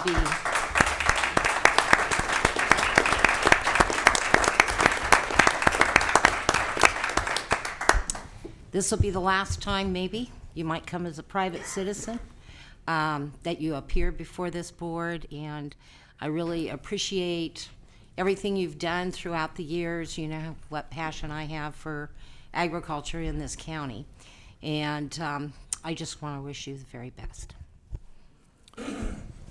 Thank you, Supervisor Brown, and through the chair again. I appreciate the kind comments and the response from the crowd. You know, the willingness to work together and all of us try to jump in with both feet and get this thing on the ground. And the road's going to be a little bumpy, and there's going to be, you know, 4 years we're going to have change. But the support from the community, well, yourselves obviously, but the community as well, in trying to get this going forward has really been heartening. And I think it bodes well for this county at the end of the day, because we've heard it repeatedly, those cultivators that are going to come forward and are going to do their best to get compliant and are going to jump in and get legitimate, those are the people we want to try and, you know, help and facilitate as much as we can. The other thing I want to say is the cannabis program is ramping up right now. The Assistant Commissioner for the Cannabis Division, Mr. Arif Kever, is here in the audience. I'd like Arif to stand up, please. He started at the beginning of January, beginning of this month. We had an admin assistant start middle December, and we had a biologist start a week ago Monday. Second biologist is going to start next Monday, third biologist the middle of February. So we are ramping up behind the scenes. We're furiously working on forms and checklists. I know somebody talked about a checklist, I think, up here, or what's going to be involved in in an application. And trust me, we're working hard on trying to get the program positioned so that when the board's ready to adopt whatever the final ordinances might look like, we can, do the final adjustments to those documents and have the program ready to go for our community. Anyway, thank you very much. Supervisor Jurdy. Well, I think we all agree with the comments of Supervisor Brown, and do thank you. I do have one question. We have on our calendar, we scheduled last year a meeting for this, I think it's this Friday. Yes. Oh, your last day. And I just wanted to confirm, the time and place of that meeting.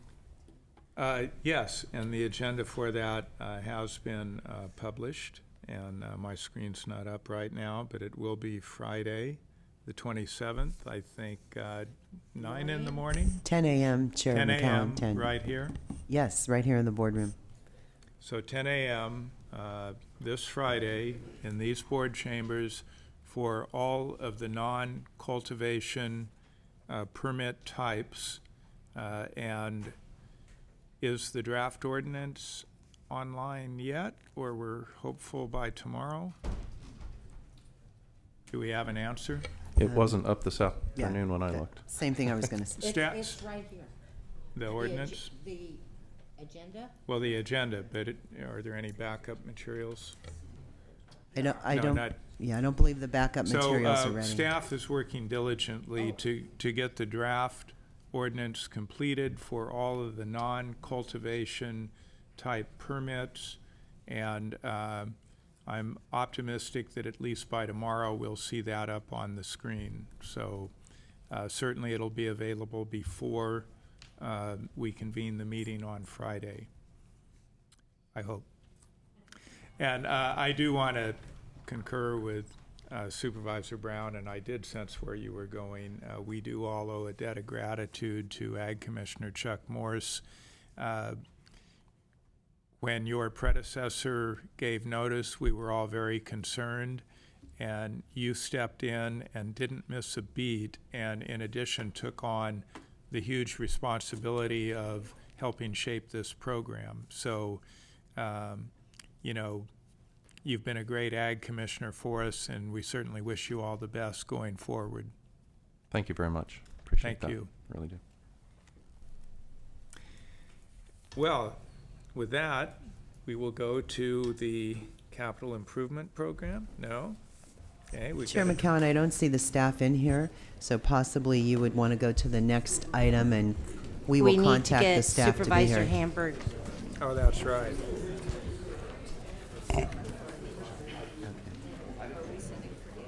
Yes, she is. Nicole, will you reach out for Dan? Okay.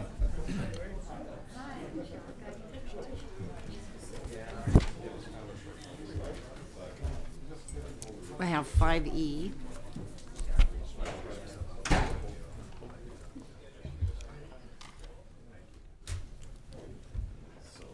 We could do the Director of Transportation's report. Huh? Oh, I'm Sure.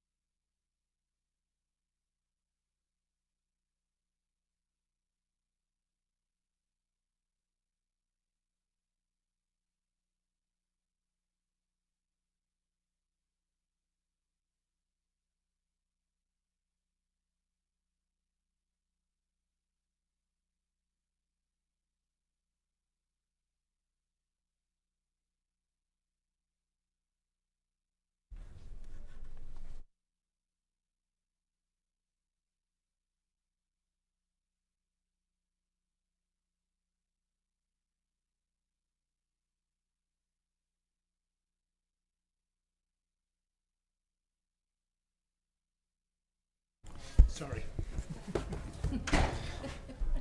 It looked like we'd take forever, and then we finally wrapped it up.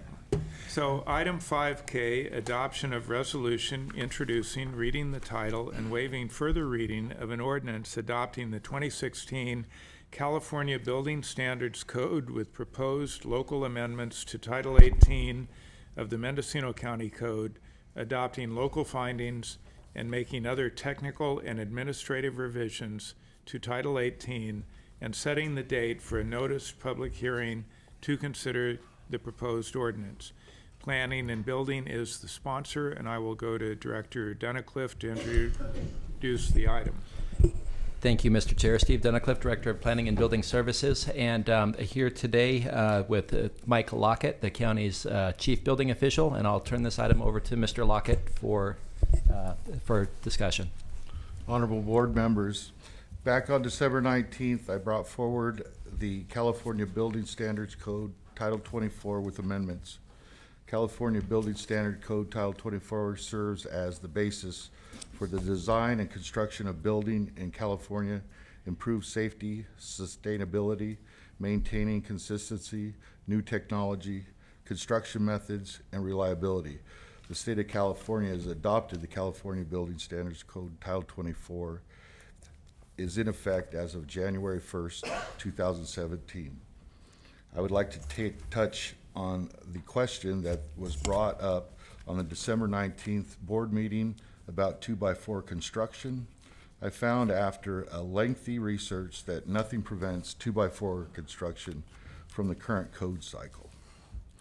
The last item I would like to bring up is the request of industry to extend permit timelines. After careful consideration, I have put forward a request to extend permit timelines to 1 year instead of the 180 days.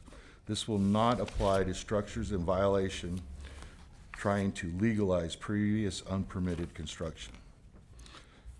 At this time, I would like to move recommended actions. Thank you, Mr. Lockett. Anything to add to that? Through the chair, this is Deputy County Counsel Matt Kudrowski, just organizationally noting where we're at. So yesterday, Planning and Building put forth a revision to the ordinance, showing this change, this extension period from 365 days. I believe that's been uploaded as item number 6 in the attachment list for this item. So I wanted to make sure the board was looking at that for the ordinance to have for first reading. Yeah, I confess I was having a hard time hearing that.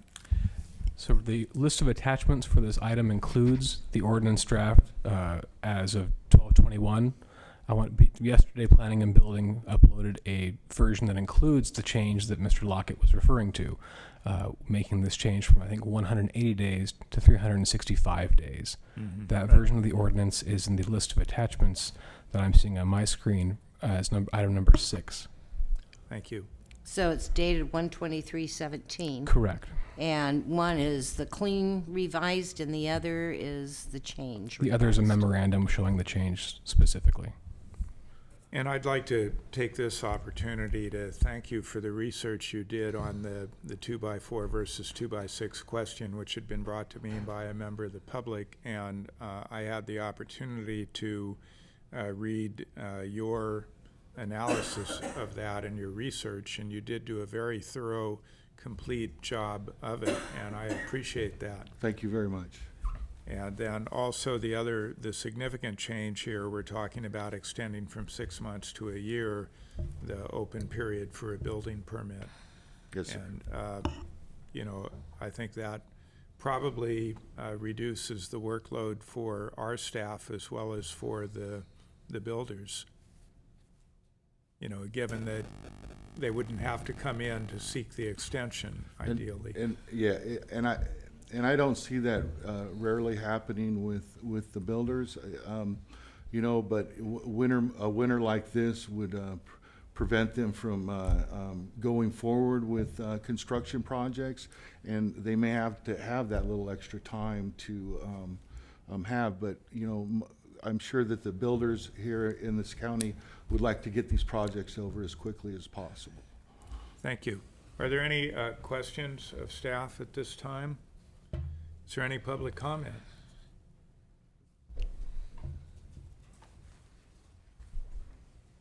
Mr. Chair and the board, Lee Howard, North Coast Builders Exchange.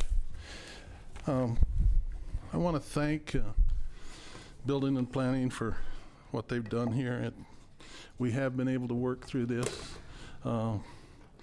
The 1 year turned out to be a fairly significant item with a lot of our members after we started looking at it. And it was good to work with your staff and go through this and be able to come up to a conclusion here that kind of, I think, helps everybody. I do have one other portion that really isn't in this, but I'm going to lay it out anyway. We have the K-class building code that's out here, and we really don't get into it. It was adopted back in the 70s as when Dan was fighting for a recall. Actually in the 80s. 1982, I believe. A long time ago. But I want to mention it to you because it really has some flaws to it, that it's never been updated, it's never been changed. It still is applicable to 1976, I believe, building code. And it doesn't take any consideration of what you're adopting here today. Now, the building code is fine, but you got fire safe standards that are been put out and promulgated throughout the county, and for reasons above and beyond just good building things, they're fire safe standards. And the K class doesn't incorporate any of this into it. And I'm just saying to you that it might be that my suggestion and the Builders Exchange suggestion is that maybe this goes to a committee and that it have a dialogue on it and find out exactly where and what we want, how we want to do it. Do we want to keep K class going for perpetuity out there? No matter what happens, no matter what the public safety ramifications are? You don't have to have sprinklers. You don't have to have exterior siding that's fireproof. Window glazing is not in it. So those types of things, again, it's just an opportunity here to say maybe we should have a dialogue on it, and I hope that staff thinks that we should have a dialogue on it. Other than that, we're moving ahead. The Builders Exchange is in full support of what you have here today. Thank you. Thank you, Supervisor Hamburg. Thank you, Mr. Chairman. Oh, maybe first, is there any other public comment to this item? Seeing no one come forward, Supervisor Hamburg. Thank you. On the Class K issue, which I appreciate you bringing up, Lee, I was of the understanding that Title 24 still applied to Class K. Am I wrong about that? I thought the energy standards were required. The way I read the ordinance was the standards that are in effect were from the 1976 building codes. So Title 24 is excluded. Correct. Is that your understanding, The Steve? current building codes. And if I may, through the chair, and with the ability of our building official to correct me if I'm wrong, but the Class K is authorized under Title 25 of the building code. Well, I'm talking about the energy requirement. Isn't that Title 24? Or am I stating the wrong? The vast majority of traditional building code is authorized under Title 24. Class K is Title 25. With that, I'll turn it back over to our expert. Okay, but referring specifically to requirements around insulation and windows and all that, that is excluded from Title 25. Yeah, okay. Okay. The reason I didn't think that is because I have a Class K structure on my property, and I was required to do Title 24 calcs. I mean, Boy, did they fool you. I did them. I mean, I paid to have them done, and I thought it was, well, anyway. Okay, I'm wrong. But I do support Mr. Howard's recommendation. And, Mr. Chairman, if you would accept, did you have something, Matt? Okay. Well, if it, my idea would be to refer this to the proper committee and consider making a change. I don't know what that change would be exactly, but I do think that after 34 years, it might be time to look at this. Deputy County Counsel, no comment? I have procedural things when ready for a motion, that's Okay. all. Well, I believe we've had a request and by a supervisor to refer this to the proper committee. So this question will be referred to a standing committee, and I don't know, that might be public resources. It's either public I thought it'd be the or Health and general Safety government, huh? Committee. We did with public resources. Well, we have I think we public combined health- it with general government. So it would and be then- general government then. But No, I think we have public health, safety, and resources, Yeah. and we have general government. I So wonder- between those Wait. two, we will consult with oh, staff. we put three together Yeah. into the one. Oh, Yes. okay. Right. Yeah. Happened so long ago. I know. It was 2 weeks ago. I actually thought it would be a committee on which I sit, because It might be. I was the author of that regulation way back when I had black hair. Well, I think you are If there is no Well, I'm on objection, that committee.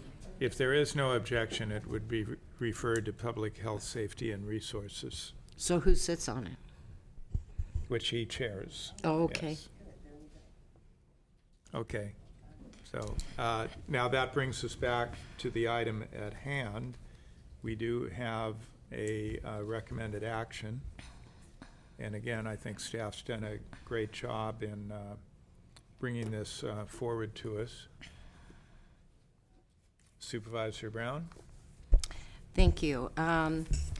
I move to adopt resolution introducing, reading the title, waiving further reading of an ordinance adopting the 2016 California Building Standards Codes with proposed local amendments to Title 18 of the Mendocino County Code, adopting local findings and making other technical and administrative revisions to Title 18, authorized chair to sign the same, and setting March 7th, 2017 as the date for a notice public hearing to consider the proposed ordinance, along with assigning to a standing committee a review of the Class K building code. Well, we've already done that by direction, but, Oh, I think Chair. but do we have a second? Yes, to I'll second the motion.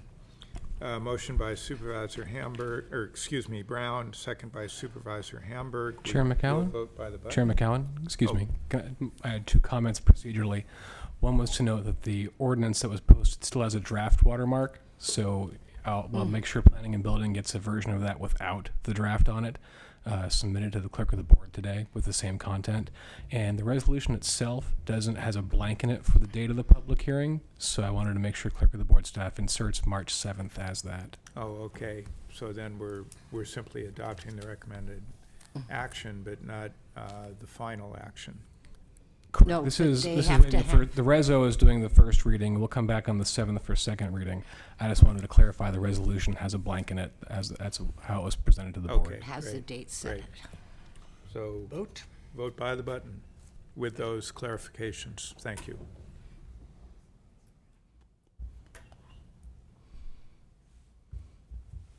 Motion carries unanimously. Thank you, and thank you, Thank Mr. you. Lockett. Thank you. Thanks, Lee. Item 5L, discussion presentation of the Department of Planning and Building Services Development Activity Report for the month of December 2016. Director Dunnicliff. Mr. Chair, members of the board, Steve Dunnicliff, Director of Planning and Building Services. Here with an activity report, as you'll recall, beginning in the month of October, we've been bringing these activity reports forward on a monthly basis. Just to supplement the information in the report, I'd like to bring some information to your attention.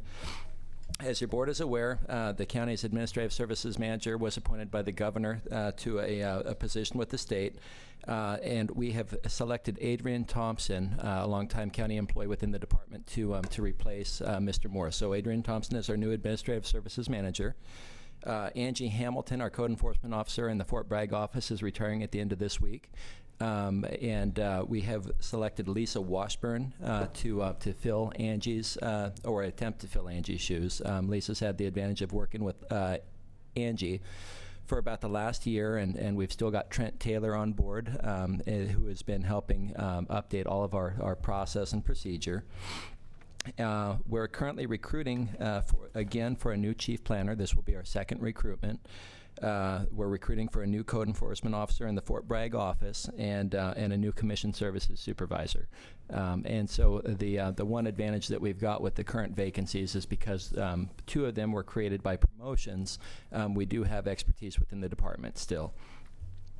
On the last day of the 2013 code cycle, which was sandwiched right between Christmas and New Year's, we received 20 applications from people wanting to get in under the old code cycle. As your board just learned, we're currently under the new 2016 code cycle, and the action today is to harmonize the county code with the state mandate. The commercial fee waiver program that your board authorized ended on December 31st. 4 qualifying projects were submitted during that time. 2 of the permits have been issued. And I thought it was notable to share with your board that of those 4 projects, the claim is that there will be the creation of 102 permanent new jobs for those projects and 305 temporary construction jobs. So 4 notable projects that have come in. And then also with conclusion of the commercial project fee waiver program, we're hearing interest, and certainly with the meeting of the board recently, there's a lot of interest in trying to come up with creative ways to support housing in the community.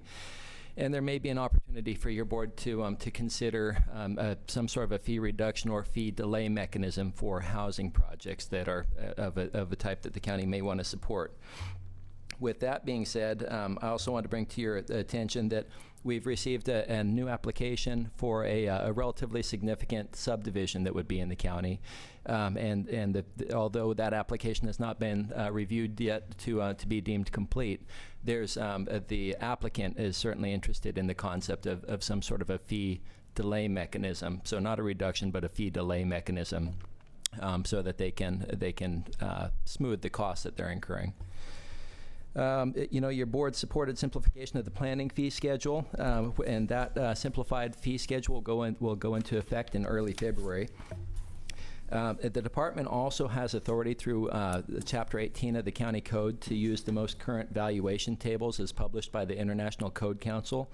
And so we intend to move forward with updating the valuation table.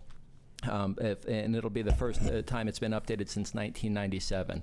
The department's intent is to do this in a way that will have fees remain relatively static, and then we're going to be coming back in front of your board at the next fee hearing to talk about how well the fees that we have in place are covering the actual costs of processing permits.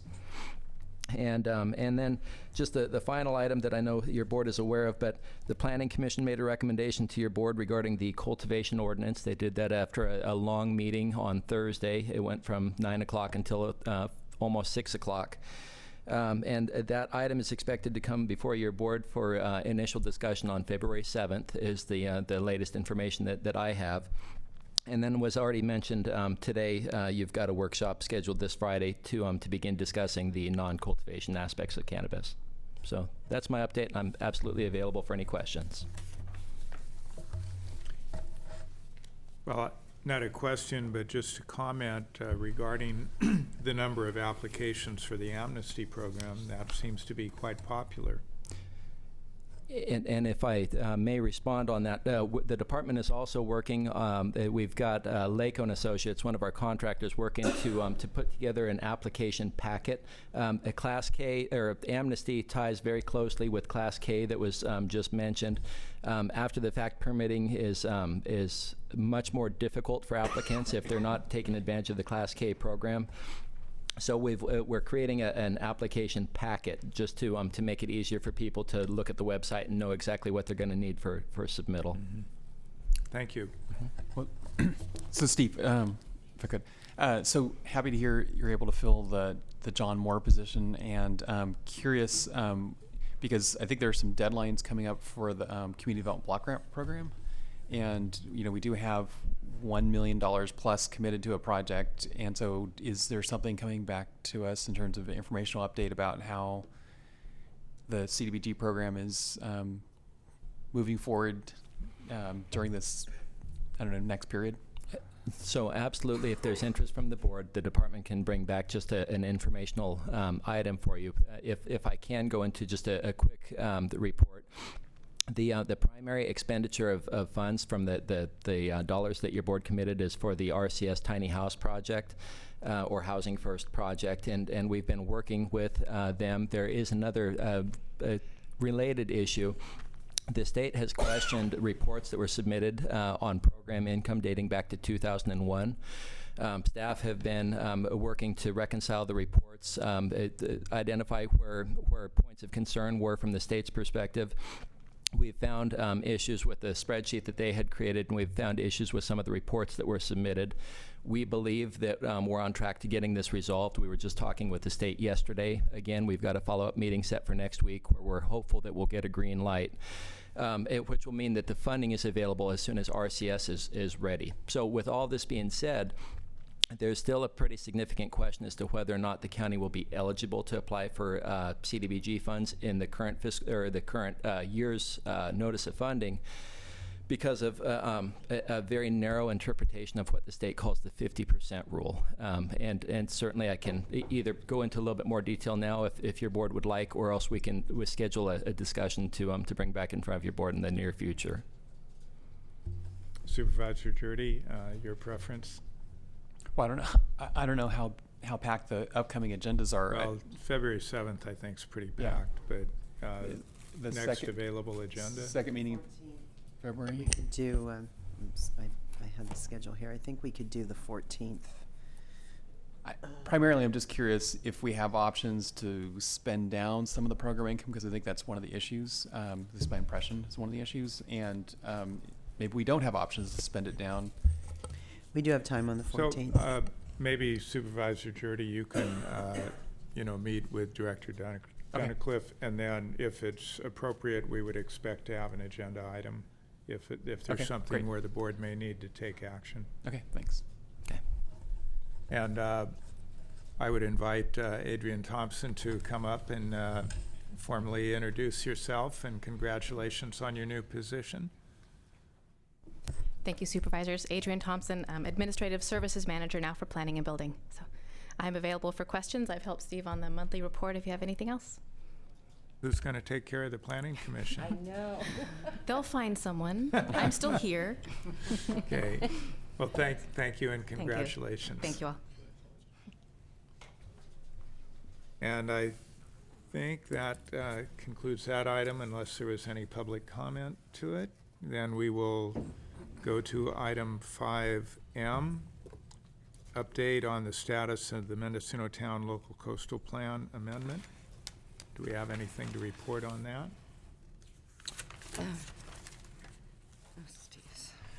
Mr. Chair, members of the board, Steve Dunnicliff, Director of Planning and Building, and it's a status quo update for you based on what your board was told at the last meeting. We've gotten no news or additional information regarding the Coastal Commission staff's desire to have a Mendocino County stakeholder meeting in the town of Mendocino in January or February. Although we do know that they had wanted to do that towards the end of January or the beginning of February, so the clock is ticking, and again, we've got no additional information. And we also have staff working furiously to complete the letter to Coastal Commission staff regarding the county staff's perspective on their suggested modifications, and we expect that will go out this week. Okay, thank you. Supervisor Brown. But we still haven't received back any final letter from them as to their recommendations, and they're not giving us any date to go before the commission. I think the earliest possible that they even talked about or mentioned was in June, and that had to do with they weren't sure if it was going to be a meeting on the North Coast than Southern California or Central California. So we're back in right holding pattern with the people. One thing that we know, though, is that having a stakeholder meeting is not going to speed things along. You're absolutely Yeah, correct. We And- really need to move forward. In my opinion, you know, basically there are 5 points, and we've said we're going to support what we sent forward, what's in the document, let the commission decide. And I guess staff doesn't particularly like that. So. Coastal Commission staff. Coastal Commission staff. Correct. Sorry, thank you for clarifying that. So that's where we are, and we'll see what happens in the next week or so. I guess if there is a silver lining in this, the fact is right now what they're short 3 local elected officials from San Diego, Marin, and Del Norte. Not San Diego. I thought Dave Cox was not going back on. Greg Cox Or is. he is going back on? I assume he is. It was announced at the, anyway, he said he wasn't going on. Oh, So we okay. hope for a full complement. We hope that they're back on by the time this goes on their agenda. Okay. But I know Marin, Del Oh, Norte. I think that was it that I was aware of. I didn't know that Supervisor Cox was going off. Yeah. Thank you, Director Dennicliff. So now we will go to item 5A, presentation and possible direction to staff regarding the county's capital improvement plan and facility needs assessment. The executive office is the sponsor. CEO Angelo, do you want to introduce this, or do we go directly to Mr. Shaver? Mr. Christopher Shaver, looking sharp as always. Thank you, Supervisor McCown. And unfortunately, moving on to bigger and we hope for you better things, but we'll miss you here. Thank you. Yes. Mr. Shaver's taken a position with Humboldt County, of all places. You know, it's foggy up there nearly all the time. Thank you for the guilt trip. So, but truly, thank you for your service to Mendocino County. You have been a great help to us, and I know that the CEO has relied on you a lot for our capital improvement and facilities issues. So, thank you. Thank you, Supervisor McCowan. Good afternoon, Chair McCowan, members of the board. My name is Christopher Shaver, Deputy Chief Executive Officer, Executive Office.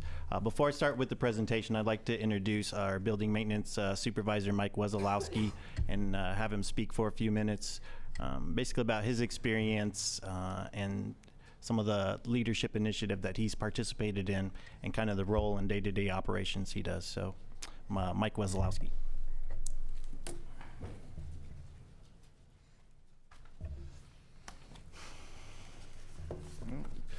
Good afternoon, Chair McCowan and supervisors. Mike Wesolowski, Building Maintenance Supervisor, Executive Office, Facilities and Fleet Division. That was a lot. I'm here today to give a brief overview of the Facilities and Fleet Division, my role as a member in the leadership program, and what I'm doing to make the county a better place to work. CEO Angelo took an interest in some things that I had to say at the Benbow retreat and requested that I appear before you today. During that retreat, they set everybody into groups and had you do little tasks. And during the final group portion of the retreat, I was seated with CEO Angelo, the CAO of Humboldt County, and another fellow that I didn't know, but he was, it seemed to be an important person to me. And prior to that, I hadn't had much interaction with CEO Angelo. I felt that was a good time to express my gratitude for my recent appointment to this position. And yeah, let her know that I was extremely. I expressed my gratitude. I apologize. This is the first time I've ever done anything like this. You're doing fine.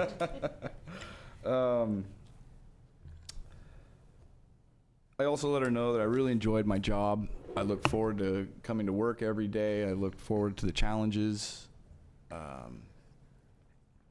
And she seemed to take quite an interest in that. And so just to give you a little bit about what we've done as far as the initiative, every morning at 7 a.m. we meet, all the staff of our division meet. We have a stretch. Everybody gets there. I say, good morning all, and I say, who'd like to lead? I give them the opportunity to volunteer. Someone volunteers, we go through our stretches, which last approximately 5 minutes.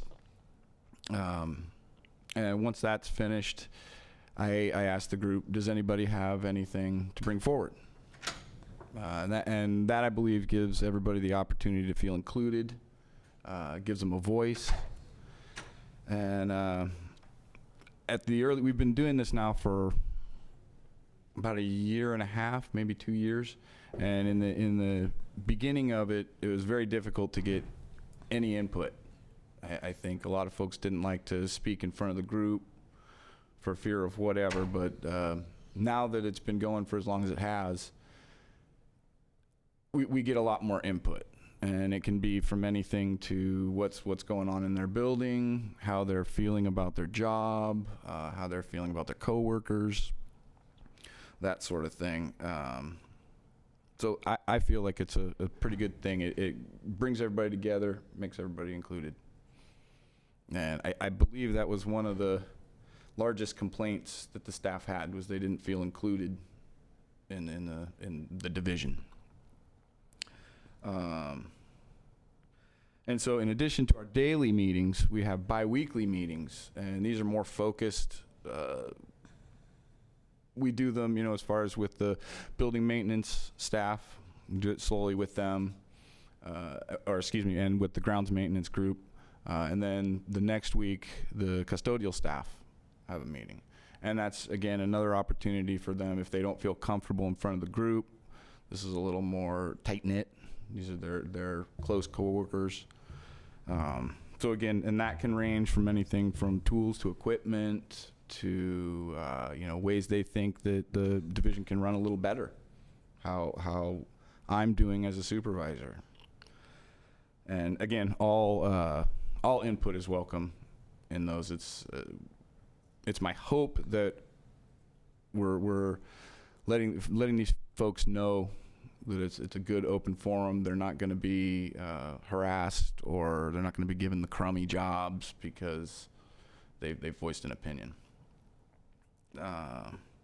We've also started training programs that are off-site, and they get the guys certified, or the guys and gals, get them certified in an area that's beneficial to their job.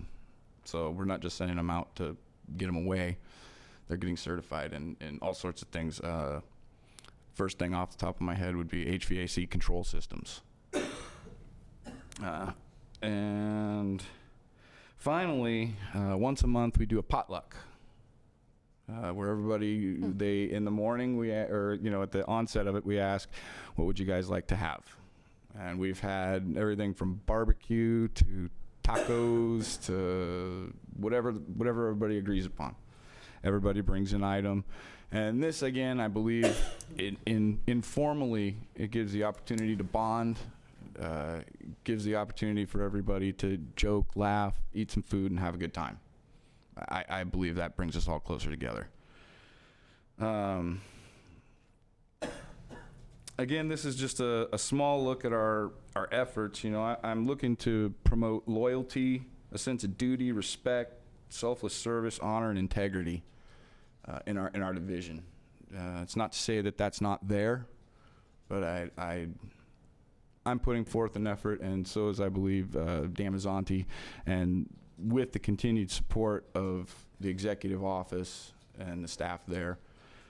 And I'd just like to thank all of you and CEO Angelo and her staff for your time. And don't know if you have any questions, but if you do, I'm here.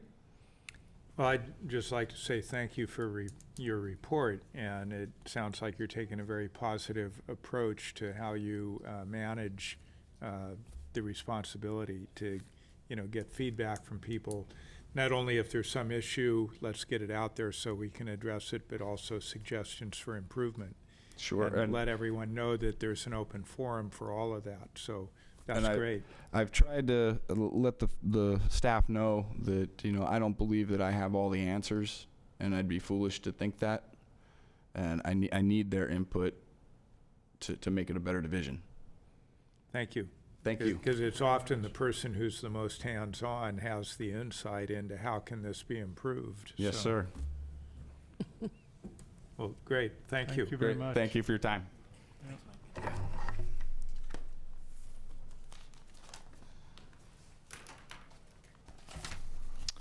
Good afternoon, Chair, Supervisors. Again, Christopher Shaver, Deputy CEO, Executive Office. First of all, I'd like to take this opportunity to thank the board, CEO Angelo, and Assistant CEO Flora for this opportunity. I'm honored, and I don't think my next step in life would be, possible without, this opportunity. So thank you. So with that, we'll get on with the CIP report. And please ask any questions you have as we go along. So this is for the 2016-2017 fiscal year.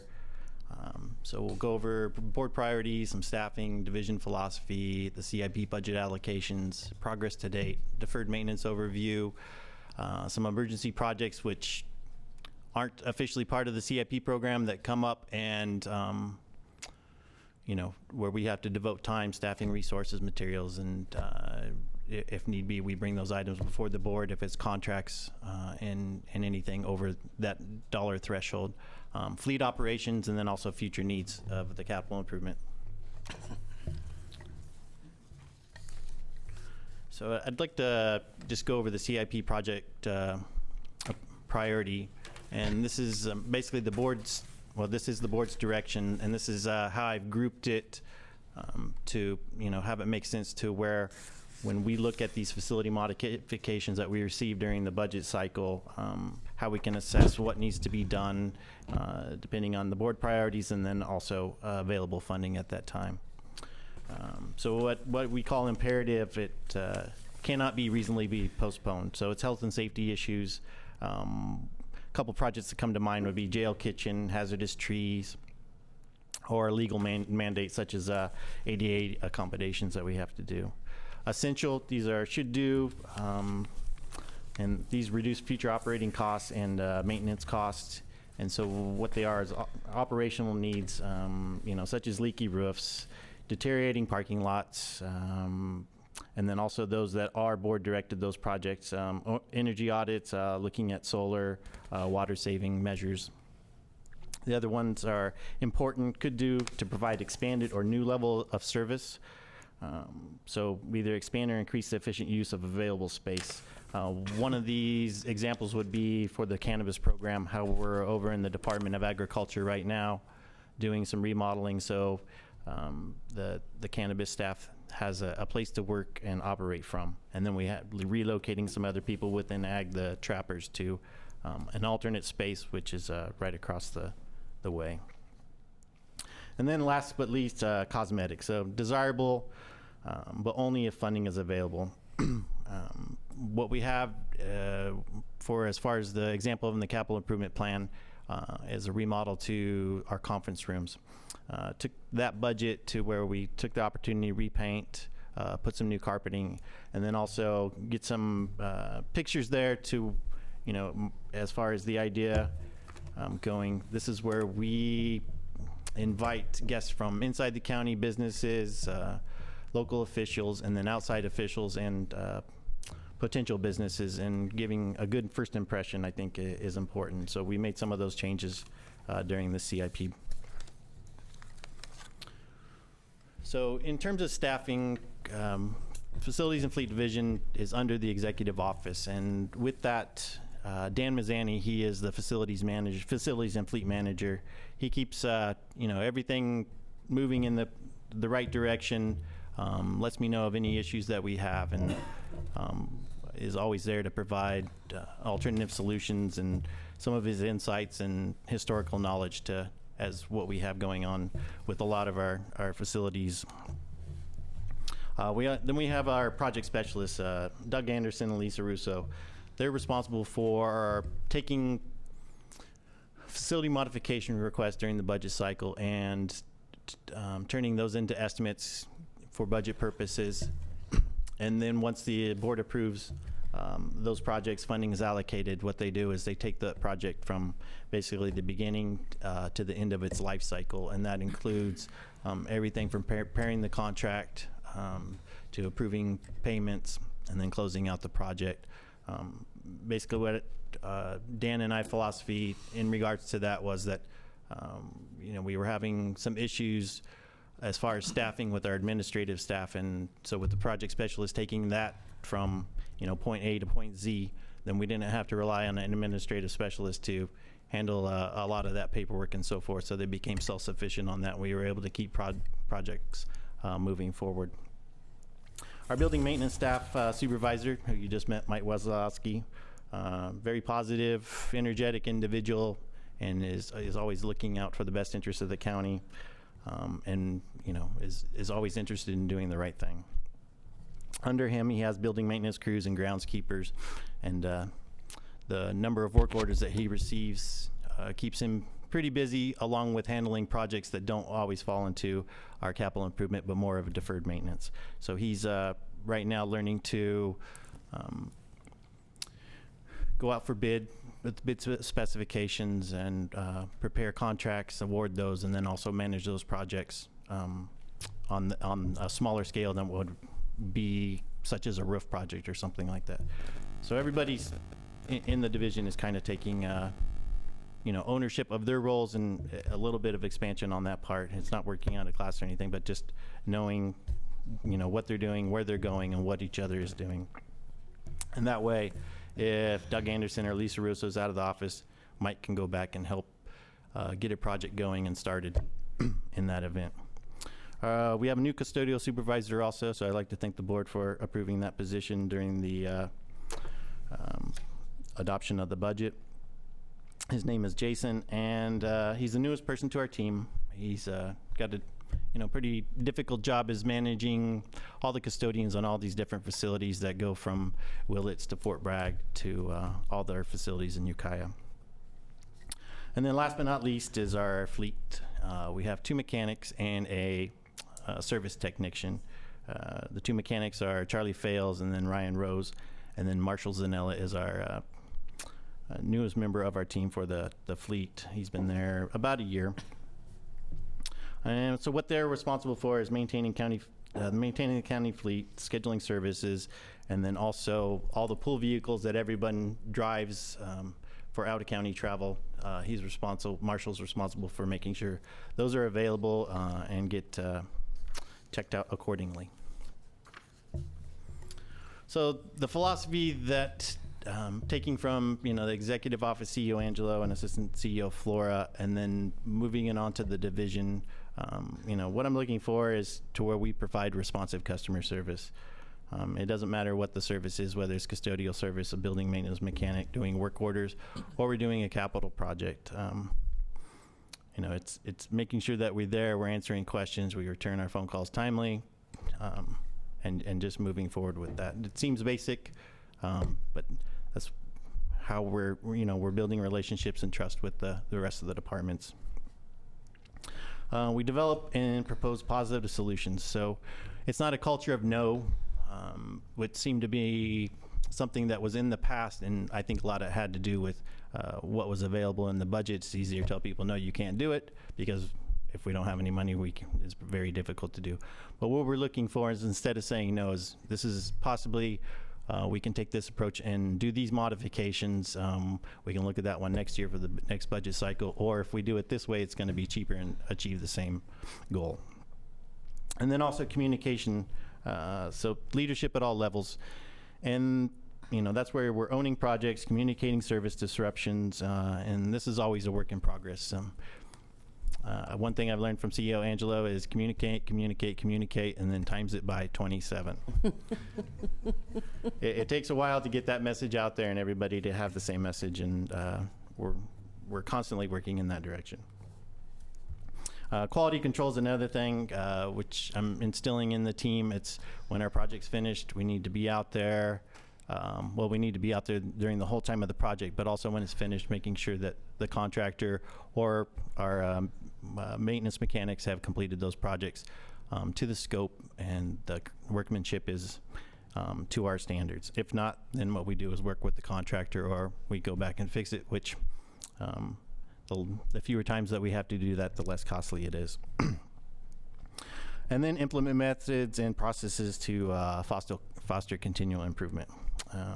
So during the budget cycle, what we do is we look for, makes it more simple and have a lot more communications with the departments early on about facility modifications instead of saying, hey, let's submit everything on our wish list and see what sticks to the wall. Let's really start looking at those projects that we can actually get done within a year if it's a multi-year project, and what staffs can actually handle, and whether this is a operational need, health and safety need, or if it's just a cosmetic.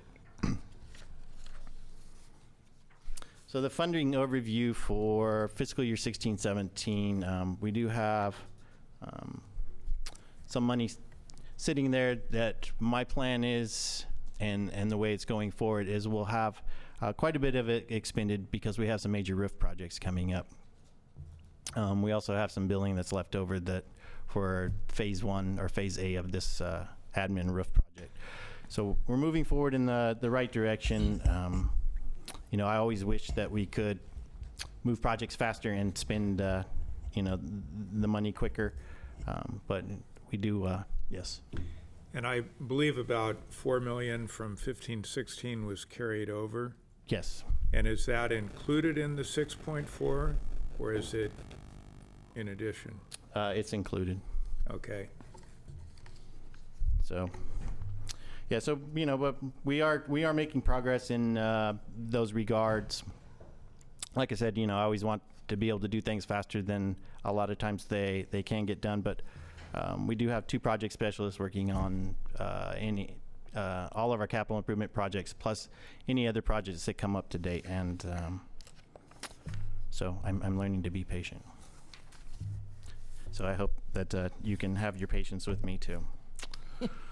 So progress as far as the capital projects go. So 2016, basically to date, we have about 32 major projects completed, 45 projects in total that are anticipated to be completed by the end of the fiscal year. So as I mentioned, the admin roof phase A, Yokeo roof repairs have been done. We've replaced about 15 aging and failing HVAC units throughout the county.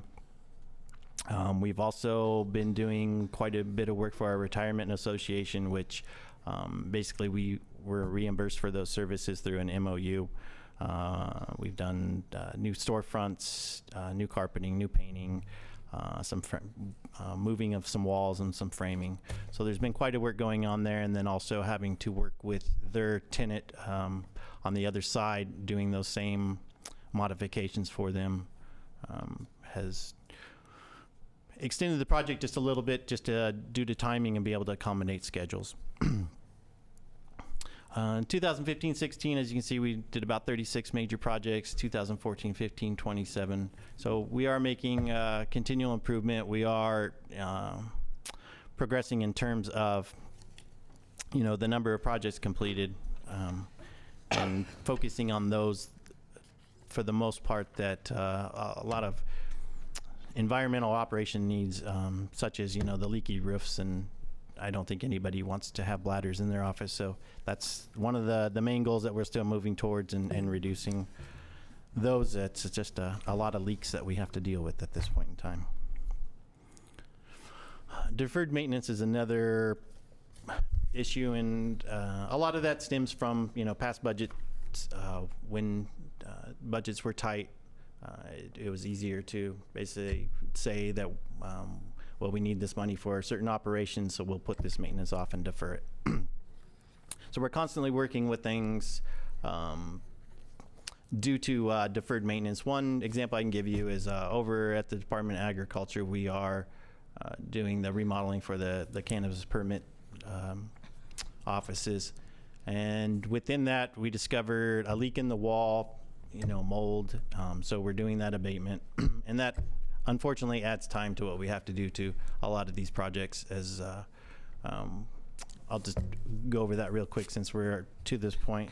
We're usually dealing with asbestos, possible asbestos, lead, or our mold for the most part with all of our facilities just due to the age and a lot of our climate. When that comes up and we have to do remediation, that does add quite a bit to the cost and also adds quite a bit to the time. Of course, we're required by law. We work through a QMD for those permits for the asbestos and follow those procedures. But it's one of those things that we do, and we have to do, and that's kind of gives an idea of why sometimes things take a little longer than expected. Supervisor Jurdy. So on the slide you were just on, it's showing about 3,100 to 3,200 work orders received each year, and is that exclusive of IT work orders? Yeah, those are not IT work orders. These are just for facilities. So that's one of the things Dan oversees it, but Mike Wesolowski has to deal with on a day-to-day basis is taking these work orders, prioritizing them, assigning them to staff. So he's always got some challenges because not all work orders rise to the level of emergency or a hazardous work order and getting those in time and doing follow-through and communication. As mentioned, emergency projects dealing with the unexpected, such as mold, lead, and asbestos. But, we also have weather and man-made related damage. One unfortunate example would be the Yokayo Center, to where our subcontractor decided not to use the galvanized and instead they used plastic PVC, and of course it cracked, broke, and we had some flooding issues. So not everything goes according to plan. We also have, some trees, hazardous trees that we've been taking care of. The storms, unfortunately, have helped us with removing some of those trees, and we did have some minimal damage to some of our facilities over in Fort Bragg area, a fence, and then also a roof for a building that's currently not occupied. So we are dealing with that. And then the prolonged deferred maintenance. As you can see, the condition of our parking lots needs some attention. So we have basically a pavement plan within the CIP that we're working with to address these parking lots over a course of a number of years, just due to the expense and timing. Of course, we can't pave during basically October through April just due to the rainy season, and no paving contractor is going to guarantee that work at that point in time. If I could just add something, several years ago, the city of Fort Bragg was going to reschedule or resurface its parking lots, and it was in the capital improvement budget for the city. And the city was had a contractor under contract for chip sealing the city streets, and so they asked them, because they use very similar products for one of the layers in the chip seal process. What would it cost if you were to resurface our parking lots while you're out there resurfacing our city streets? And I think it was like 25% of the cost of what was estimated for a company that just specialized in parking lots. And it was basically the same product. So if this county is considering resurfacing the parking lots with some thin, Cape Seal or whatever, they might also look at coordinating with our bidding process with the DOT for chip sealing process, and just see if the same company could just resurface the parking lots, because they may have a cheaper cost model. Yeah, I'll definitely check with Director DeShiel, and hopefully he has some projects that are close into any of our facilities to where it'll make it feasible for those companies to be able to like if supply in that. Fort Bragg, if they were doing a chip seal project, they might be able to just add it on as an add-on. Yeah, thank you for that suggestion. But so what? Some of the other deferred maintenance, we have some carpet in some of our facilities where the roofs do not need to be replaced at this time, where the carpet has met its serviceable life. It basically it's worn down, and you can see, and some of it starts coming into tripping hazards and so forth. So we're dealing with some of that, especially over at the Yokayo Center. There's about 3 phases of carpet that we're working on right now that will be going forward during these winter months, and that's when most of that, our inside work is taking place at this point in time.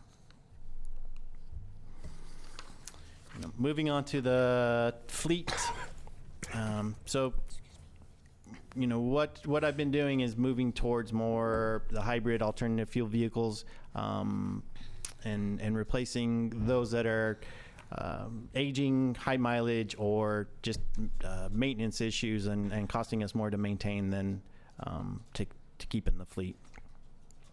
So what we've done is replaced about 37 vehicles by the end of February will be acquired. So right now we have 14 new, and 23 of those will be replacement vehicles. 16 of the vehicles that we've purchased are hybrids, so we are making quite a bit of progress towards that. We also, within this purchase, are making 3 to 4 alternative fuel vehicles, which is a plug-in vehicle that will go with those charging stations that we've acquired, and we're preparing specifications to go out to bid to have them installed. In comparison to 2015-16, 31 vehicles were replaced based on the same criteria, and then 2014-15, about 22 of those were replaced. But we are, making a great stride and effort to not only standardize the fleet as far as the make and models, to where it's a 4-door sedan, a pickup truck, or a small SUV, to where our maintenance crews, our mechanics can easily bring any of those vehicles in for service, since it is the same make and model, and we do have a local dealer to where if there are warranty issues that we can address these. And then future needs and challenges. Our roofs are always a challenge. I think we're turning the corner on that. We have a good handle on the number of projects that are going out to bid in the next month as far as public health. Our WISC buildings up in Willits, we're be going out for Phase B on this building, our jail kitchen also, and then Central Services building. HVAC units, we still are tackling those. Those are going to be for the next few years. We'll keep prioritizing those based on the age of the unit. Of course, if it fails during the spring or summertime, or if it is providing heat anytime within that, we'll move forward with those on an emergency basis to make sure that the staff and the public, are able to be in a heated or cooled building. Our parking lot plans, for example, out here in front of the Department of Agriculture and the UC Extension, that parking lot's failing. We have basically the bid ready to go out, and we'll award it early spring so we can move forward on that. Hazardous trees, we continue to address all of those. One of the, we have our 2 magnolias here and 2 magnolias at the courthouse, and our tree maintenance arborist that we are utilizing is basically taking care of those for free, as he has some affinity, to those trees, but he's doing a good job keeping those alive. They suffered from the drought. They were distressed, and he's helped us identify a lot of these other trees throughout the county facilities that need to either be removed, replaced, or apply treatments to them to bring them back to health. We continue to move forward on landscaping. As far as drought-tolerant native plants, still working with the UC system and the master gardeners to develop plans. Right now we have plans for over probation. We also have the courtyard out here that we'll be putting new landscaping into, and of course all those will be either on drip systems. We'll use plenty of mulch that we were able to acquire for free.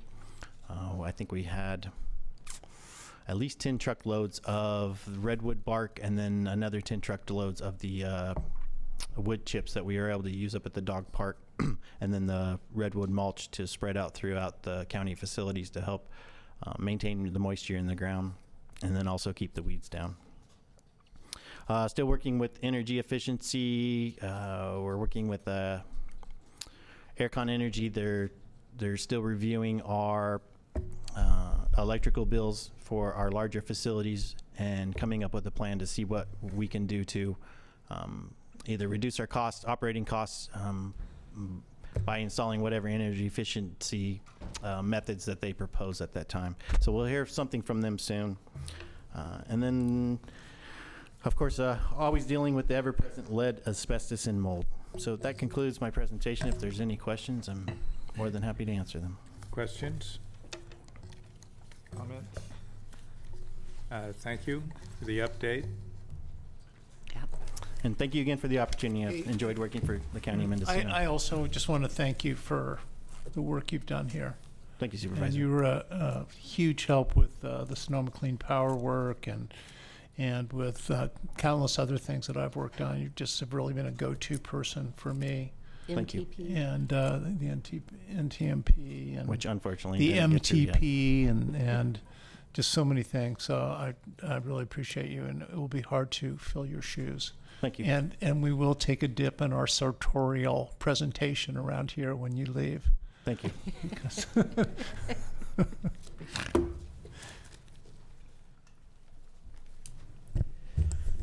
Chair McCown, Assistant CEO Alan Flores. So I just wanted to take a brief minute and also thank Chris for his service since he's been here. I've known Chris for quite a number of years, and you know, we put a lot of effort into public service, and a lot of times there's not like that tangible result that we can see that makes us feel good about what we've done. Fortunately for Chris, there's a number of those things in our county facilities, and the amount of work he's done, both improving our facilities and improving the level of customer service that our facilities and fleet staff have provided to this organization, is something that he should be proud of. And so I just wanted to thank him as well publicly. Thank you. I believe that might bring us to the CEO report. Or, what else am I missing? Actually, Chair McCown, the DOT. next item is the Transportation Director's report. Director of Transportation report, which we have in front of us. It's an update on a winter storm damage, and so it speaks for itself, so we will accept that. CEO report. Chair McCowan, there is no CEO report today. We do have a very brief legislative update. However, our legislative analyst is now on a phone conference, so possibly we could go to another item. Okay, and we do have distinguished visitors. Are they related to our legislative update, or? I do not believe they're here for the legislative update, Chair McCowan. We do have 5E. Yeah. So we will go to 5E. Thank you. That's my item. Please proceed. Thank you, Chair McCowan. This item is discussion and possible consideration of submitting a letter of recommendation to the governor's office for an appointment to the vacant 3rd District supervisorial position. And the executive office is bringing this item forward. Briefly, we did receive a resignation on February 3rd for the 3rd District supervisor. We contacted the governor's appointments office that afternoon and phone conferenced with them. And then we sent a letter requesting that they begin their process, their appointment process. And on February 4th, the very next day, I'm sorry, thank you. Oh, I'm a month ahead. Yes. Yes, January, thank you. January 4th, the governor's office posted the position online. So first, I think that thanking the governor's office for working so quickly to get this position posted would be a good thing. Additionally, now, when we phone conferenced with the appointments unit, we received very little information other than they would do their process. Obviously, they didn't have a time frame they would give us, and that they would do an open process and take applications from whoever wanted to submit applications. Additionally, they are taking information, any recommendations from anyone who chooses to give them a recommendation or any type of letter as well. So this is an open process for anyone. This item before you today is asking this board if you would like to direct staff to write a letter on behalf of this board for the chair's signature, making a recommendation to the governor. And so that's what this item is. I can also say that we have no information from the governor's office as to who actually has submitted an application. So the only information I have to share with this board is it is my understanding that there are 6 applicants for this position so far as of today. I don't have information on 5 of them. I just know of one person who actually told me that they have applied. So at this point, there's about 6 applicants. We think it's pretty much hearsay unless anybody has told this board if they've applied or not. So that's where we are. And again, the request is, would this board like to send a letter of recommendation to the governor regarding the appointment of a 3rd district supervisor? Well, first of all, thank you for bringing the item forward for the board to have the opportunity, and I'd like to clarify who has applied. I'm aware of 5, but perhaps there are 6, and perhaps either Mayor Gonzalez or City Manager Moore has additional information, but And perhaps the press. or the press, but who I'm aware of are, pardon? I believe that there's 6. 6? I think I can name them.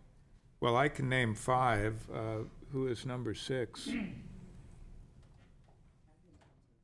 Because we have school board member Georgianne Krosky, Willits Teachers Association president, is it John Hoshek? Yeah, has checked. Former mayor and council member Holly Madrigal, environmental activist Ellen Drell, and former supervisor John Pinches. There's also a gentleman, I believe, Clay Romero. I was going to say that who name. ran Yeah, previously. he ran for supervisor. Thank you. Thank you. So we have 6 candidates.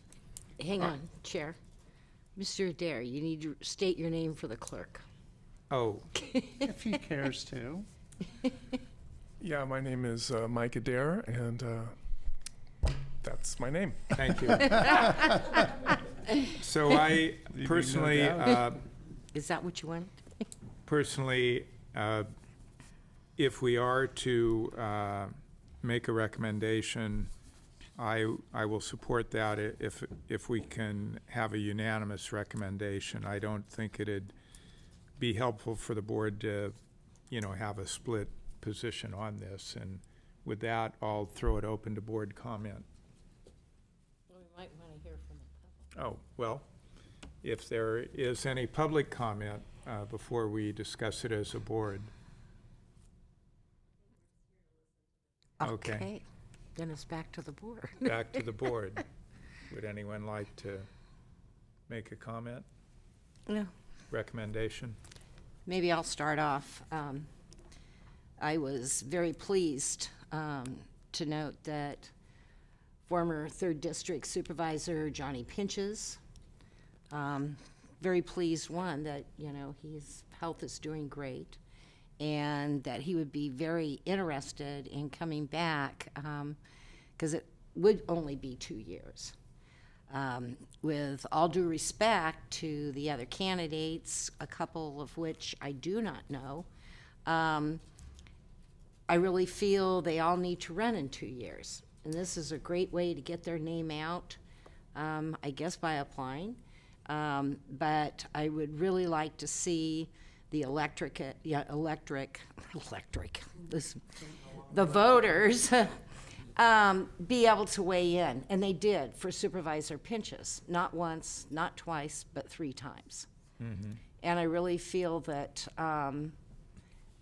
that really weighs heavy on me, even though a couple of them may have run for a position, but they haven't been elected. And I feel it's a security that the voters of the 3rd District want and deserve. It's someone that they voted into office that retired for a short time. I just feel it's great for the constituents of the 3rd District, and that's who I would support. Other comments? Dan, Supervisor do you Judy? Well, I worked with Supervisor Pinch's shortest period amongst the 4 of us here. I feel the advantages of his appointment would be that he could just focus right on the job. He doesn't have to focus on running for office because I haven't talked to him about this, but I assume he is not interested in running. So that means he would be focused just on doing the job, which I think would be an advantage for both the county and the advantage for the 3rd District. So those are, and the other reasons that Supervisor Brown just mentioned, that it would create sort of an open field for those who do want to run, where no one person would have the advantage, I guess you could say, of the incumbency. Supervisor Hamburg? Well, I totally agree that there is no reason to do this unless we're unanimous, because there are obstacles in the way of, obviously, of Johnny being appointed. You know, he's not a Democrat, and he's not running again. And actually, the administration, as I understand it, would rather appoint a Democrat, and they'd rather appoint somebody who would run again, because they want a person there that they, help put there. So I think it's either 4-0 or we're kind of wasting our time. Where do you fall on that spectrum? I fall with my colleagues. If my colleagues are all together, I will be with them. Okay, well. I will not break the solidarity. But may I just make a comment, sir? I know of one recent appointment the governor's made, and they weren't a Democrat. Okay, well. And it was a nonpartisan office. Okay. And it was to a state board. So I don't know as though that is criteria. Well, I'm not saying it's absolute. Yeah. But this is a Democratic administration. They're going to lean toward Democrats. So I was just bolstering the point that the chairman made, which is if we don't have unanimity, we're wasting our time. Well, and I agree. For us to Sure. make a strong statement, Yeah. that's the only one we can make that I think is really strong. So, lead us. Well, I do think it makes sense for us to recommend in support of former Supervisor Pinches, and I don't think it's a slight to any other candidate. We did all have the experience of working with Supervisor Pinches, and I'll be the first to say he could drive me crazy at times, but I'll be second. So it's not. But he was that- always riding for the brand. Well, exactly, except for those rare occasions when he couldn't resist throwing a bit of a monkey wrench. But no, there's no question that John Pinches is dedicated to the 3rd District and dedicated to Mendocino County. And the point that he would be totally focused on the job instead of looking over his shoulder at the election, I think is actually an important one. And although I understand the point, and I think it's true that generally the governor is looking for someone who would seek re-election and carry on, I think in this particular case, given the length of time that the office has been functionally vacant anyway, the need to get someone in there who doesn't require a learning curve, and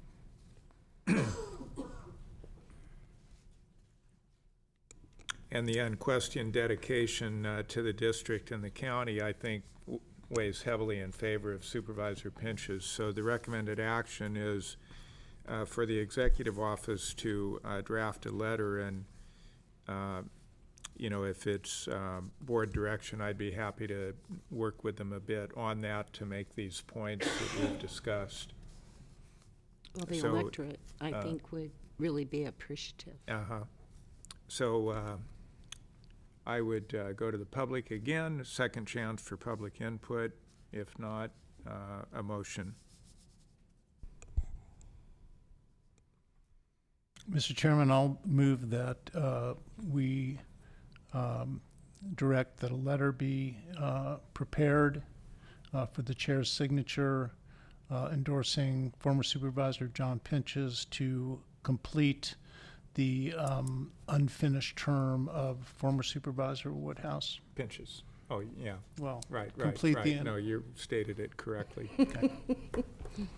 And I'll second it. We will vote by the button. Motion carries unanimously.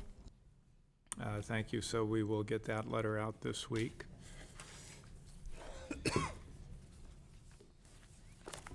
You had thank you, Mayor Gonzalez. And you care to just say hi now that recognition of your new position? Thank you, Chairman McGowan and Supervisors. Jerry Gonzalez, formerly the Chief of Police in Willits and now Mayor of Willits. Thank you for the opportunity to address you and say hi. Congratulations on your election, your appointment as mayor, and we look forward to working with you in the years ahead. Thank you very much. I just have to tell you something. I don't think we've ever met. I think we've talked on the phone a couple of times. But I was at the Civic Center, or the Conference Center, just before Christmas, and I think there was some type of a reception. Oh, it was the opening of the ice rink. Yes. And I looked at you, I saw this guy, and I looked at you, and I go, gosh, that guy, he really looks familiar to me. Why do I know him? Well, I finally figured by the time I got out to the parking lot, he looks like Nash. That has to be his brother. Yes, Nash is my brother. So he is? Really? That's who that Yes, is. so I think he's back working Yeah. for the county as a contractor, I guess. But Yeah, but that's how I figured it out, because you resemble one another. We have a tendency sometimes to run into folks that know each of us. He was always a little more cautious because some of the folks I had met weren't always in the best of light. So, well, thank you very much. Thank you. So I think now that brings us to item 5D. You Yeah. said you had a legislative Chairman item. Count, yes, and I think since our legislative analyst is still tied up, that I'm sure that could wait until our next meeting. Okay. We could go to 6E if you'd like. Well, we'll just continue it, I think, and, So Supervisors Reports. I'll just start off by just giving a brief report on our ad hoc public access meeting that we held in Willits, and Supervisor McCown and I convened the meeting in Willits at the Willits Center for the Arts, which I actually learned from that day that the city of Willits owns the building. I didn't know that until we were there. So I just wanted to go over a couple highlights of the meeting. We had a really good turnout, and particular people in Willits, because they have a very active public access station there, in spite of a very modest budget. There was interest by the people in attendance. There were also a couple people from Ukiah and a couple people from Fort Bragg there. Interest in seeing that the county provide financial commitment that would be multi-year, so that people could kind of plan ahead. So whatever commitment we came up with would be, they were thinking 2 to 3 years, kind of guaranteed, but tied to some performance measures. So the funding would be available, but the station needed to provide service in exchange for that. And then a secondary item, and I did talk to county staff about this, but apparently our meetings, they're being web streamed, but we heard from a resident here in Ukiah that that it's not making its way over the cable cat for those who have cable. And so the meetings are being recorded, they're being sent over the internet, they're being transmitted over to the station, but it's not going over the cable from that station. So there needs to be some follow-up on that, because apparently that's been the case now for a few months. Thank you. We were not aware of that. We'll follow up. Yeah. Yeah, well, how many of us subscribe to cable? I don't live in you guys, so I don't know. Okay, so those are some highlights I thought from the meeting. I don't know, Supervisor McCown, do you have anything else you want to add about the? I would just add it was well attended. I think there were over 30 people there, so you know, there is support for community television, and however, the Fort Bragg and Willits stations have received a relatively modest subsidy from the county. They wouldn't be able to function if they didn't have sufficient other community support, and that's the part that seems to have been lacking in Ukiah. So we haven't yet discussed what recommendations we'll be coming forward with, but we can expect that in a future agenda that Supervisor Judy and I will meet and decide what recommendations, and then we can discuss where we go with that. So I will go to Supervisor Brown for reports. Okay, thank you. Last Tuesday, week ago, I headed over to Sacramento to attend the Rural County Representatives of California Board of Director meeting, and also their installation of officers. Tehama County Supervisor Bob Williams became the chair. Humboldt County Supervisor Rex Bone was installed as vice chair, and Tuolumne County Supervisor Randy Hanbelt was installed as the second vice chair. Glenn County former chair, Glenn County Supervisor John Villegas, he remains as an officer as immediate past president.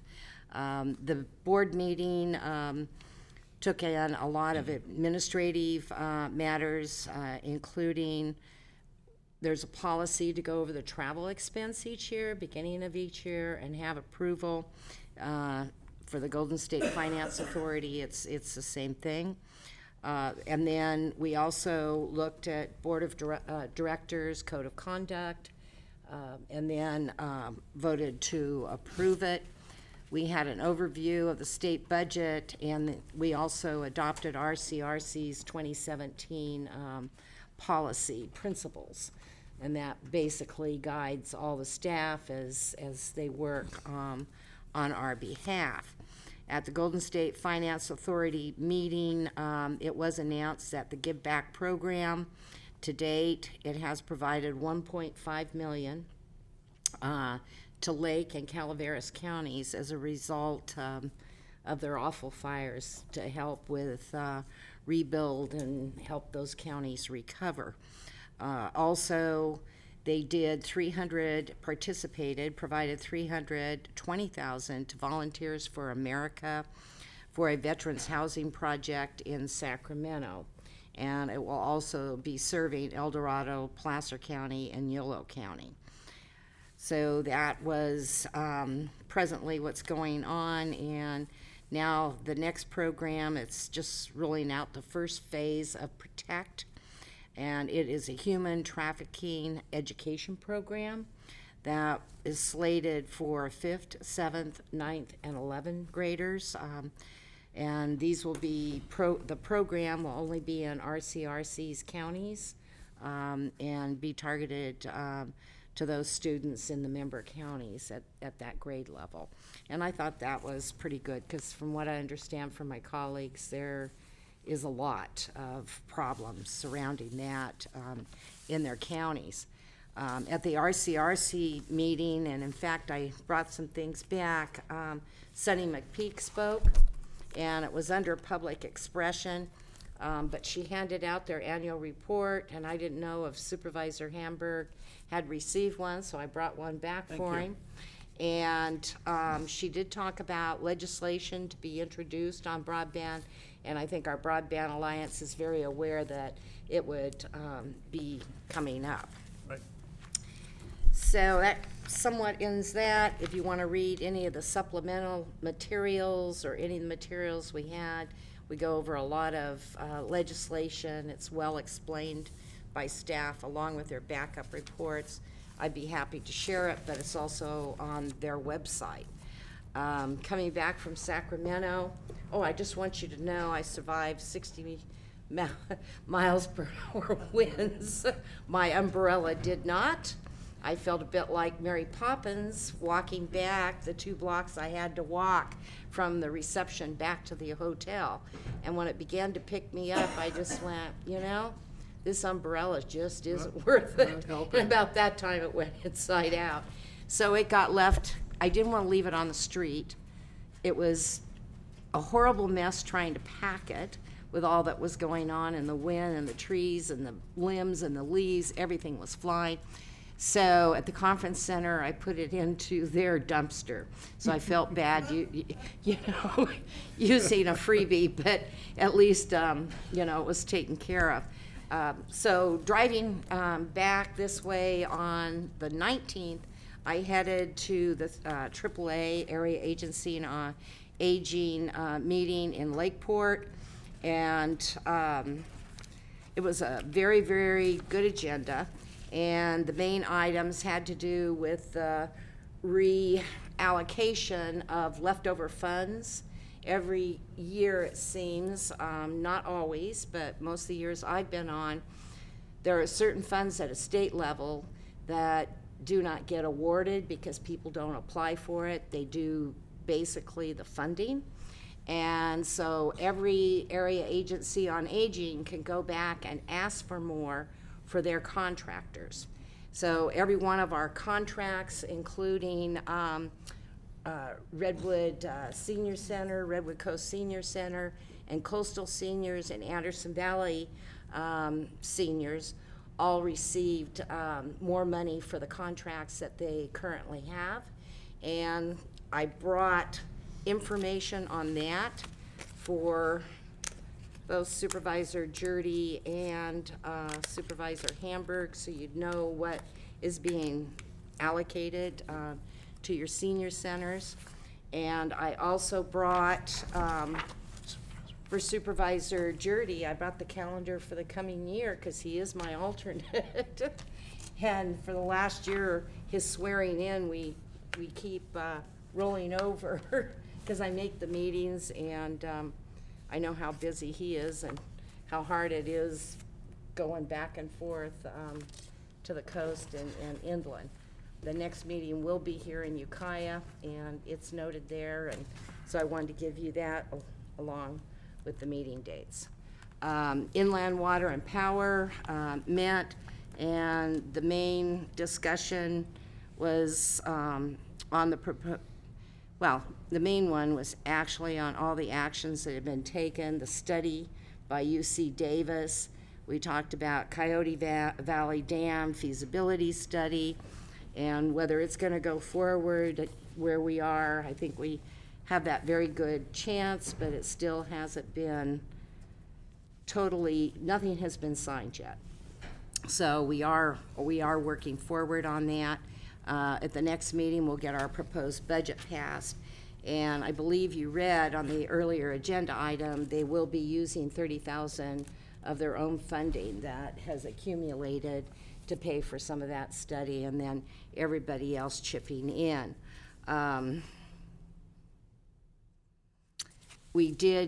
don't remember if the last meeting I told you this, but Janet Polly and I participated in a conference call with Corps of Engineers about the feasibility study, and we went over all the points that needed to be made. The Corps said that they thought in the WARDA that was passed, but it's called something else now. They rolled it into one WIN, I think, the big water bill from the feds. But it does appear that we may have money in it. It's just we haven't found the item line and how much, and actually neither have they. So I can't report any more on that, but it looks very positive, and I can share that information with you as well.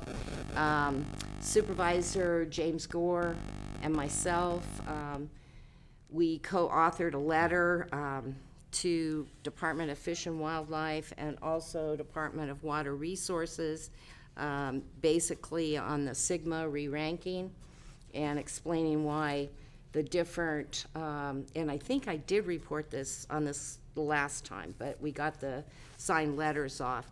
But this has to do with the re-ranking of other water basins besides Ukiah Valley and Santa Rosa Plain.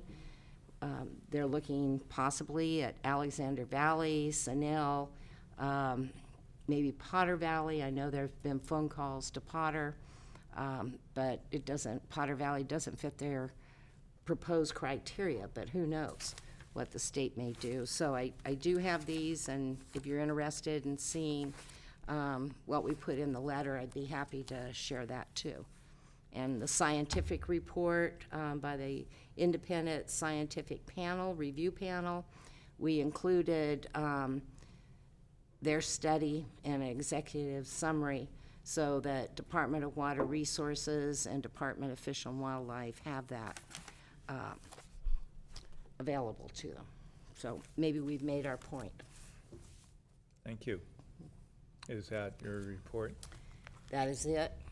That is it. Thank you, Supervisor. Supervisor Hamburg. Okay, Mr. Chairman, I have just a couple things. On January 12th, I attended the EDFC meeting.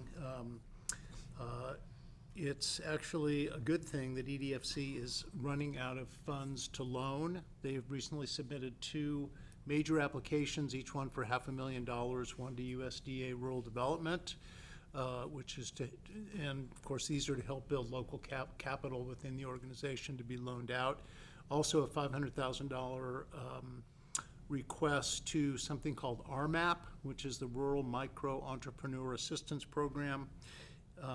So anyway, there's RMAP, and the other one is called IRP, which is the Intermediary Relending Program. So it's $1 million in all, $500,000 from each of those 2. EDFC was able to raise, and the board kind of knows about this, $650,000 from its direct public offering. And if another project comes along, they'd like to do it again. I think the board is probably aware about the Mendocino Wool and Fiber Project and the money that has gone into that. That building is just about completed, and if you go down Orchard Avenue right across from the post office, you'll see they're almost completed building. They're still doing some interior painting, but in this business, as you know, will provide yarn to fiber producers, yarn shops, and designers that is locally sourced and locally dyed and processed. The only other thing I want to report from EDFC is that they're doing a share space on the 2nd floor there at 205 North Bush. That's the Methodist Church Auxiliary Building. And they're building membership and earning income for the organization. They're currently at about 25% capacity, but they're advertising outside the area, and they're finding businesses from outside the area that are also working in Ukiah on a part-time basis. So they're finding space at the share space location and conducting business there. And if you ever are by there and just want to look at it, the space really looks good. It looks really professional. It's clean and well equipped and really ready to go. On the 18th, we had a meeting with AT&T, and by we had 3 members there from, actually 4, but I can't remember the name of the 4th person. But Julia Acker, Steve Dunicliffe, Greg Glavich, Trish Steele, our broadband contractor, and myself. And it was a meeting with AT&T to look at the potential cell sites that are going to be utilized under this Connect America funding. They wanted to gain input from PBS regarding the rules and regulations and how it could be moved along more quickly. There were their comment. Actually, they had a very interesting presentation of all of these different locations around the county where they're looking to locate as many as 12 new towers. And as the board probably remembers, they're also upgrading some existing towers. But the problems that exist are around setbacks, coastal zone requirements, design issues, neighborhood input, permit processing timelines, and processes for submittal. So we made a lot of progress. There were 3 staff people there, including Runette alums, who I think the board is familiar with Runette. It was interesting that while we were sitting there, I got a message on my phone from a constituent, a 70-year-old couple in Anchor Bay, whose phone service had gone out, and they had called AT&T, and they had said, well, you know, we got a lot of lines out. It's going to take us at least 2 weeks to get out there. And, you know, they're you know, really without any way to communicate with the world. And so I just handed my phone to Runette, and I said, Runette, this is what I'm dealing with. And she had 2 people out there the next day, and they took care of the people's phone line. And they were very appreciative. So it just proves that if you've got the person right there and you get the call and you hand her your phone, something might actually happen in a hurry. So anyway, that was a good story. Let's see. We had our MSWA meeting last week. I guess the major thing to come out of that was that Louisa Morris has submitted her resignation. I'm very unhappy about that, and I understand, though, why she's chosen to not stay on the position. So we will be having a special MSWA meeting on February the 6th to move forward with the hiring process for filling that general manager position. Just very briefly to comment on this document. This is the Internet for All Act, which is being sponsored by the California Emerging Technology Fund, of which Sunny Brightman-Peak is the director. The 4-county consortium that we're part of, as you know, we're in Sonoma, Napa, Mendocino. We are in a lot of consternation about what to do. Dan's. Oh, Where's your phone? Oh, it's in the right place. No, it's in its little rubber cup. Anyway, there's, it's not me, right? It is me? Should give it back to Annette. Anyway, you know, we're talking a lot about how to deal with this, if we're going to oppose it, if we're going to support it with amendments, or if we're going to just support it. And it's funny, the reason that we don't like it is because it has a provision that if you're accepting CAF funds, then you're not going to be eligible for CASF funds. And what this bill is really about is perpetuating the California Advanced Services Fund, which is that little amount on your phone bill that all feeds into this fund to help unserved and underserved areas, you know, like ours. So that provision is kind of a, what do you call that, like a poison pill for our particular area. So we are trying to work with Sunny and CETF and come up with some way around that, and just figure out ways that areas that, even with the Connect America funding, you know, which we got in Mendocino County, $2.4 million, a significant amount, but we're aware that there's still going to be something like 8,000 households that we currently have about actually 7,400 unserved and underserved households. Some of those will be served under the CAF, but some won't. So anyway, it's not, I mean, this is good. We're all for CASF, but we're not for being excluded because we're getting CAF, the Connect America funds. Sorry to throw the acronyms around. I also want to mention that I'm a member of this affiliate of the Mendocino Community College Foundation, and I know Supervisor Brown's well aware of this. This has to do with the Point Arena Field Station. Sure. And we're going to have an all-day workshop on March 31st in Point Arena, and we're going to join with the South Coast Gateway Committee and sort of join the effort that's been going on at the college with the efforts that have been going on the South Coast around promoting the Stornetta lands and the field station. We're going to do a PowerPoint history of the field station. We're going to do tours. We're going to have a very famous whale expert named Scott Mercer do a lecture on migrating whales. We hope there will even be some migrating whales to spy upon. And anyway, March 31st, if any of you are interested in seeing what's going on at the field station. One other kind of interesting thing about the field station is we're looking to see whether we can use our new affiliation in the JPA of Sonoma Clean Power to site a solar project on that 15 acres. And there's some things that look positive. It may be impossible because of the Coastal Act and some of the restrictions we might run into with that. But anyway, it's kind of an intriguing possibility to do something on those 15 acres that would be really innovative and helpful to the energy grid. So that's my report. Thank you. Thank you. Me. Supervisor Brown. I wanted to ask you to please keep me informed of that particular legislation. Yeah. The CEFT, what Yeah. is it, TF, is promoting because of RCRC and then also Right. CSAC. I will. Okay, I appreciate that. Yeah, we being the broadband consortium, the 4-county consortium, we're figuring out what our position is, and then I'll bring that information back to the board. It is interesting, though, that since this CASF funding went into place, Mendocino County has contributed $1 million to the fund and received $311,000 back. So we've gotten 24% back on the money that we have paid in through our phone bills.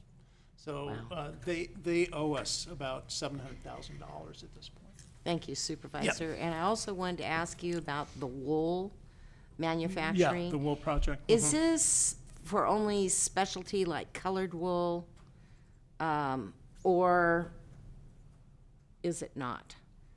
I mean, I don't think it's special for anything, no. Okay. The reason why I'm asking is because for years, and this is why it excites me so, for years, we had our ranchers around in this area do all the shearing of their sheep, and it would go in the big bags, but there was no market for it. And I know there were several entrepreneurs that started looking for ways to use it because it was such a shame that you had this, like installation and other types of uses, stuffing for padding and different things. But nothing was ever successful. So hearing about that, knowing it's getting ready to It's really go online, close. I love it. There used to be... you can go, they have a nice website, Mendocino Wool and Fiber, and you can see the Okay. new building, you can see the shots of the remodeling that's going on, and the painting and stuff, anyway. Well, the history of this It's county, exciting. there used to be something like 500,000 wool sheep. Oh, And yeah. it was for wool, not for meat. Yep. Thank you. Thank you. Thank you. And the only thing I would like to add is that Congressman Jared Huffman will be holding a town hall this Friday, January 27th, 5 to 6:30 p.m. at the Ukiah Valley Conference Center, and Assemblymember Jim Wood will be a guest along with him, and they'll be making presentations and answering questions. So that's Town Hall with Congressman Huffman this Friday, 5 o'clock at the Ukiah Valley Conference Center. We do have one more item in closed session, and before we adjourn to closed session, and that's for consideration of possible appointment of an interim ag commissioner, I just want to take a moment to acknowledge the loss of a very enthusiastic county employee and a beautiful person and mother and daughter and partner, Erica Tyler, who was tragically killed during the recent storms. There is a GoFundMe account to benefit her family, and there will be services this Thursday. And if we could just observe a moment of silence for her, but first I'll go to Supervisor Brown. And also, I had forgotten to tell the chair this morning, it's my understanding, retired Superior Court Judge Timothy O'Brien also passed away over the weekend. Which is a huge loss for the county as well. Yes. So if we could observe a moment of silence.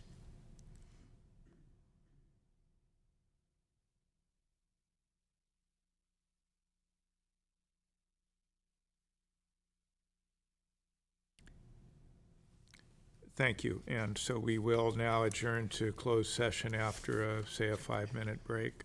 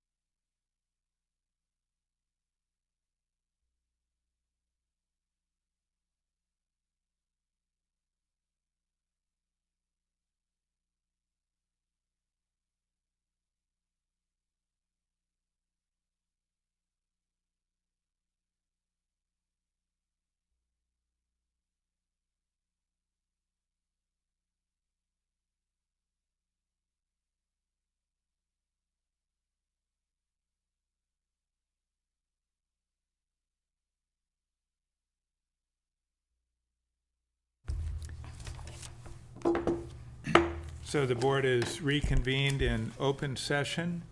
We have a report out from closed session. We announced previously that we had met on labor, received information, given direction to staff. We also met on item 9B, public employee appointment, interim ag commissioner, sealer of weights and measures. On a motion by Supervisor Brown, seconded by Supervisor Hamburg, and carried unanimously, we have appointed Diane Curry, interim agricultural commissioner. Congratulations. And would you like to make any brief comments?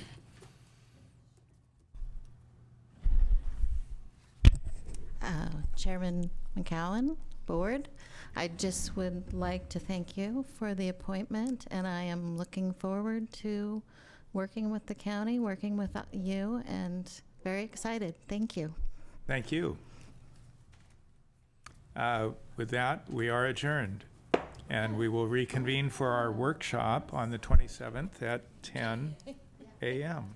Chuck, I forgot the 27th.